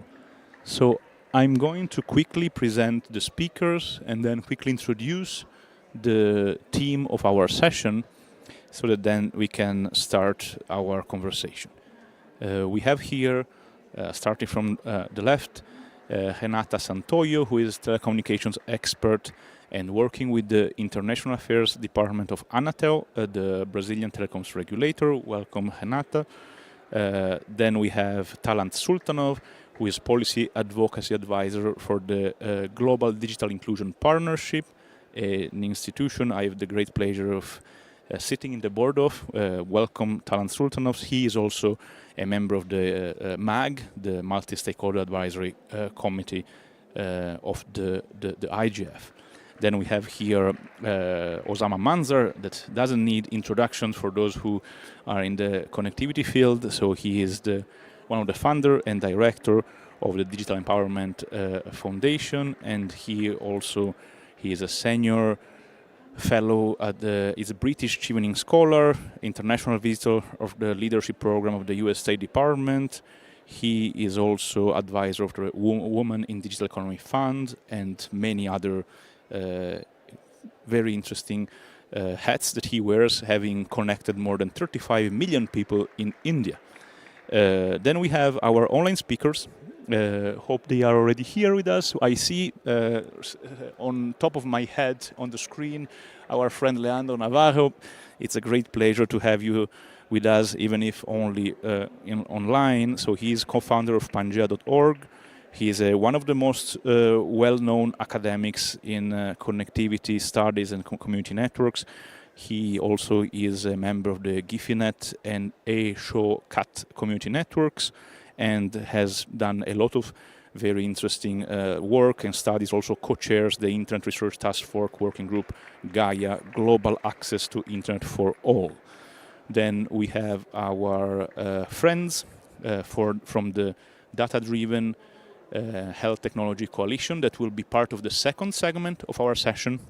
So we will have Amado Espinosa, who represents the private sector. He has a strong medical informatics background, and he founded the Institute for Medical Informatics at the Autonomous University of Guadalajara in Mexico. And then we will have Hoda Choshi, not seeing them on the screen, but I hope they will arrive. So Oda is from Tunisie Telecom. She is a senior engineer, and she is expert also in telecommunications, of course, and cybersecurity. All right.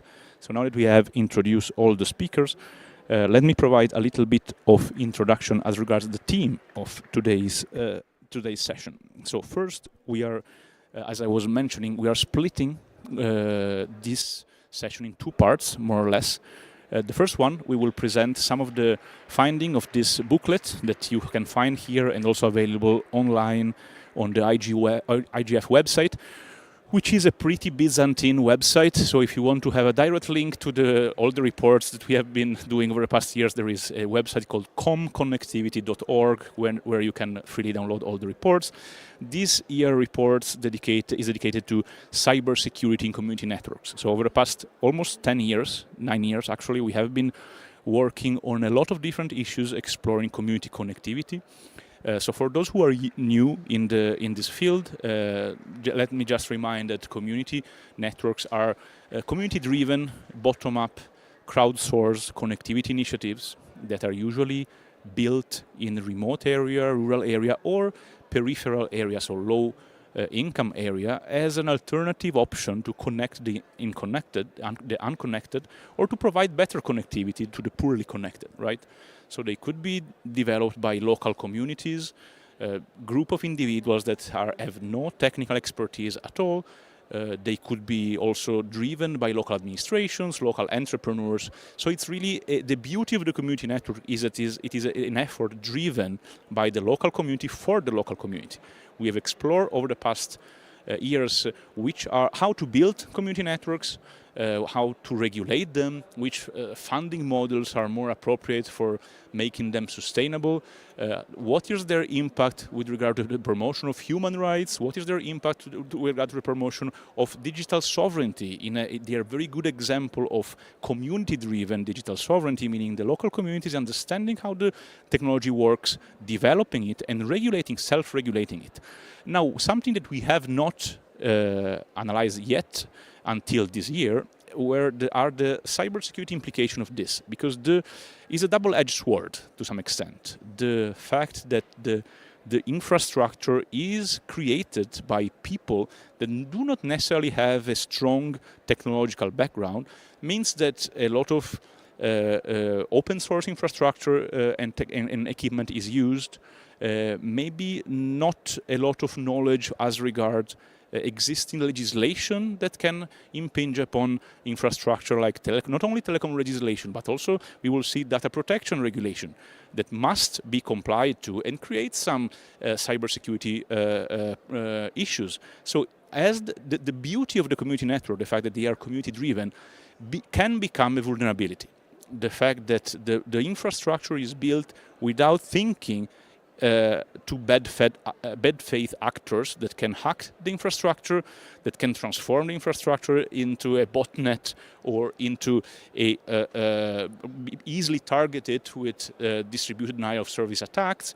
The fact that even very basic controls of information security, such as knowing which kind of software you are utilizing, knowing which kind of data you are collecting, having a resiliency plan, having a plan to recovery when you will be attacked, because we know very well that digital pretty much any kind of digital system at some point will be attacked. So if you don't have a recovery plan, a resilience strategy, you are very likely to be highly disappointed.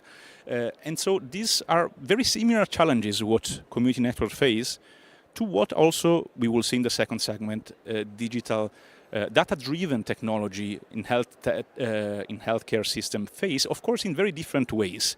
But we have very similar challenges here dealt with very different ways and very different types of resources as well. Because again, let's remind that these community networks are community-driven, local community-driven. They are not necessarily driven by people with a lot of resources and with a lot of training on cybersecurity, or even with legal training. Some of the points that we raise in the book is that there are almost 160 countries in the world have data protection laws, and if you don't comply with it, you may be not only liable according to civil law, but in some cases even responsible according to criminal law. So when you create a network and you don't consider applicable legislation, basic data information security policies, resilience strategies, plans for recovery in case of cyber attack, mapping the kind of software and data you have at your disposal under your responsibility. Well, those are all potential systemic vulnerabilities. Now, after this very long introduction, let me give the floor directly to our speakers. We had planned to start with Renata, but as Osama, who is a very busy man, has to leave us in 15 minutes to go to another session, I would like to redefine slightly our agenda, starting with Osama and then going to Renata, hoping that she is not that she agrees with this. So, Osama, it's a great pleasure to having you with us again. The floor is yours.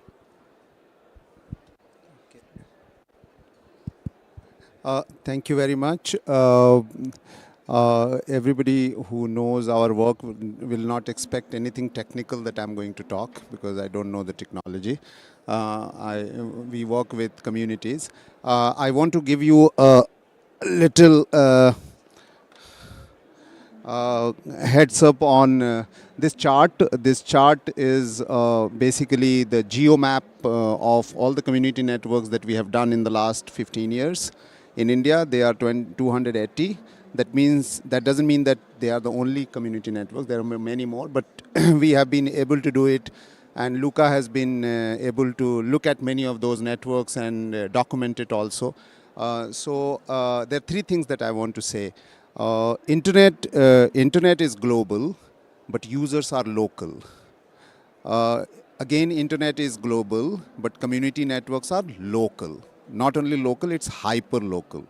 And not only hyper-local, but it is used by those who are otherwise unserved by the telcos, unserved by or underserved by any of the normal telecom service providers. And therefore, these are the people who are non-technical, but still user, and the provider of the network of such people are somebody who is also have to be appropriated locally so that you can manage the network. So I just want to give you a scenario that we go to the village, we find that they are not connected, then we build capacity, then we involve them, and then they build a network or a Wi-Fi and then towers, and then we also work with them how to take care of the network. Now this cyber security is the latest elephant in the room of all those people, right? And I'm talking to you everything not from the technology service provider or a server provider, but the people. I am first time introduced to my network. I am getting a message. I am sitting on a computer and working, and my service provider is not AT&T or somebody else, but somebody very local. And then I get a message which says, please click here. And I click that and I lose money from my bank, right? Then another friend of mine who is actually had no jobs is now working for similar kind of job, who is actually making people fool locally and actually doing cyber frauds, by sending you information, and they are collecting the local numbers, local contacts, and giving it to somebody else, and they are getting messages. And since you are first time user, you are being very naive and very simple that, oh, some message has come, I must act. Just to stress, this is a hypothetical friend, so he's not describing a real friend. No. It's a real. In fact, if you come to the next session, I'm going to explain even in detail. But what I am saying is that cyber safety, cyber security, from technical perspective, but from the user perspective, what is the behavioral change we required? What kind of critical digital literacy we required from the user is the biggest issue of this area. But somehow, most of the work that is going on in the cyber security, cyber safety is very technical, as if we think that only firewall will solve all the problems, or we think that just identification of something or surveillance or data protection will solve all the problems. But actually, it will not, because I, as a user, even without violating, I am getting fleeced. I am being compromised. I am being trolled. You know, my online data is being, you know, it's something like I'm a member of a matrimonial site. I have given my face and everything, and then it is just taken from there. And you are sitting just in the corner of a village, and you have no idea how to deal with this one. When you go to cybercrime office and do the complaint, they say that even we don't know how to trace such people. You know, where are they? You know, so I'm actually I'm not trying to give any solution, but I want to tell that the cyber safety, cyber security, and cyber data protection is not only a subject of top-down model. It is a subject of bottom-up social and behavioral norms-based cyber capacity building. And somehow that is not taken into consideration in most of the planning. And when we are working in an alternative community networks or providing a last mile access, it is very important that we have our own capacity building framework. We have our own content. We have our own local, hyper local, contextual content to make people know what are the do's and don'ts of being connected, to be cyber safe, to be cyber preventive, you know, rather than curative. You know, you must be knowing what are the things that we need to know, and that is what the experience that we are doing in many of our communities. There are three things that we are doing. Number one, we are trying to see if women could take the responsibility of the hyper-local situation so that they do not indulge into unnecessary information flow than what is needed. Education, domestic issues, business, day-to-day lives, and all that. The second thing what we are doing is that we are creating hyper-local information trustees, which you can say information trustee is a describing name, but we are trying to create a situation that they become local fact checkers. You know, they actually tell what are the do's and don'ts of the people who are coming to the center or the place where they get connected. And the third thing is that we are doing a role play of cyber safety security by doing street plays, by doing local language oral content so that it can be disseminated with lots of people. These are the things that I wanted to share, but basically trying to highlight that the global technology, the global access issues, the problems are always local.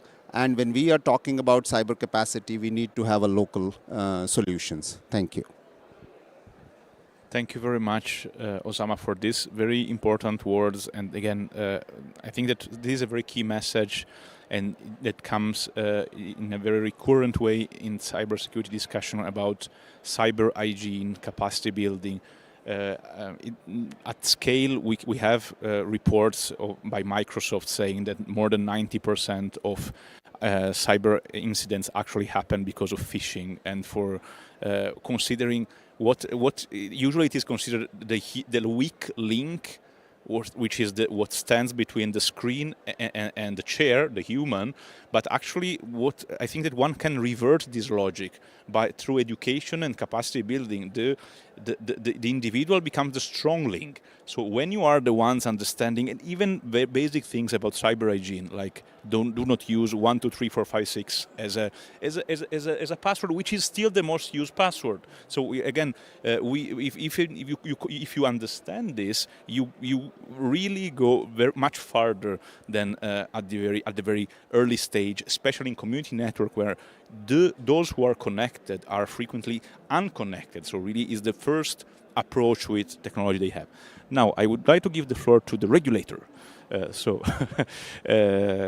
is already a lot of norms and regulation people need to comply with, and it can also to some extent guide them into the definition of their policy architecture and practices. So please, Renata, it's a pleasure to have you with us. The floor is yours. Thank you. Thank you very much, Luca. Thank you very much for having us here and invite us as Anatel. So I'm speaking from the perspective from the telecom regulator. And first of all, I'd like to do a very brief historic about and an update about our history with community networks.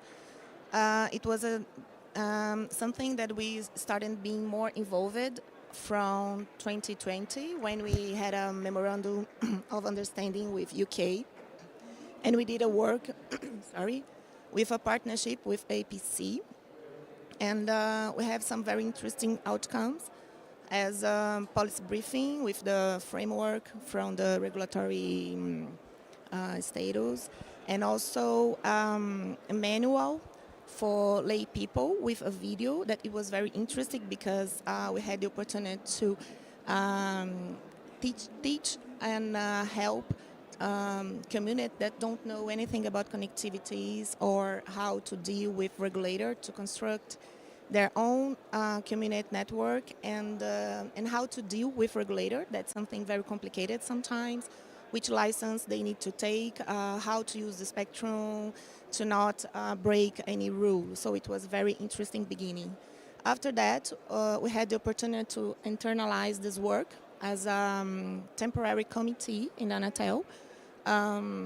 We had under the presidency of one of our commissioners, and they did this work for a couple of 2 years, and it was very interesting because they had the goal to make some regulatory adjustments, hearing from network representatives, Ministry of Communication was together, and also service providers. So it was very interesting to map all the situation and the needs, and what kind of regulatory measures we need, and it was necessary. And very recently, like 2 weeks ago, we had this temporary committee. It became a permanent committee, and we have now public consultation. That's also a space to hear from the whole society, civil society, all the actors in this environment. And considering the results of this committee, the intention about this is continuing this important work, improving and solving a lot of remains difficult and challenges. And I can highlight some examples of the proposals that we are doing. First of all, it's interesting to remind that we have a very asymmetric relationship with this comparing community networks to big providers or small providers, because we are not treating them as an equal, and then so it's a possibility to develop more and more the community networks. And in this public consultation that it's now for 45 days since December 5th, they have the proposal about anticipate some benefits of the new act of authorization of use of radio frequencies. Also evaluate adjustments in the regulation on the spectral use to address possible incompatibilities between the application that the community networks that wish to implement in Brazil and the allocation and the destination of the frequency band of interest. About foundings, we are forward the Management Board of Telecommunication Services, Universalization Fund. That's a very old fund that we have, and it's very difficult to use. And they had some change in the law, so we are trying to use it more and more each day for interesting and useful things like community network. Also, prioritize the penalties, not with fines, but with obligations to do, and prioritizing specific actions aimed at the population served by community networks. And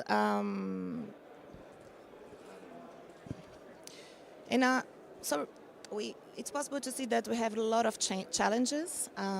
Lack of financial resources is one of them.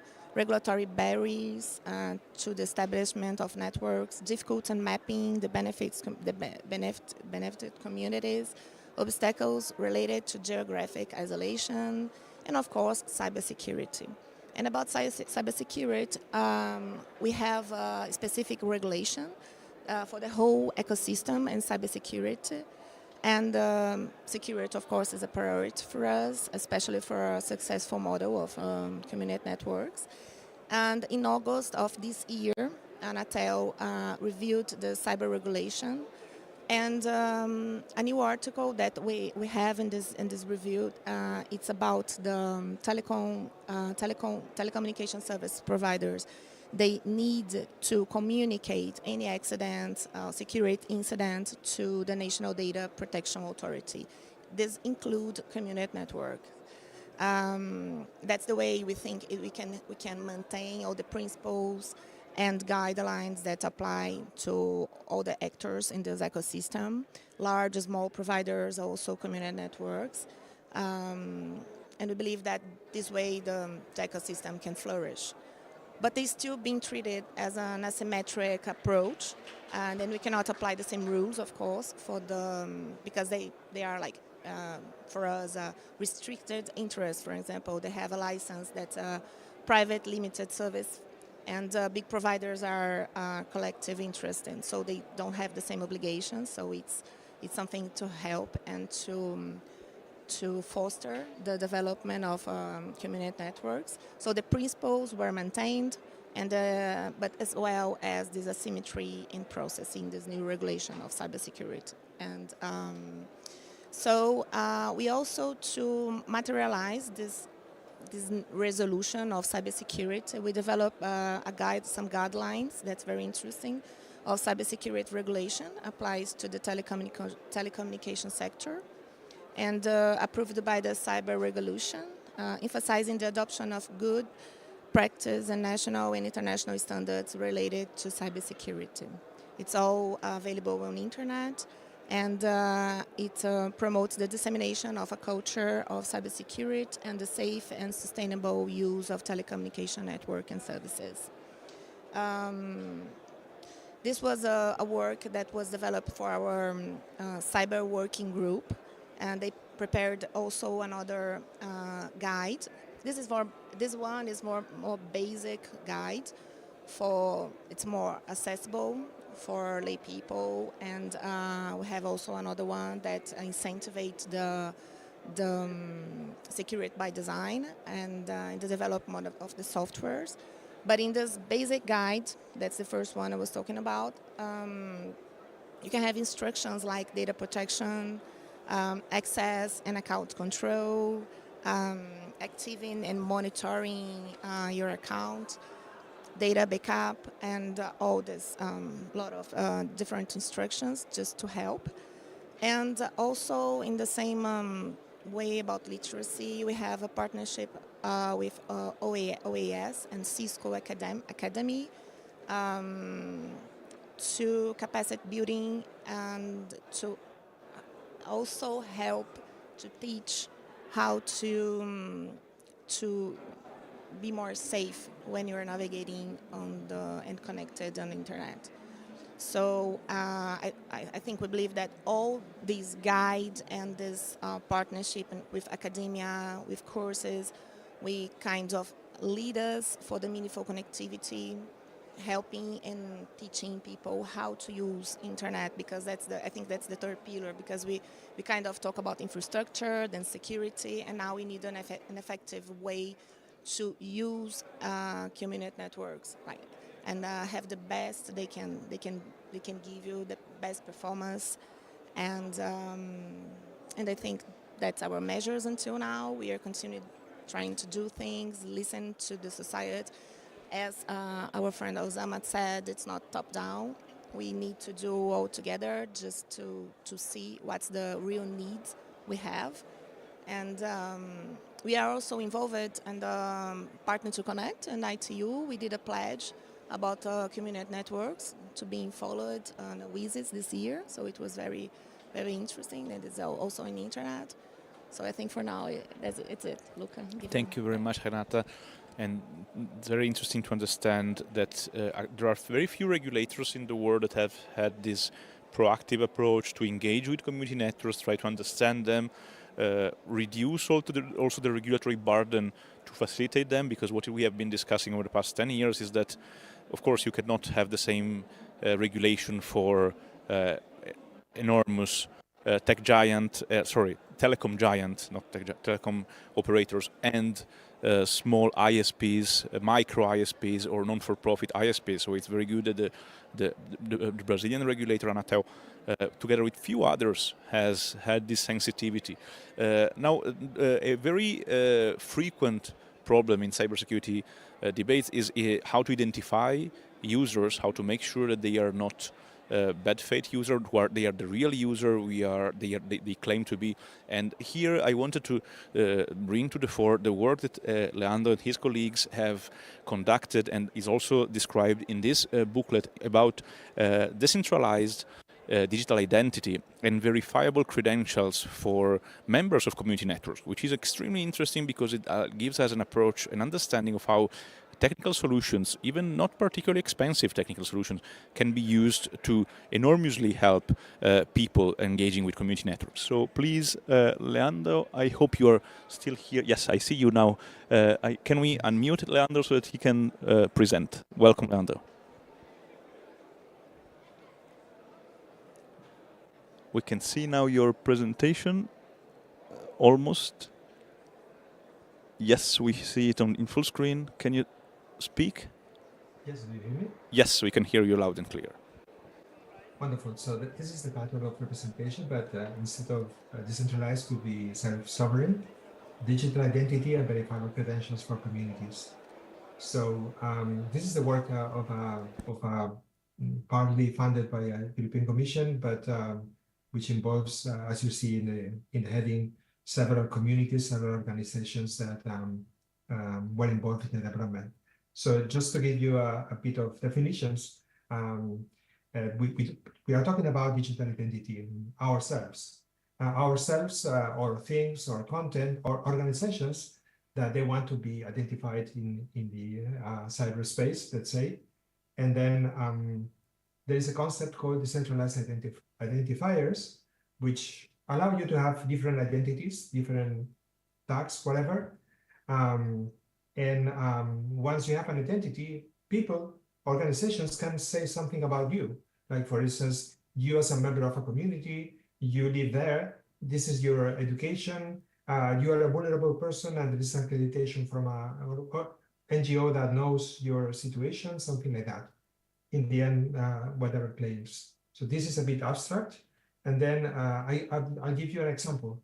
For instance, this is one of my multiple identities, leandro@ereuse.org, which is a community project where we collect and refurbish second-hand devices for community members to be connected, because, well, to connect to the internet, you need a device.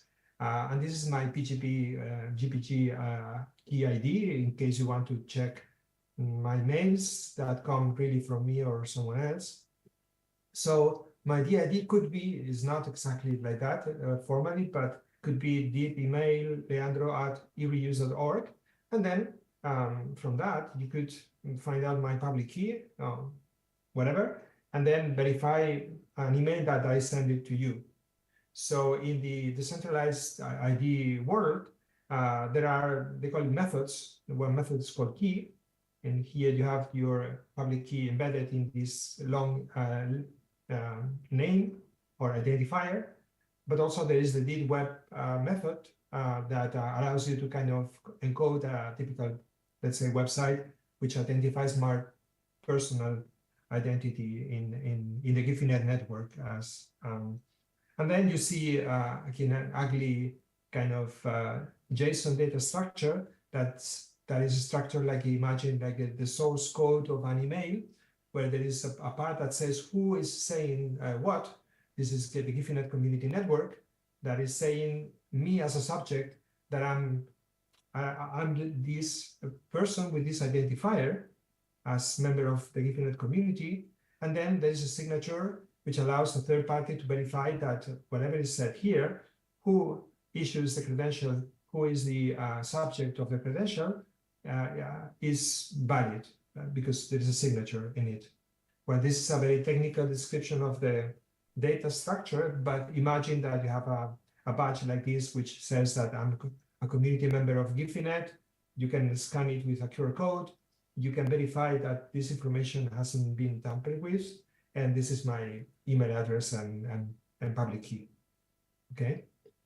So what we can do with this? Well, we can talk about the properties, the rights, the different aspects. What we try to do in this case is we try to develop open source software that works and that allows community networks and other type of communities provide the services on their own.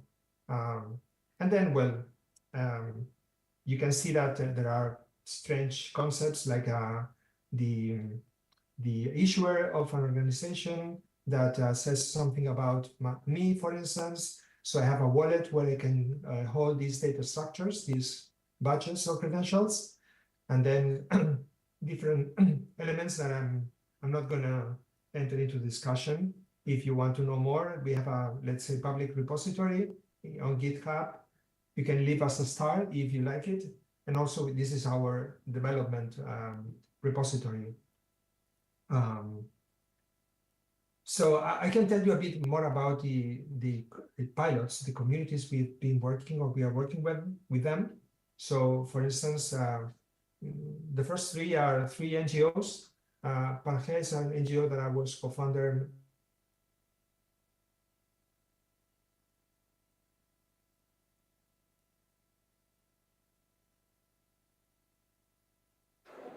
for using that identity, which we provide ourselves.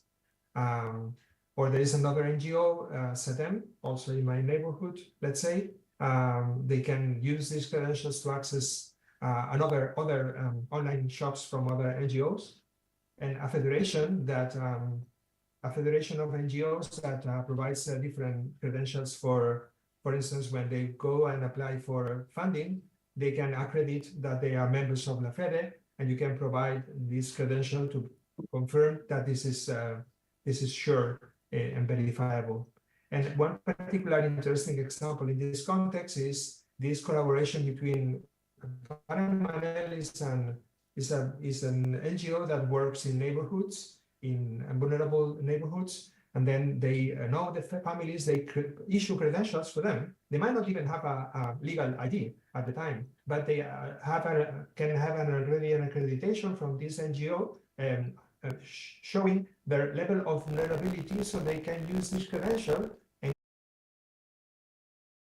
or to a cooperative that provides telecom services and submit that credential, and this third party, they call it verifier, is going to be able to see that this is a vulnerable person according to a criteria without revealing details about them, and with signature that allows to see that it's not themselves who claim being vulnerable, but there is a well-known NGO that accredits that.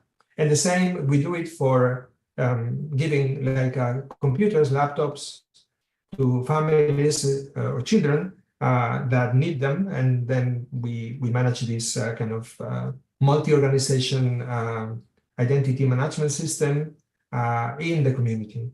So with this, you can show that you are a member of a certain community, you have a credential from someone else, and go to third parties and prove that this is true.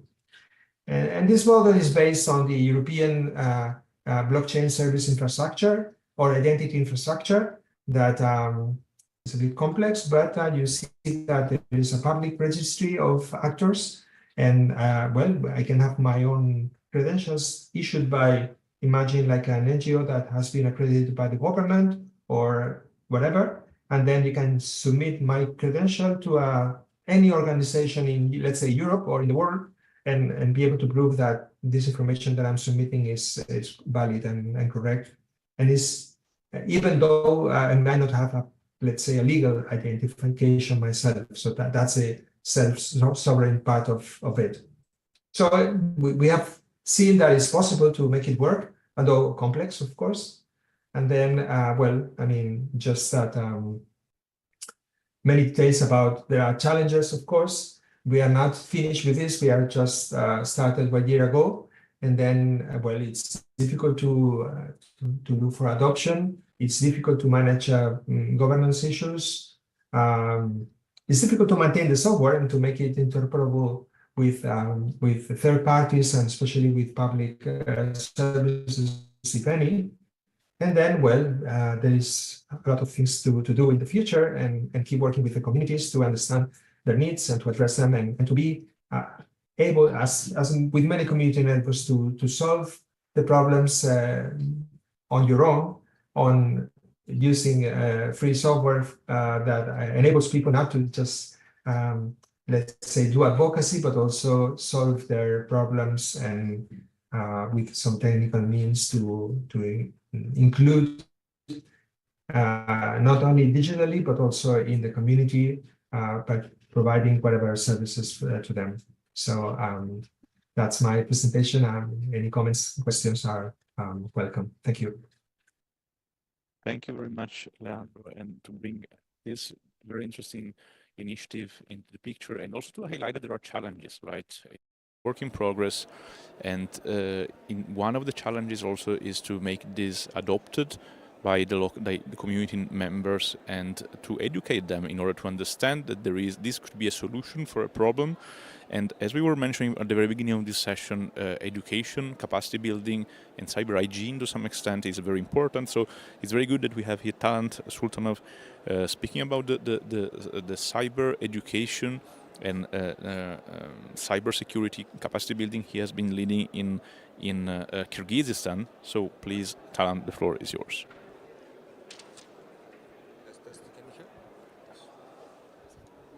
It's okay. Thanks so much, Luca. It's a pleasure to be here to present the case from the Kyrgyz Republic. Here I'm wearing the hat of a global digital inclusion partnership, where I'm working as a policy advocacy advisor. And I'm happy that Luca is a board member, and this organization is implementing an initiative called Women in Digital Economy Fund, implemented by several organizations, CARE, GSMA, and GDIP. And Osama is actually in the advisory board of Women in Digital Economy Fund. So 2 of my bosses are in this panel, so I better make a good presentation. And the GDIP and Women in Digital Economy Fund identified 5 core areas where there is the biggest issue with gender gap. And 2 of them are related to, one is access and affordability, and the second area is safety and security online. And I'm glad that in this session we are talking about these 2 issues. And in Kyrgyzstan we have launched community networks, and actually we call Osama the godfather of Kyrgyzstan's community networks. So he mentioned, I think, 380 CNs maybe. We can say plus 2 or 3 in Kyrgyzstan to this map. And what we felt is that once we are connecting the people to the internet for the first time, they are very trusting of the internet. They believe everything that they see there. They believe the people who are there.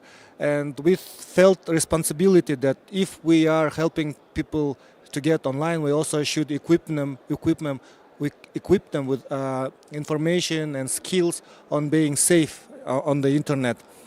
And that's why we, in parallel, launched a project called Tech for Society, or Technology for Society, where we have initiated several activities. One is a help desk, where citizens and civil society organizations can call and get advice if they are having any issues with cybersecurity. And the logic here was that, for example, private sector can hire cybersecurity experts. Government agencies, they have specialized agencies that protect them. But the civil society organizations and ordinary citizens often left vulnerable. And we thought that we should also help protect through the help desk. Second activity that we are doing is cyber hygiene trainings and training of trainers in local levels, so that then they can continue helping the local communities. And the way we are delivering these messages is oftentimes through traditional storytellers, because we are, as Osama mentioned earlier, working with rural communities. And for example, these storytellers would explain in very basic terms what cyber hygiene means. So one storyteller said that when you leave your house, you lock your door not once but twice, your door and the gate. Same with the password. You should have at least 2-factor authentication and a very strong key. Otherwise, your phone can be broken very quickly. And in addition to these activities, we are doing also research. One research we did is on cyber forensics, and we wanted to see if government is actually prepared to deal with cyber crimes, and we developed some recommendations for our policymakers and regulators in this area. And not to take too much time, I just wanted to conclude with several principles that we have been using in our work. One was rural first, so all our work is focused on rural communities. Second is a local language first, so there are lots of materials if you speak, for example, English or Russian is a lingua franca for us. But in Kyrgyz language, which is our local language, there is very little info. So we've been doing a lot of information in a Kyrgyz language. And another main principle that we've been employing is girls first. So all the activities that we are designing, they should be convenient, safe, and interesting to girls and women in rural communities so that they could be better protected. And with that, I'd like to conclude my part and be ready to respond to questions later on. Excellent. So as the next segment of the session will be primarily dedicated to data-driven health technology, I think it would be good now to open the floor for comments, reactions, questions from the floor. If you have any, feel free to not to be shy and to raise your hand and ask if a microphone can be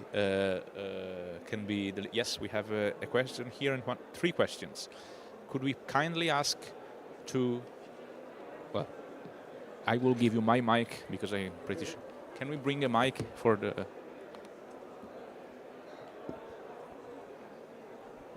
Am I audible? Yeah. Thank you. A nice presentation from everyone. I have a question for Sanatia, if I'm pronouncing it right. I'm interested to know what kind of cybersecurity model have you implemented? The narration that you have, the experience and the narration that you have put, the story from your ISPs was nice, but I'm curious more on what kind of models have you implemented in the regulatory process or something. Thank you. Actually, as a regulator in Brazil, we have a working group in cyber because we are not really responsible for cybersecurity, for example. We are more focused on cyber safety. And we have different institutions, and each one of them has different responsibilities. So we have the army with their responsibilities, we have presidency with their responsibilities, and in Anatel we focused more on safety.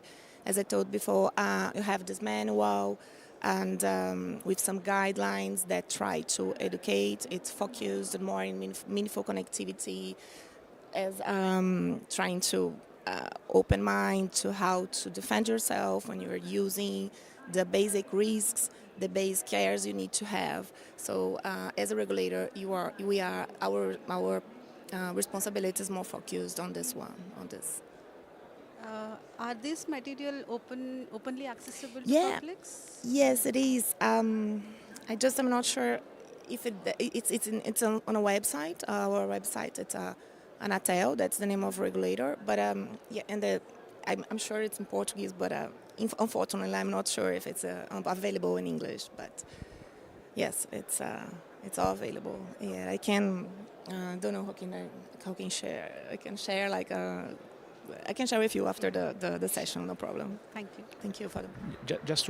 Can I just make a quick compliment also to mention that besides making sure that equipment that is used in Brazil is one of the role of Anatel, also there is a regulation on cybersecurity in the telecom sector that defines specific obligations, such as having a cybersecurity policy or having audit of your equipment, or having the obligation for providers to change the default password, because some of the largest cyber attacks that happened in the past, like the Mirai attack in Germany, it basically infected 1 million routers in one weekend, simply because the seller of the router had kept the default password, and this was very easy for attackers to identify and then to penetrate the network. So having an obligation, a regulatory obligation to change this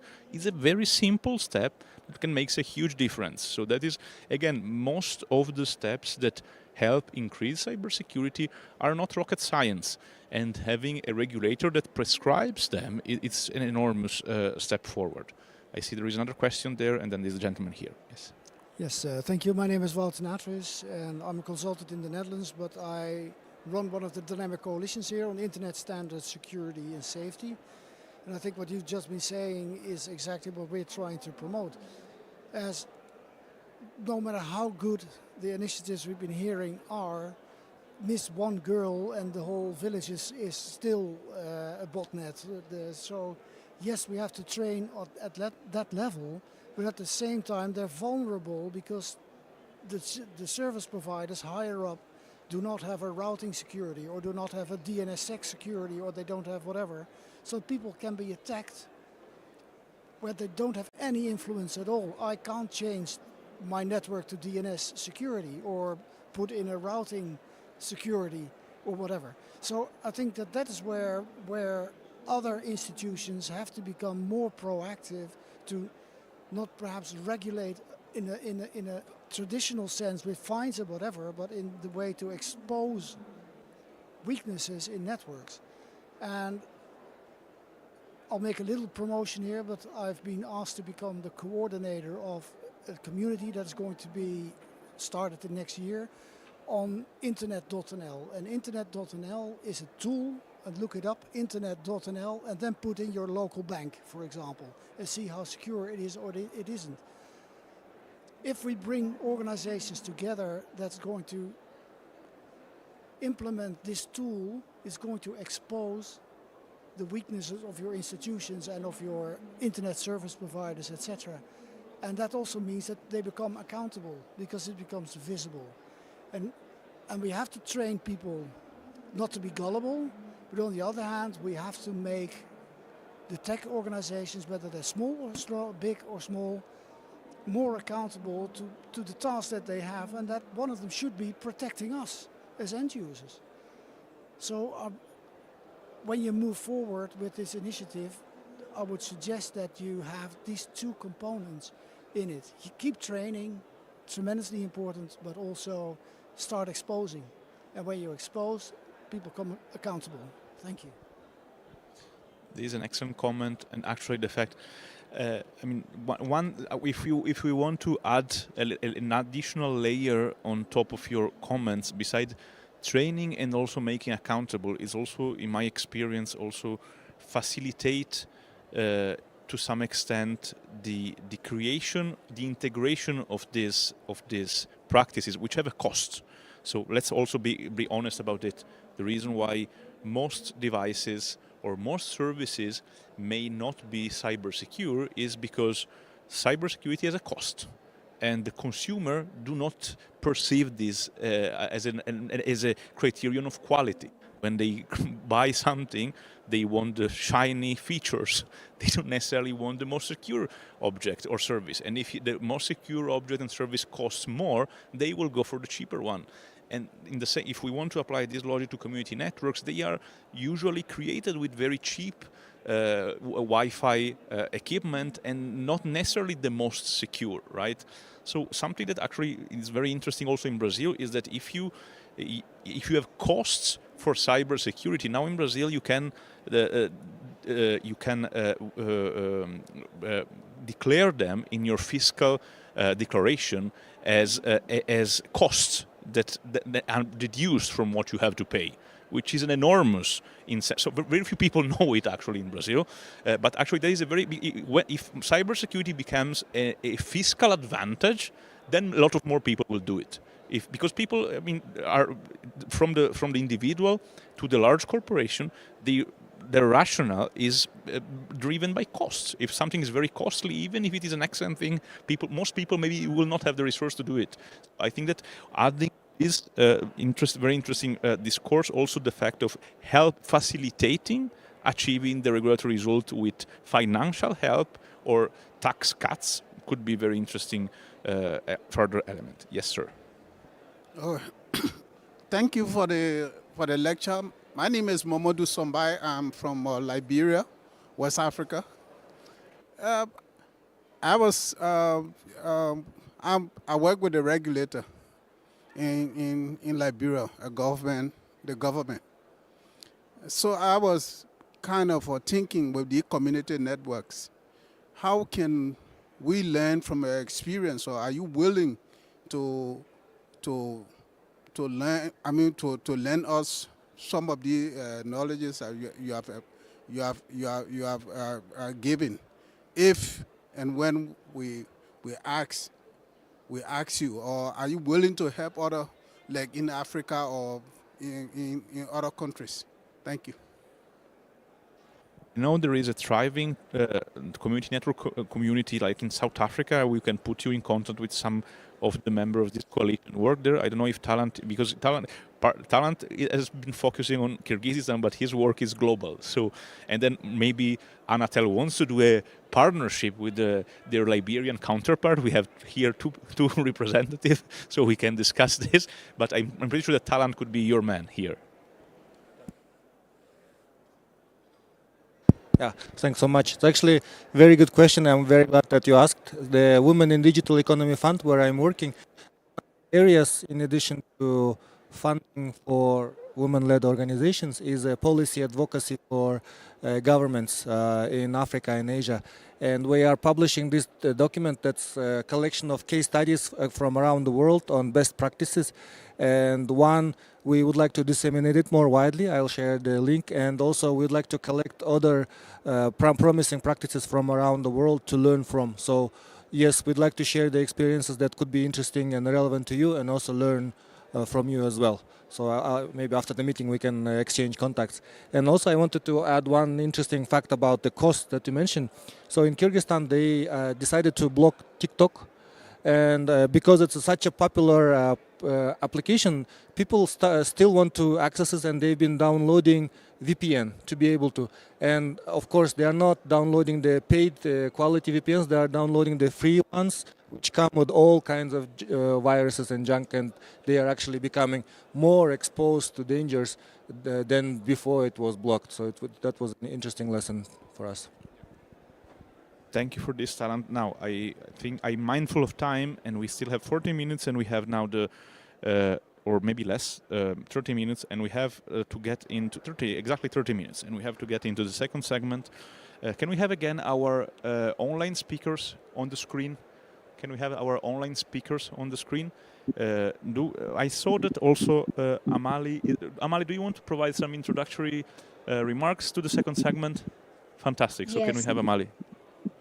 Yes, please. So I'm the coordinator of the Dynamic Coalition on Data-Driven Health Technologies. We're located with the IGF as well. And we have a team here.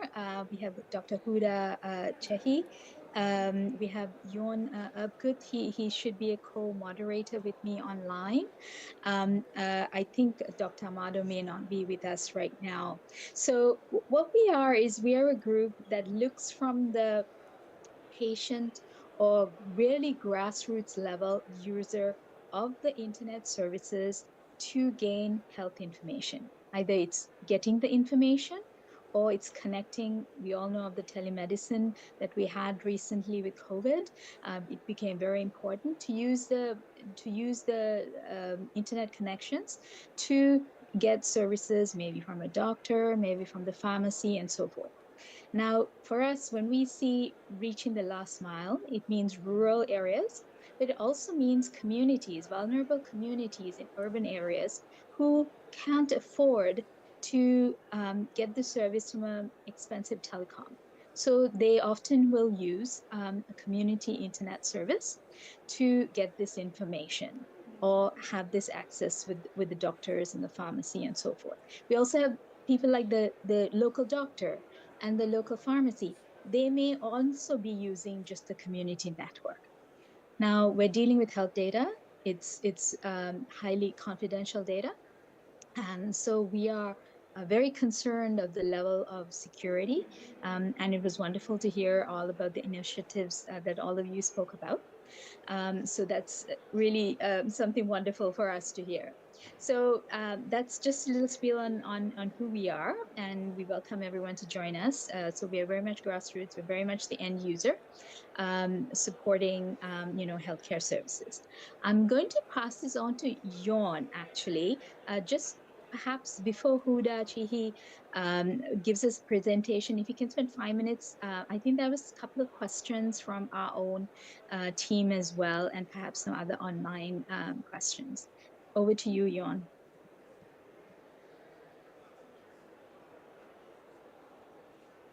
Hello, Yon? Yes, I'm switching on. Basically, you said it already.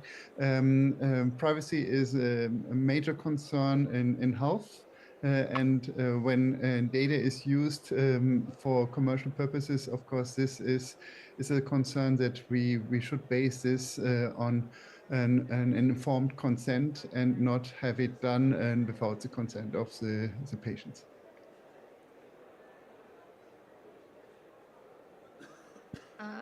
Joao, were you there, and would you like to share a comment? Dr. Joao Gomez, are you there? Is Joao Gomez here? He must be here with us or online? Sorry, Amali. Online. Online. Do we have a Joao Gomez online? Do we have? Sorry. We do. We do. Sorry. Can you allow Joao Gomez to speak? Can you allow Joao Gomez to speak, please? There is a speaker online called...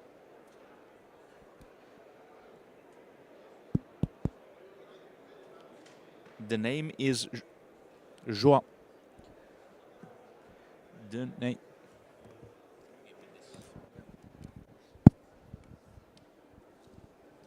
I don't see that speaker currently. Maybe his connection broke down. So we don't have Joao Gomez. All right. Okay. Okay. Do we have any other speaker from the coalition on data-driven health technologies? Do we have any other speaker? Dr. Huda Chihi, please. Fantastic. Introduce herself. Hello. Could Hello. you hear me, please? Very well. Go ahead, please. Okay, thank you so much. Hello, everyone. So thank you so much, Emily, for this great introduction. It's a pleasure being participating in such amazing session, and thank you for joining us. Let me start by sharing my screen and see if it is visible. Could you see it? We are seeing that you are sharing the screen. Yes. Fantastic. Now it works very well. That's great. Okay, that's great. Okay, so my today's presentation is about cybersecurity tips and recommendation for digital health. First of all, let me start by presenting the roadmap or the content of today's presentation. I will start by the context. Next, I will highlight the tech solution for healthcare.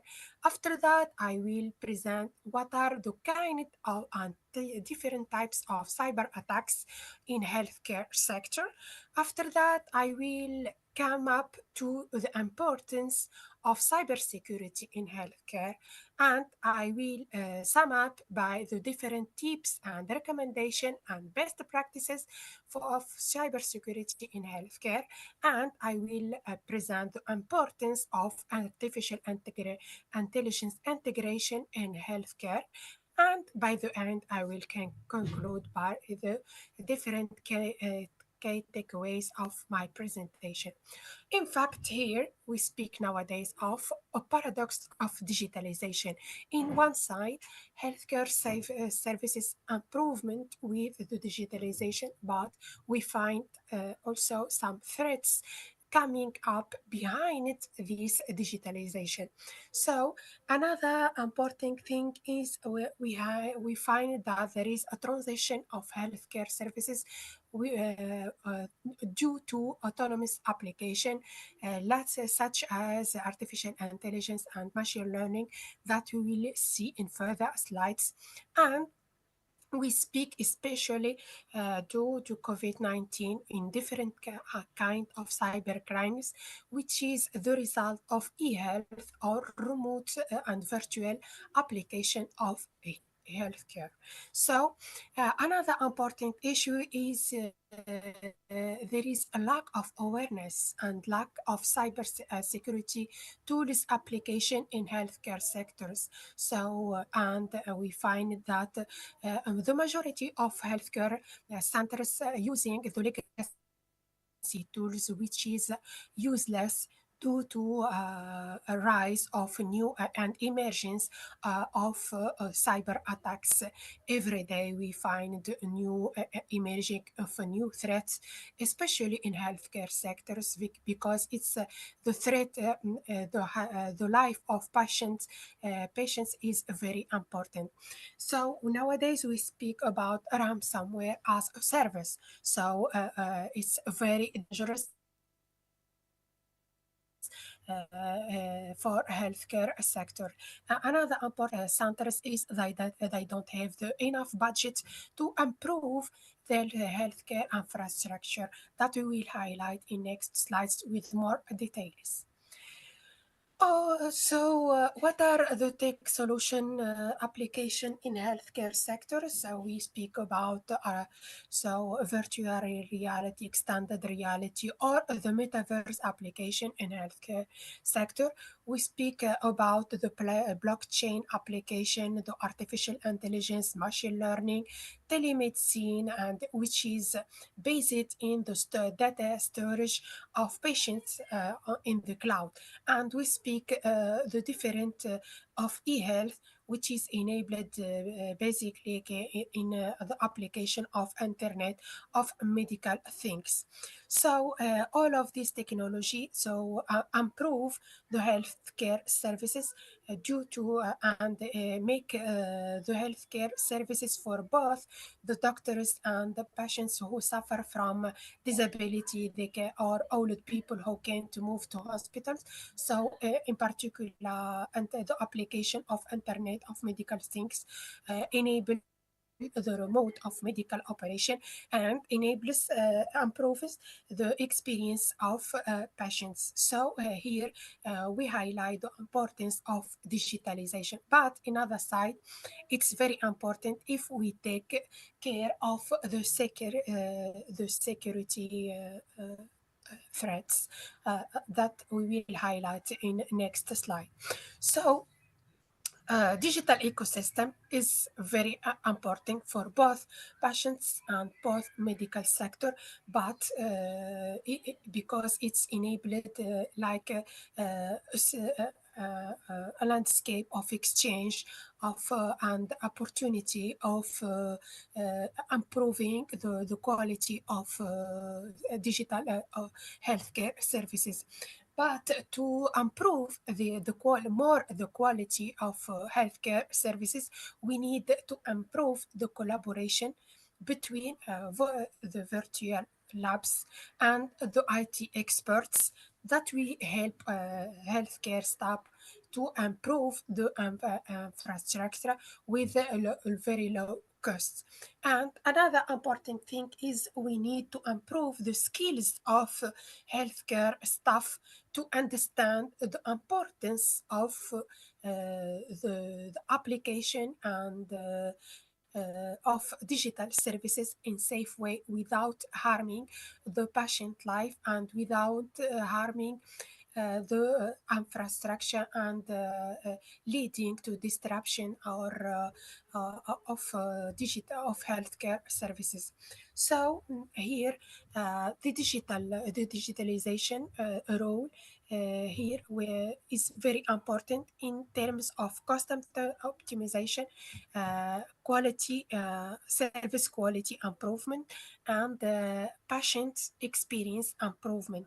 Here, another important thing that we need to highlight is the importance is of the adoption and collaboration with the operator or ISPs offering high quality of connectivity, such as 5G and beyond, to, for example, that help us to improve services if we are in, if we speak about healthcare in metaverse. So let's speak now about the faced challenges. Is we speak about the digital device, especially for hospital or rural areas. They don't have enough connectivity to have to adopt and to exploit the different digitalization services. We speak about bias and inequality. Here, to overcome such kind of problem, we have to convince decision makers, regulators, and policy makers to help these rural areas, hospitals, to have the enough connectivity and to exploit and the benefit of the digitalization. And another challenge is nowadays with the importance of digitalization. We don't know the different number of connected devices in healthcare sectors, which is a very critical issue.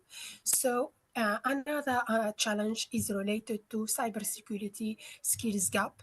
So we have to teach all end users, whether it is patients, where medical sectors, staff, the importance of exploiting the digital intelligence in safe way, especially when we speak about healthcare sectors. And as cybersecurity is very important, and it can help us to create more values rather than be suffering from threats of cyber attacks. Another important issue is to take care of the trust of our patient if we overcome the problems of security and cyber attacks. And we can overcome also the problem of financial problems, especially if we open the door for ransomware that will take we demand a lot of money if they have access to our data. So here we have three pillars. So we have to teach staffs about the importance of cybersecurity. We have, by this way, they will have enough skills to secure the budget of the healthcare sectors. So, well, let's highlight in this slide or in this step the different cyber attacks that all hospital or healthcare sectors they can suffer from it. We speak about distributed denial of services attacks. It is about digital tasks disruption. Imagine that we have healthcare staffs doing operation online or conversation with a patient, and we have cyber attacks. So we will have automatic disruption of the operation. And another kind of attacks is related to the overall supply chain. Another kind of cyber risk is related to authorization access to patient data. So some crimes, a kind of cyber crimes, is to have access to patient data. and they will demand a huge money because they have a different information of the healthcare sectors. So we speak about here of two kinds of threats. We find it's about external threats if we speak about DDoS or authorization access to patients' data, or attacks related to supply chain. Another kind of cyber attacks is inside attacks is related to healthcare staff behavior, like phishing emails. They open different kind of URLs without taking without any attention or verification, and they use simple and easy passwords that cyber crimes can find a way to open their emails and have all the data of the overall healthcare organization. Another important thing is the lack of security of healthcare clouds, because with digitalization, the data of different healthcare centers will be stored in the cloud. And if we don't enable or we don't do the healthcare cybersecurity tips and recommendations that I will share in further slides, we will lost all our data. Another important risk is the lack of configuration of the different softwares that we exploit in digital healthcare sectors. So here nowadays with digitalization, healthcare is about data. So we have to know how to secure this data to save all the healthcare sectors. So here, let's start by understand step by step what is the cybersecurity about. It's about the confidentiality, availability, integrity of the information. We should take care of the information, and which is and it is about safety of both the hard and the soft, to enable any resiliency of healthcare services, and to overcome any problem of disruption. So it's about a redirection of cybersecurity for value creation to healthcare sector. So another important thing that we should understand is the use of telemedicine or e-health in a responsible way, and it is about the use and the integration of any digitalization with a responsibility. We should test any new technology and with all the cybersecurity so a recommendation before deploying, and you expose it to all the stuff. We should also upgrade continuous upgrades. And another important issue, to not lose our data, and to not open the door for a ransomware as a service. We should always back up and do the necessary storage strategies in the way that we secure our data, and we don't enable others to theft it or to take it, and to after that exchange with us and demand a huge amount of money to return our Sorry, to give. Hoda, can we ask Sorry? you to wrap up because we are almost Okay, out of okay. time. Thank you very Yes, much. okay. I forget about the time. Sorry. Okay. So let's move to hospital. The importance of hospital IT infrastructure security is about modernization of the IT medical sector. Another important issue is about network segmentation. It is recommended to segment the network and to use virtual private networks, and to enable spam filtering. Another important thing is to do continuous check of any new device. Is about adopting zero trust approach. And we should have visibility of all endpoints connected to the internet and use it in healthcare sector, of course. We should have the leadership and mindset shift toward the importance of cybersecurity and to adopt the necessary policies and decision making toward the cybersecurity strategy implementation in healthcare sector. And for staff, it's important, or patient or end user in general, is important to adopt the strategy of multi-factor authentication and regular password updates. And it's important to adopt accurate configuration of different softwares and firewall in continuous way. Another important thing, just to wrap up, is to use to collaborate with operator and vendors of trusts and operator or ISPs that have shown mature cybersecurity solution, for example, who have provided or adopting DNSSEC implementation which is a protocol of advanced protocol of cybersecurity. Another important thing is to benefit of artificial intelligence in healthcare.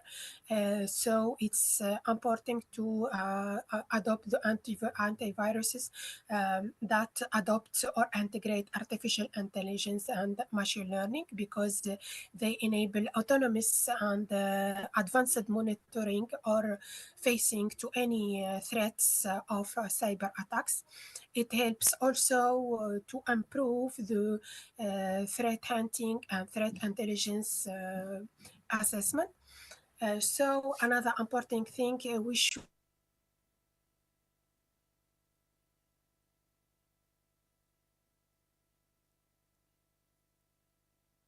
Hello, Huda. Online, we can't hear you. Yeah, and we cannot hear Huda anymore, but thanks to this very extensive presentation on cybersecurity tips, risks and tips, I think this is the best possible way to conclude our panel. Okay, could you hear me now? Yes, I think that Yes. Yes, because I forget to, there is you demanded something to reactivate my micro and I missed that.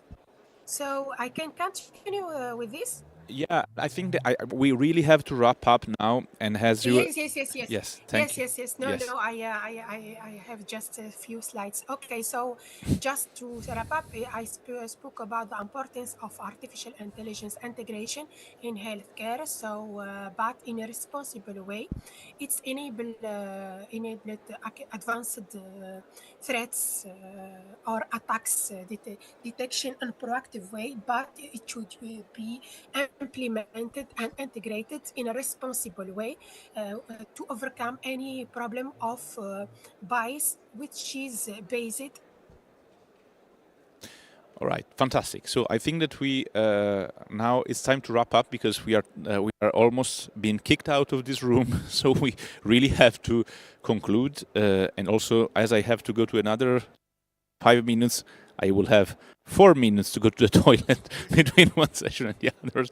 So thank you very much. I would like really to thank all the participants for their very insightful inputs and for their very good contribution for this session. I also want to remind those who are here with us that you can take your complimentary copy of this report that I edited with Dr. Senka Adzic, and with the participation of many of the speakers of today on cybersecurity and community networks. The copies are here for you. If you want, you can download them from the website comconnectivity.org, where you can find all the material that could be interesting for you and the Liberian regulator.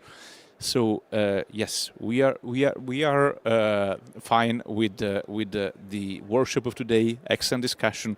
Thank you very much to everyone, and see you next year. Bye bye. Bye bye. I'm finishing with 5 minutes of anticipation because I really need to. toilet before another session.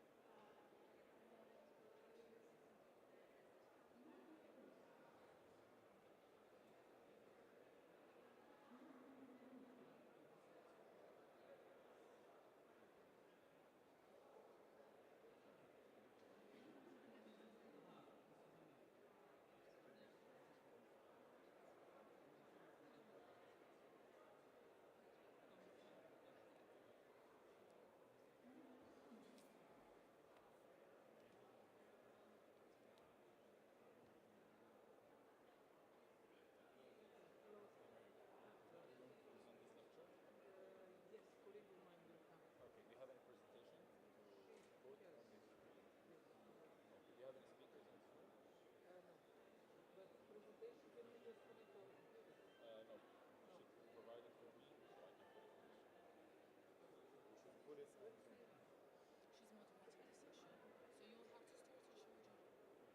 have a Zoom attendance, like attending, someone's attending the Zoom, because maybe there's someone interested in this lecture, so he can attend.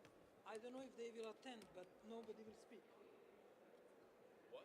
Nobody will speak on Zoom. Yes, but maybe someone is interested in this lecture, so he's going to attend on the Zoom. This is what I don't know, maybe. Yes. So this is why I need the PowerPoint, so it could appear to them in the Zoom. I have in Canva. I need only a PowerPoint file. I can't put anything. Can you download it as a PowerPoint file? Send me the link in Canva. I'll send you the link. Just convert it to the PowerPoint, then I can show it. Sending you on Skype. Can you download it? Yes. But do we have a USB at hand? Like literally right here. If we don't, I think we have one at the booth. I have one if you want. Amazing. So he will give you the presentation. Do you need me for this session? Tough question, huh? Yeah, if you don't have anything. I think I'll stay to listen. Yeah, because to be alone a bit Yeah. depressing.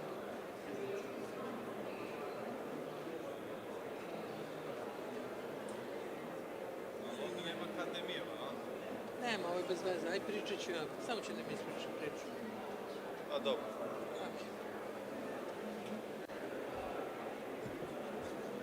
I to pričaš u slušalice, znaš? Would you like to share your screen into the Zoom? Maybe, yeah.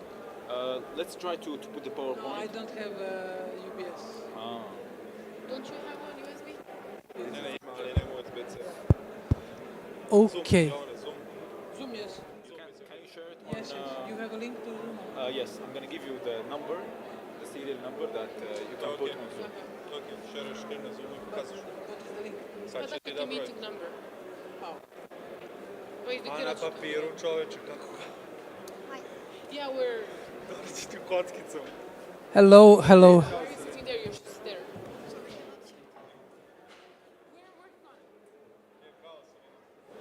Did you see me falling on the bloody stairs? You fell? While speaking? He was so shocked he forgot how to Hello. You're coming. Yeah, fine. Thank you. Some in the sessions where you sleep. It's amazing.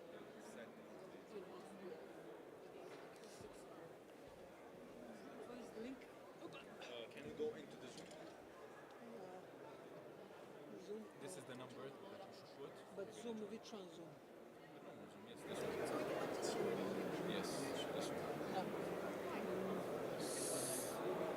I asked already, and they said no. Then? So you're not signing up, right? You didn't sign up? Well, I'm can you press join? Okay, so this is 981 3575 3575 2893. Today after the IGF to go to hotel. Oh, it's good. It's probably the easiest way. And also, get I know this thing. That's it. Okay. Just share your screen. I'm gonna give you the co-host now, so you could share your video. So what's the device name? What device? Oh, you didn't join. Can you please? Which one? Just press again. Join. Yes. Again. David. 9. Where did you fall?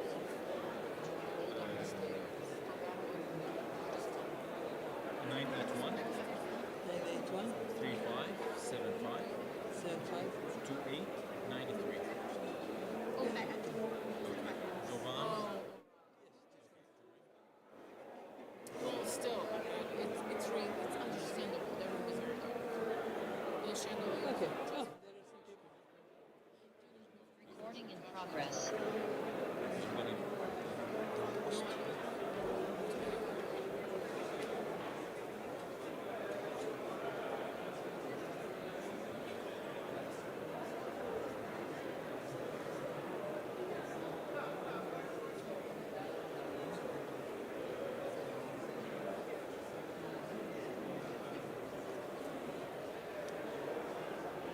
send me the link or? Yes, I sent you the link to Canva. Is it present here in terms of? And now share. Canva share. Okay. Okay, great. I'm You're gonna ready, put huh? Good.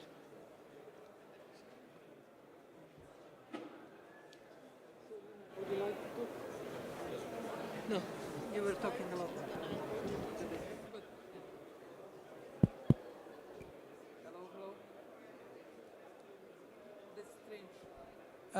Could you hear me? Yes, no, yes, no.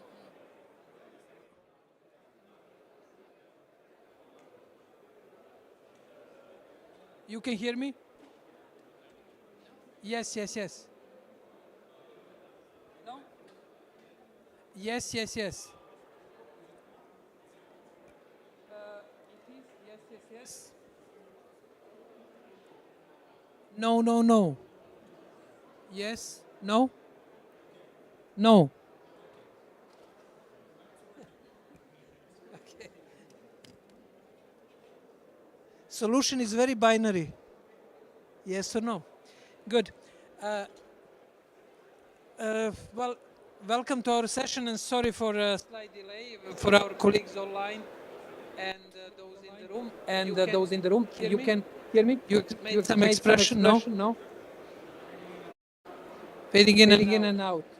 Okay. Just get people closer so they can. But we have to, because of people outside, we have to speak. No. I know. I can tell you. I was attending. I've been attending this last one. IGF since the first IGF. The biggest challenge, two biggest challenges are food sometimes, and the second is sound.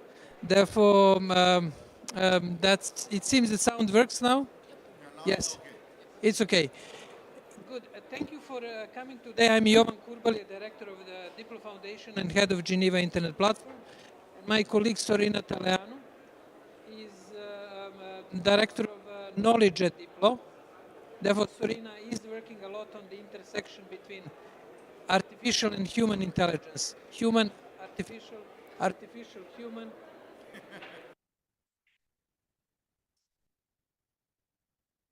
When?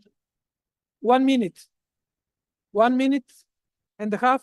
Two. Count. Yeah, the screen is gone. Okay.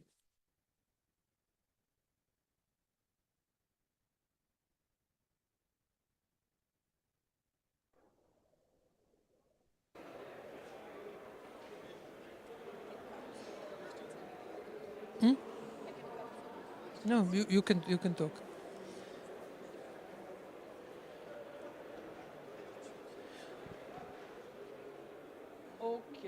Okay. I think you go ahead little bit. I have permission. I think audience's permission. Where are you coming from? I'm from Bangladesh. Bangladesh. Okay. You guys in the Indian subcontinent, you invented number 0 and put us in trouble. Otherwise, we were using Roman numbers and it was so easy. But you invented 1 and 0 and digital world and all trouble starts, including sound in this room. I'm always teasing my colleagues and friends from India, Bangladesh, because number 0, Shunya, was invented in the continent and they came through the Al-Khwarizmi, who invented the algorithm, first to Arab traders, and then it came to North Africa, when Mr. Fibonacci, who was very young.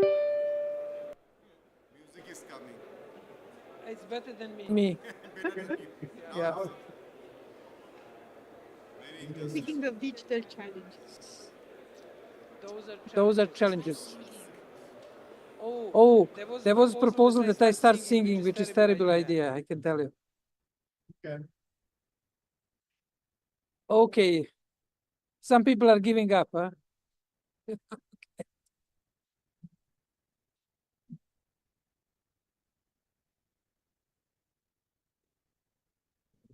There's a double. Okay, I'm sorry, yeah. Okay.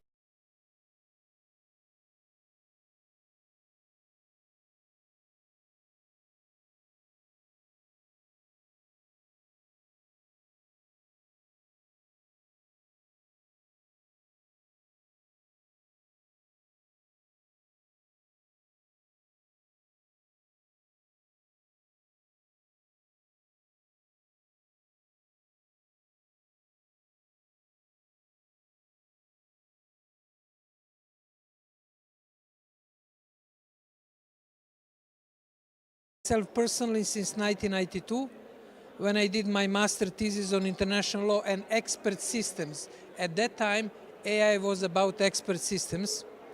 A rule-based AI, you basically try to cover, in this case, international law, and do, if there is a breach of this, then, and the other thing. Now, a deep 5 years since neural networks started, and especially after the initiation of the question of ChatGPT, we have been focusing on AI, but in slightly different way than other systems. We have been developing AI, and in addition, we have been trying to, it's a good decision, and in addition, we have been trying to see what are the philosophical, governance, political aspects of AI. The principle is that you don't need to be a programmer, although we have quite a few programmers, but you have to understand basic concepts in order to discuss AI. Otherwise, the discussion ends up with, unfortunately, dominant narratives that we have here at IGF, and not only IGF, many meetings, bias, ethics, and we can generate typical AI speech. Mix of bias, mix of ethics, and what we notice is that there is a narration which is not going into the critical issues. And what we basically did in this context was the following. I'm sorry. Up, it should work.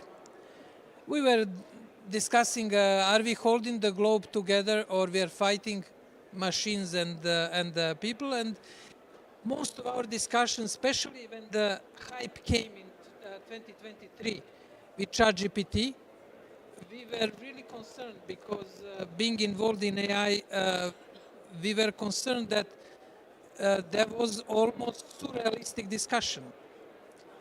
And those of you who are in this field, you know that there was a long-termism movement of effective altruism. It basically send the message, you are, no?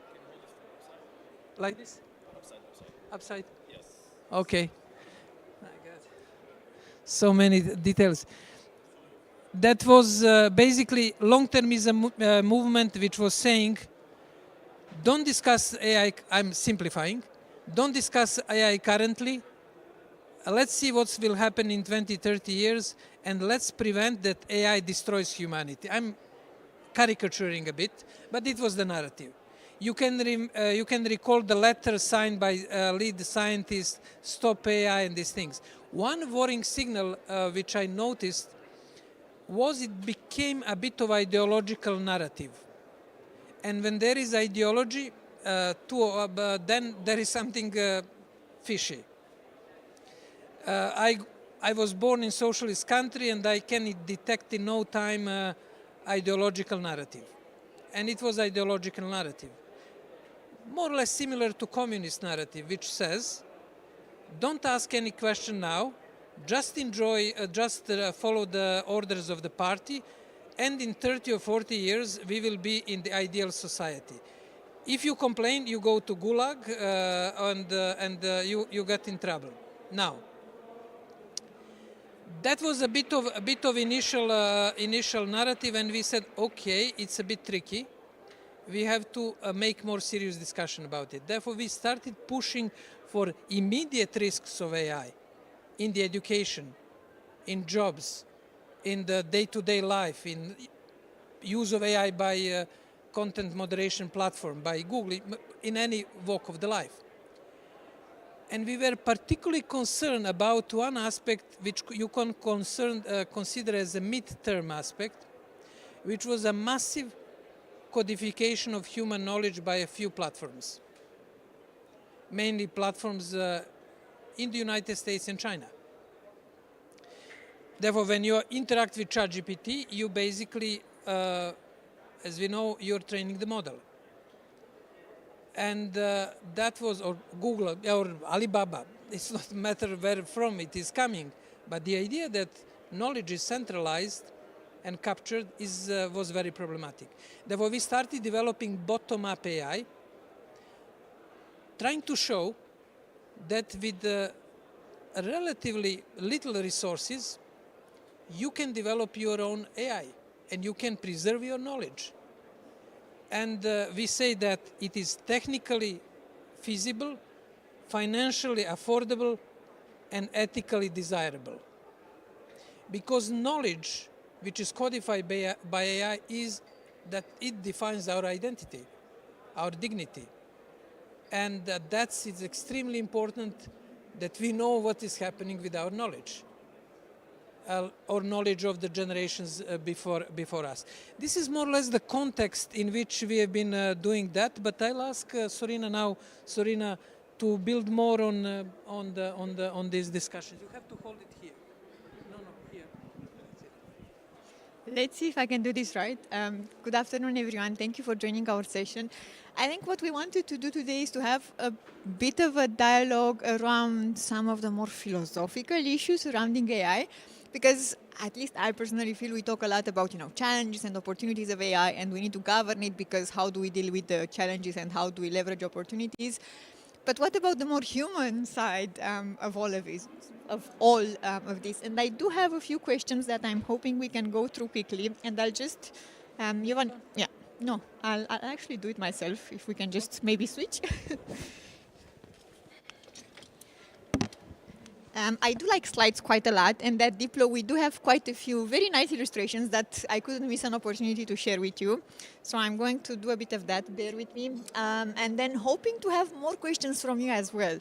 What you will see on the slide is mostly questions, things that I hope we would feature more in our discussions on AI governance, on the impact of AI, on economy, society, humanity, and whatnot, and which I feel we miss more often than not.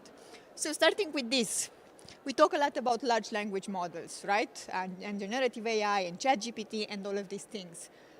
But what are some of these challenges in knowledge creation? How do we look at large language models and at generative AI tools? Are they a tool? Are they a shortcut? Are they our assistant, new coworker?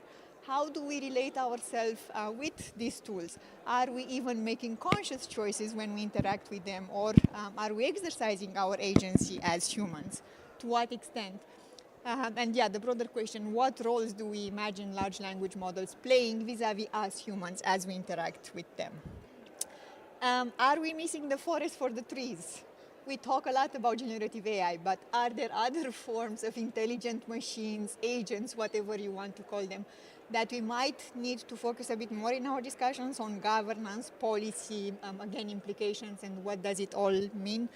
And if we do need to do that, how do we actually get there? And then something that really, really bothers me is this way through which we do assign human attributes to AI.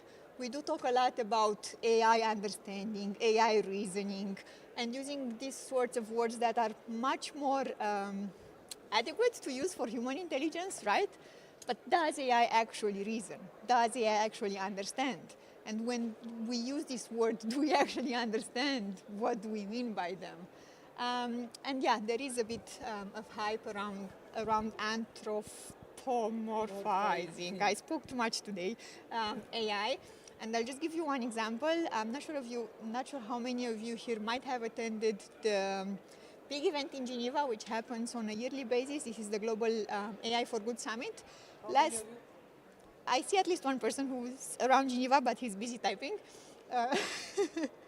Thank you for that.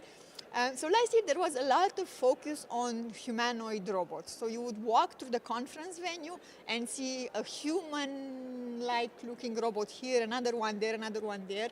But what I didn't see was people actually questioning, okay, what does that robot actually mean? Does it understand? Does it reason? Does it think? Or is it just another way for us to hype technology in some way? You have them here as well. We have robots here as well. And then a bit more on the interplay between AI and other technologies that tend to also join a bit the hype.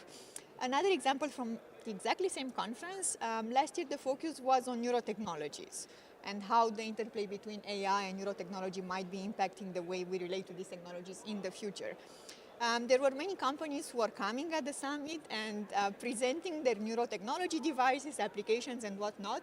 And we had this random curiosity, okay, let's see what kind of privacy policies these companies have when it comes to their processing of brain data. You know, if you use a neuro device, there is some processing of brain data. What do you think we found out? Any guess? Out of how many? I think 8 or 9. Those are the companies that we looked at. One had a line in the privacy policy saying, well, we might be processing your brain data, but because you agreed to use the service, you also agreed to us processing the data. And then all others, their privacy policies were mainly related to cookies, how you interact with the website, but nothing about the technology itself. And then the question is, if you as an international organization invite these organizations, companies to speak about how amazing neurotechnology can actually be at the end of the day and, I don't know, help solve whatever problems, shouldn't you also be a bit more careful about how they also deal with the human implications of this, with human rights and whatnot? I think sometimes we talk, but we don't also walk the talk in the policy space, and I'm hoping we will see a bit more of that going forward. More questions. When words lose their meaning, how many of you here use tools like ChatGPT? At least, okay, I'm seeing a lot of hands. I'm a bit worried, to be honest. Jovan and I are also teaching at the College of Europe, and you know how it is. When you have an assignment which is write an essay, you just go to ChatGPT, you put it there, and you get your essay. We're also seeing this in the policy space quite a lot. There was a funny anecdote from the head of an international organization in Geneva. Would you like to tell that shortly? About going to a conference and hearing the same? Yes, they went for a conference and they were hearing all same speeches by all opening statements, and that was it. And we had one organization that created AI strategy on 120 pages, and we initially, it's important organization, and we said, let us read it. And then somebody even didn't dare to remove ChatGPT references. And then we said, oh my God, what's going on? That was funny anecdote with 8 speeches or 9 speeches, basically. We then analyzed them and we found the patterns that were basically generated by, even they don't make an effort to go to Gemini or other platforms, but everything was generated by ChatGPT. Okay. Another perspective is that maybe speeches would be very worst. Okay, just for colleagues online, there was a comment, which is good comment, and we often discuss that. We always ask how AI should be perfect. But then in the same time, we are who we are. And the speeches, as you know, even written by humans, are not that exciting. And then it was good point. But what worried us was this huge document on AI strategy. And we were thinking, many countries will read it as a strategy for AI for that organization. First, can they read 110 or 20 pages? Second, is it really expression of the policy interest of that organization? It's not. It's on very common sense level, and that's it. Serena. Thank you, Jovan. And speaking more of concerns, I think the first question right there is the one expressing the best what we have been discussing for quite a while, at least at Diplo, but I don't see it so much in the broader space. If we rely so much on AI tools to write our text and communicate in our emails or whatever else, right now it's kind of easy to spot what is AI-generated text and what at least has some sort of human intervention. But if we end up relying so much on ChatGPT and alike tools, will we still sound like humans 5, 10, 15, 20 years from now? And also, what does it have? What does it happen with all this kind of, how do I call it, self-perpetuation of AI? If AI comes up with new text based on data already available now, but 5 years from now, all of the new data will still be AI generated. What does it also mean for broader issues of human knowledge, and also for how us as humans actually relate to each other at the end of the day and how we communicate to each other? This is one of my favorite books. I'm not sure if someone in the room has actually read it. I think we also have this kind of obsession as humans to try to develop AI which is really like us, we want general artificial intelligence to be as good as humans as every single task because, I don't know, we want that to happen. But what about other forms of intelligence out there? Can we develop intelligent machines that act more like octopuses, which we have discovered recently that are quite smart, right, and intelligent? More like fungi, more like forests. What about other forms of intelligence around us that we might want to borrow a bit from as we develop whatever we mean by intelligent machines?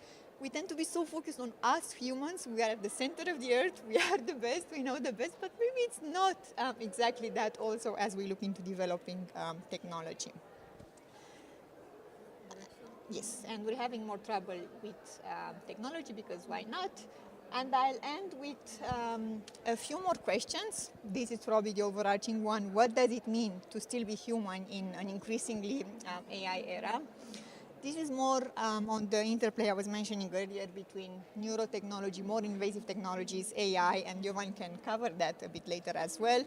Another example of this interplay, what we have been trying to kind of advocate for in the policy space in Geneva is this right to be humanly imperfect.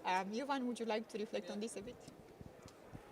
Well, the idea is counterfactual, and when I go to Human Rights Council and human rights community, they look at me as if I'm from the other planet. But I was arguing for quite some time, 3 to 5 years, and I even proposed the workshop at the IGF, but probably the whatever MAG, they dismissed that. As I've been arguing for the idea that we have a right to be imperfect. But our efficiency civilization made centered about optimizing efficiency is basically making it unthinkable that you have a right to be lazy. You have to be right to make mistake. You have a right to ask. You have a right to this. But if we really consider carefully, humanity made its main breakthroughs when we were lazy. In ancient Greece, these people had plenty of time to walk through the parks and to think about philosophy. Or in Britain, all of this tennis, football was invented in the British time. Obviously, some other people were working for the elite. That's another story. But they were lazy and they were inventing things. Therefore, my argument is that we have to fight to right to be imperfect, to refuse to remain natural, not to be hacked biologically, right to disconnect, right to be anonymous, and right to be employed over machine. I have my bet that in 5 years' time I will be already retired, but some of you are younger. We will have some, at least one workshop at IGF of asking, do we have a right to be imperfect? And then I can offer it as a bet that we do it. But it's a very serious question going beyond the, let's say, catchy title. It's going into what Sorina said, the critical question, what does it mean to be human today? And what will be our humanity in the relation to machines in the coming years? And it's not so much, about talking about robots coming and taking over and this Terminator business that used to be in focus for quite a while. It's more about this very human-to-human interaction and how AI comes into play in this human-to-human interaction. We'll end with a few more questions, and then we're hoping you will be adding more questions at the bottom of our slide. So trying to wrap up, what do we actually want from AI? Maybe I shouldn't. There is a quote from a company, maybe I shouldn't quote the company at least, which is developing artificial It's a prominent company. Yeah. It's developing or trying to develop artificial general intelligence, again, the type of AI that would be at least as good as human at doing everything and anything. So the quote, I'm going to paraphrase it probably, goes a bit like this. Our aim as a company is to develop artificial general intelligence, to figure out how to make it safe, and then to figure out its benefits. So when I saw that statement, I was thinking, okay, but shouldn't it be a bit like the other way around? Like sort out what are the benefits of AGI, then see how to make it safe, and then actually develop it? Isn't it a bit of a wrong narrative there? And I think in our policy discussions at the IGF and elsewhere, we should be questioning these companies a bit more. I feel they're just going around the place saying, hey, AI is going to solve all of our problems and we're going to sleep happily every night because AI will do the work for us. Okay, but have we actually thought carefully about this? And again, it's not about Terminator and this kind of robots killing humanity, but what does it mean to still be human? When you said sleep, we are sleepwalking. We kind of are, exactly, because again, we don't see many of these questions, unfortunately, in the policy debates. And we're coming from Geneva, where every other day, at least, you do have a discussion on AI governance. You can confirm, thank you for nodding. How many of these questions do you actually see in those debates? Yeah, so I'm hoping we will be seeing more of them. Again, how do we interact with AI? To what extent are we even aware of these interactions? And how much of these interactions involve informed choices? How about our human agency?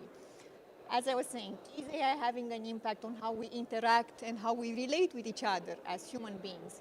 Is AI making choices for us? Should it be making choices for us? Again, the notion of human agencies.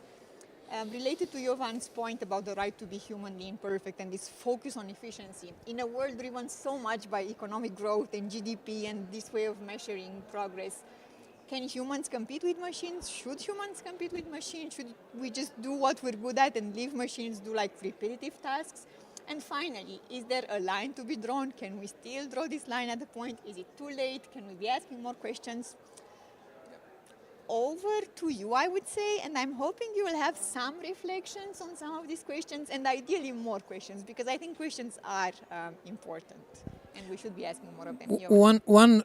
Internally we have, I'm enthusiast on AI side because I have the geeky approach, and Sorina is not enthusiast. And for those of you who consulted Sorina's book, I will probably repeat myself, she wrote a book on the Global Digital Compact. When it was adopted on 27th on September at the UN, Sorina has been following Compact for the last 18 months. Her slides are shared by many governments. And I said, Sorina, let's use AI and convert your slides into the book. And she said, okay, you know how Sorina is kind. She said, okay, maybe.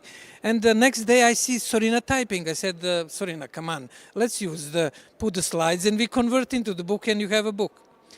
Sorina wrote the book herself in 47 days on 200 pages. Here is the book. And I lost my battle that AI can help us in writing this is a book, which was written in a very solid analysis in 47 days.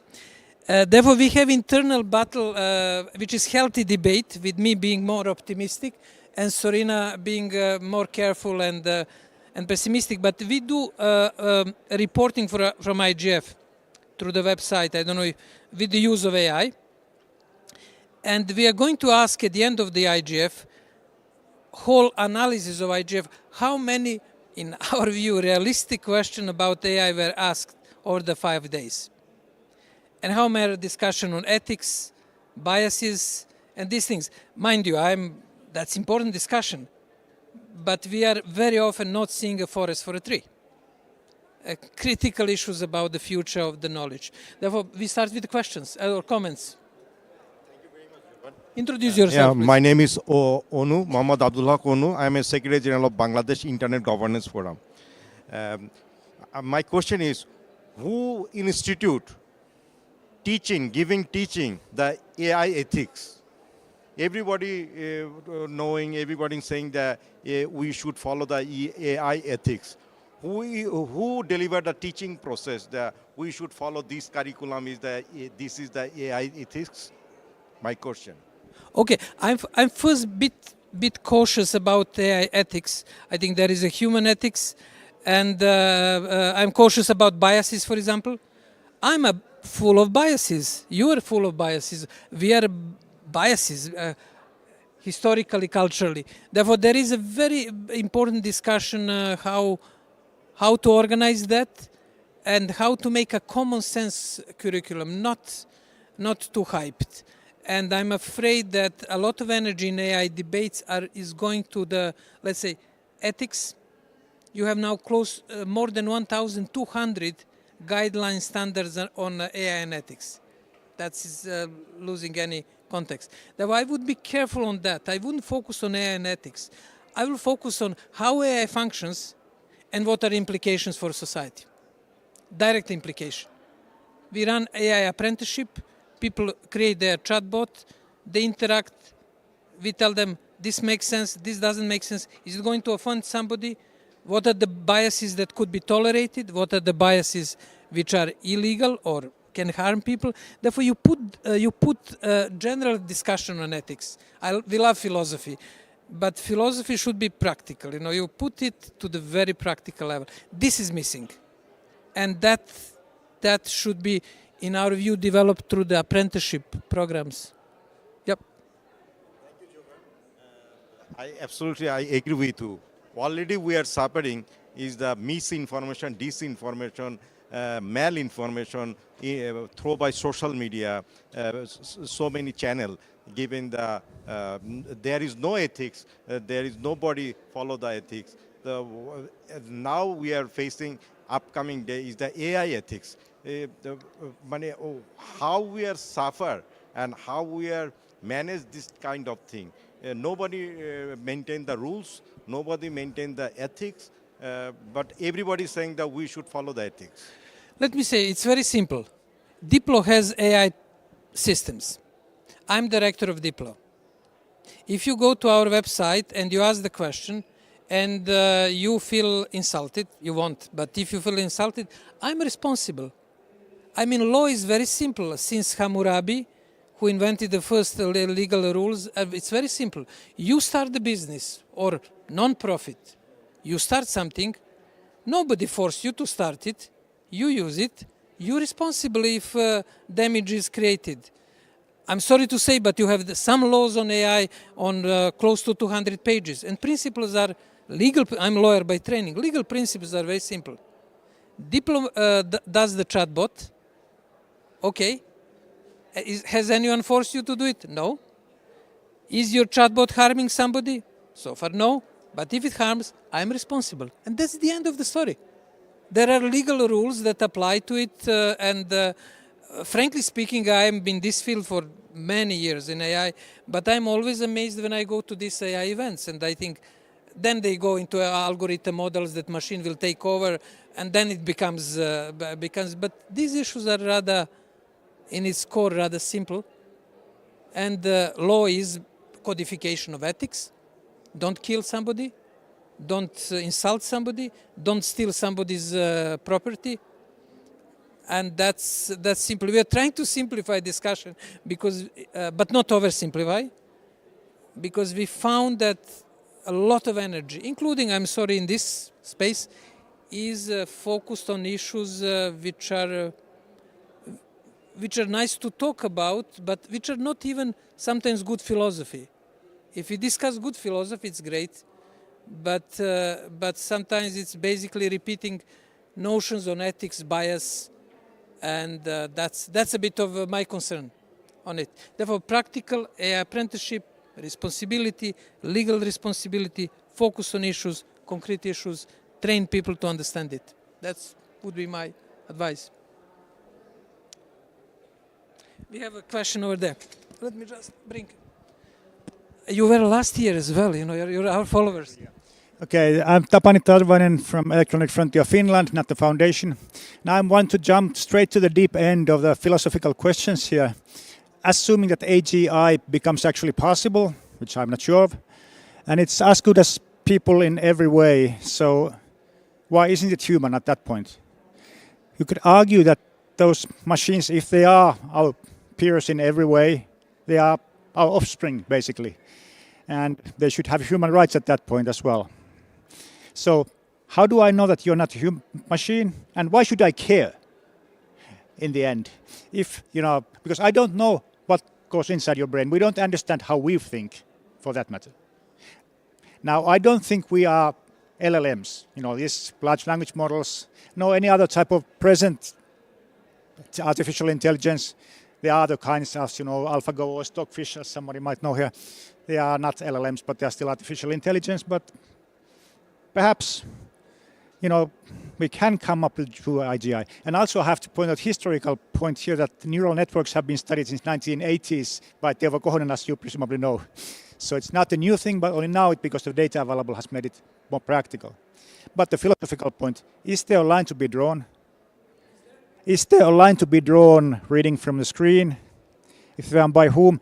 And at what point it becomes actually acceptable to treat robots as if they were human? Or does it? I suggest that as soon as they start to behave enough human-like that we can't tell it apart from talking to them, pinching them, whatever, then they will be fighting for their human rights. Fantastic question. Let me how I see it, and then we'll hear from Sorina and a few other. I see it as basically we are powerful, and we decided to run this world, not chimpanzee, not fungi, not octopus, and we say, okay, we are in charge. It's a human-centered world. All of you others, natural or robotic aspect, you are going to follow our rules. I'm now simplifying, probably oversimplifying, but your points are, and I will make a few links if you. We can go into. There is Avicenna, Arab philosopher, who did a flying man story, where basically he discussed what you said. Are we real? He basically argued that flying man, who is floating, maybe in this room, is philosophical exercise, but removed from the body, from the sensory experiences. And is there a free will? Is there a free consciousness of the flying man? It's, for me, still one of the most fascinating lines of the virtuality of thinking. And to the point, you raised many issues, but that's one. The other issue which you raised is so what? It is sort of echoing into so what? Why we should be worried? My colleague Andre, who is our head of our linguist, raise your hand, Andre. Yeah. He raised recently one interesting aspect, which you can narrate later on this.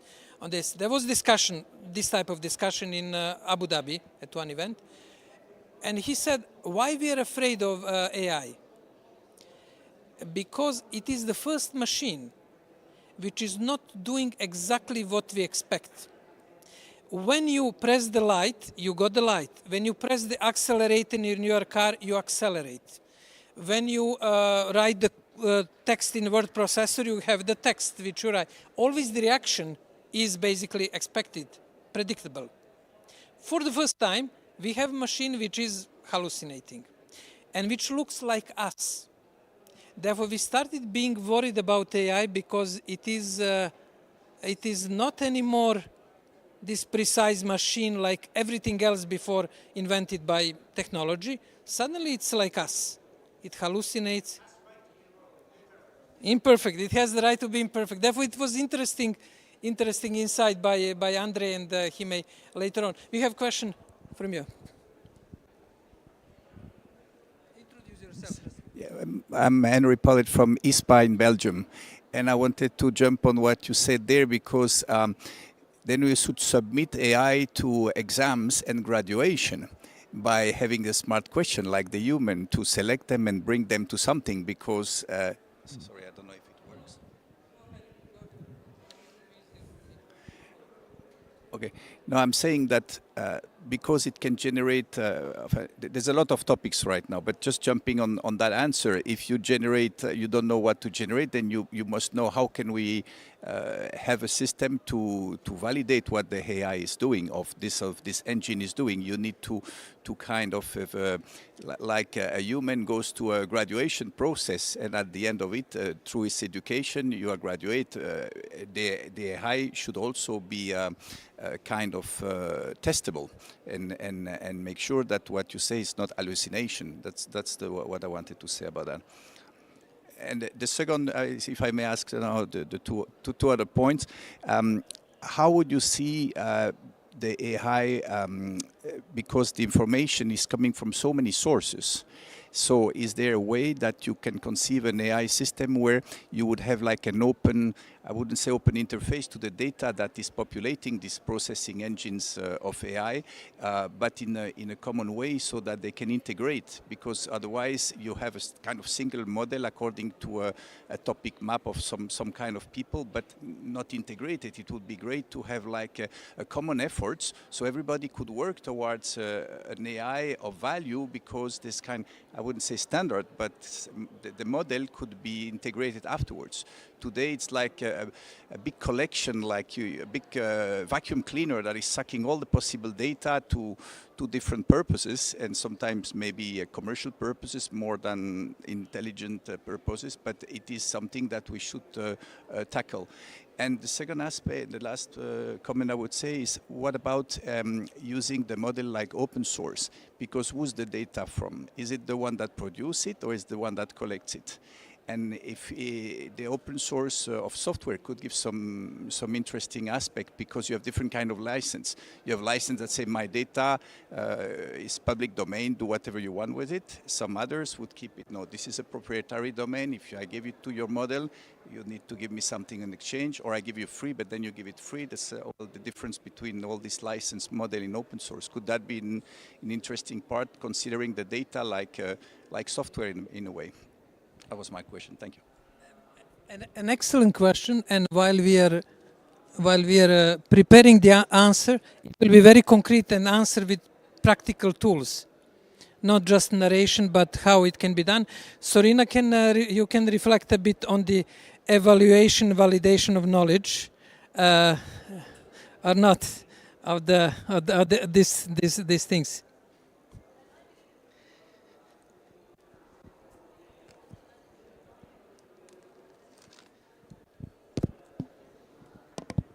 Unfortunately, I kind of missed your question, so I'm not sure I'm in a good position to try to answer. So we'll probably have to wait for Jovan to show us the practical things.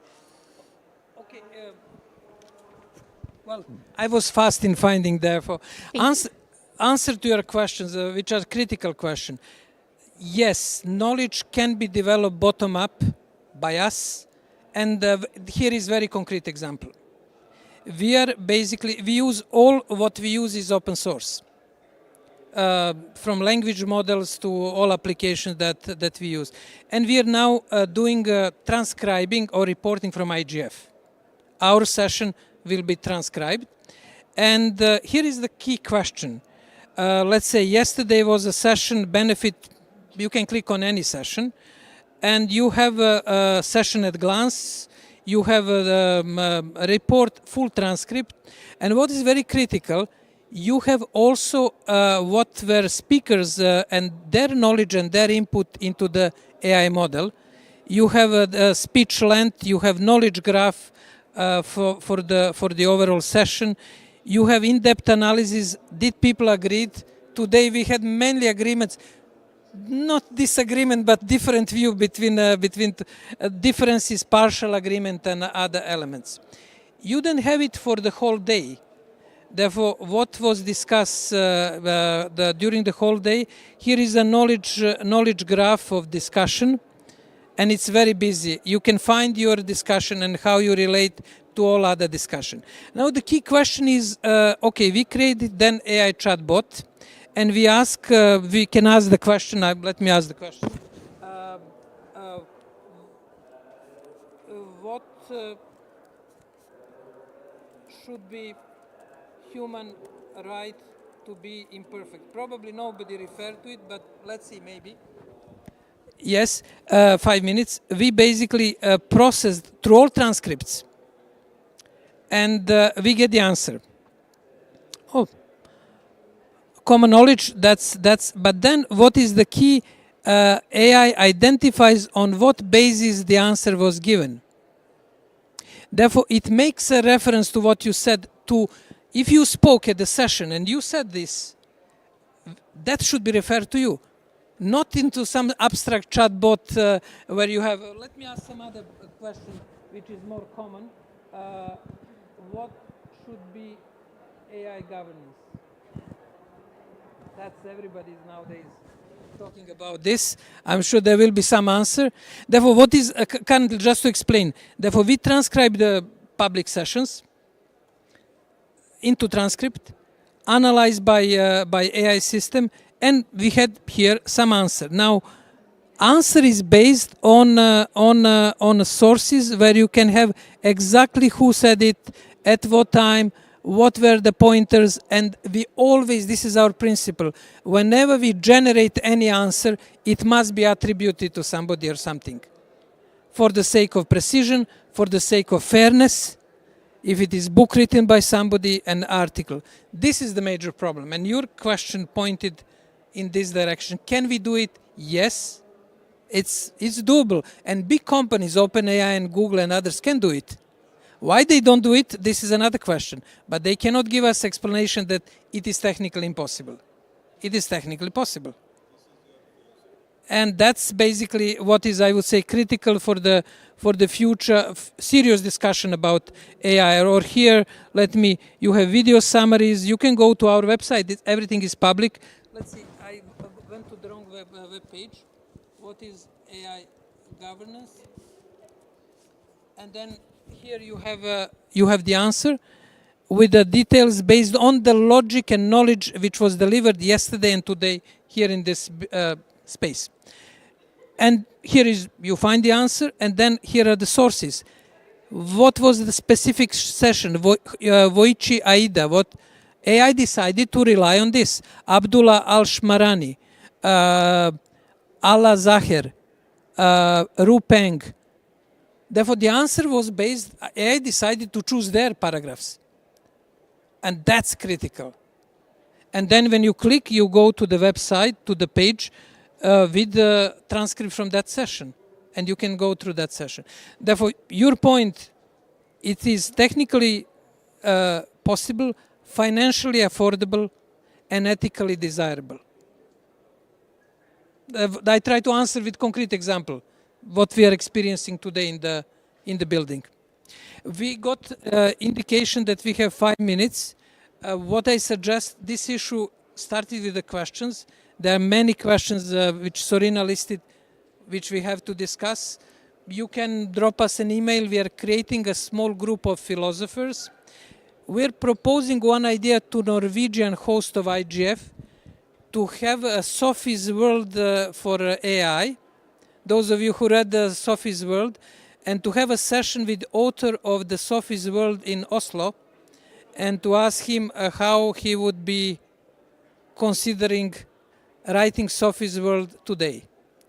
But in the process, we plan to engage discussion on Arab philosophy, Asian philosophy, Confucius, Buddhism, Christian, Ubuntu, African philosophy. Those are traditions that have to feed into this serious discussion. Ethics is an important part, but I would say knowledge, education, what does it mean to be human? What does it mean to interact with each other?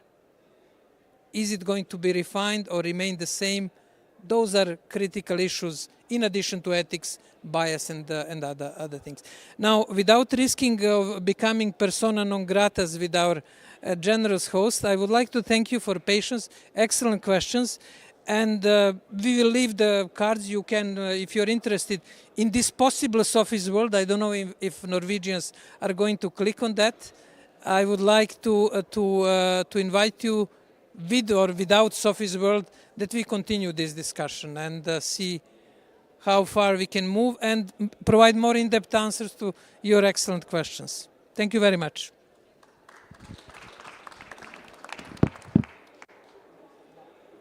Nice to meet you. I have to run to the parliamentary track. Where are you from? From Argentina. I'm national deputy. Oh, I work in a lot of these projects, you know. But I'm going to write to you because... Let me see. You're serious? You are deciding the law of the... Yes, of course. Yes, poor people, but yes. But you're originally from Italy or from the... No, I'm from Argentina. Even in the... Very, but in Argentina we have an influence from Italy. My influence is Arabic, but in Argentina linguistics and language comes from Italy, Spain. Spain. Therefore, you're a Mediterranean person, huh? Yes. Jovan. Jovan, yes. Jovan, I have an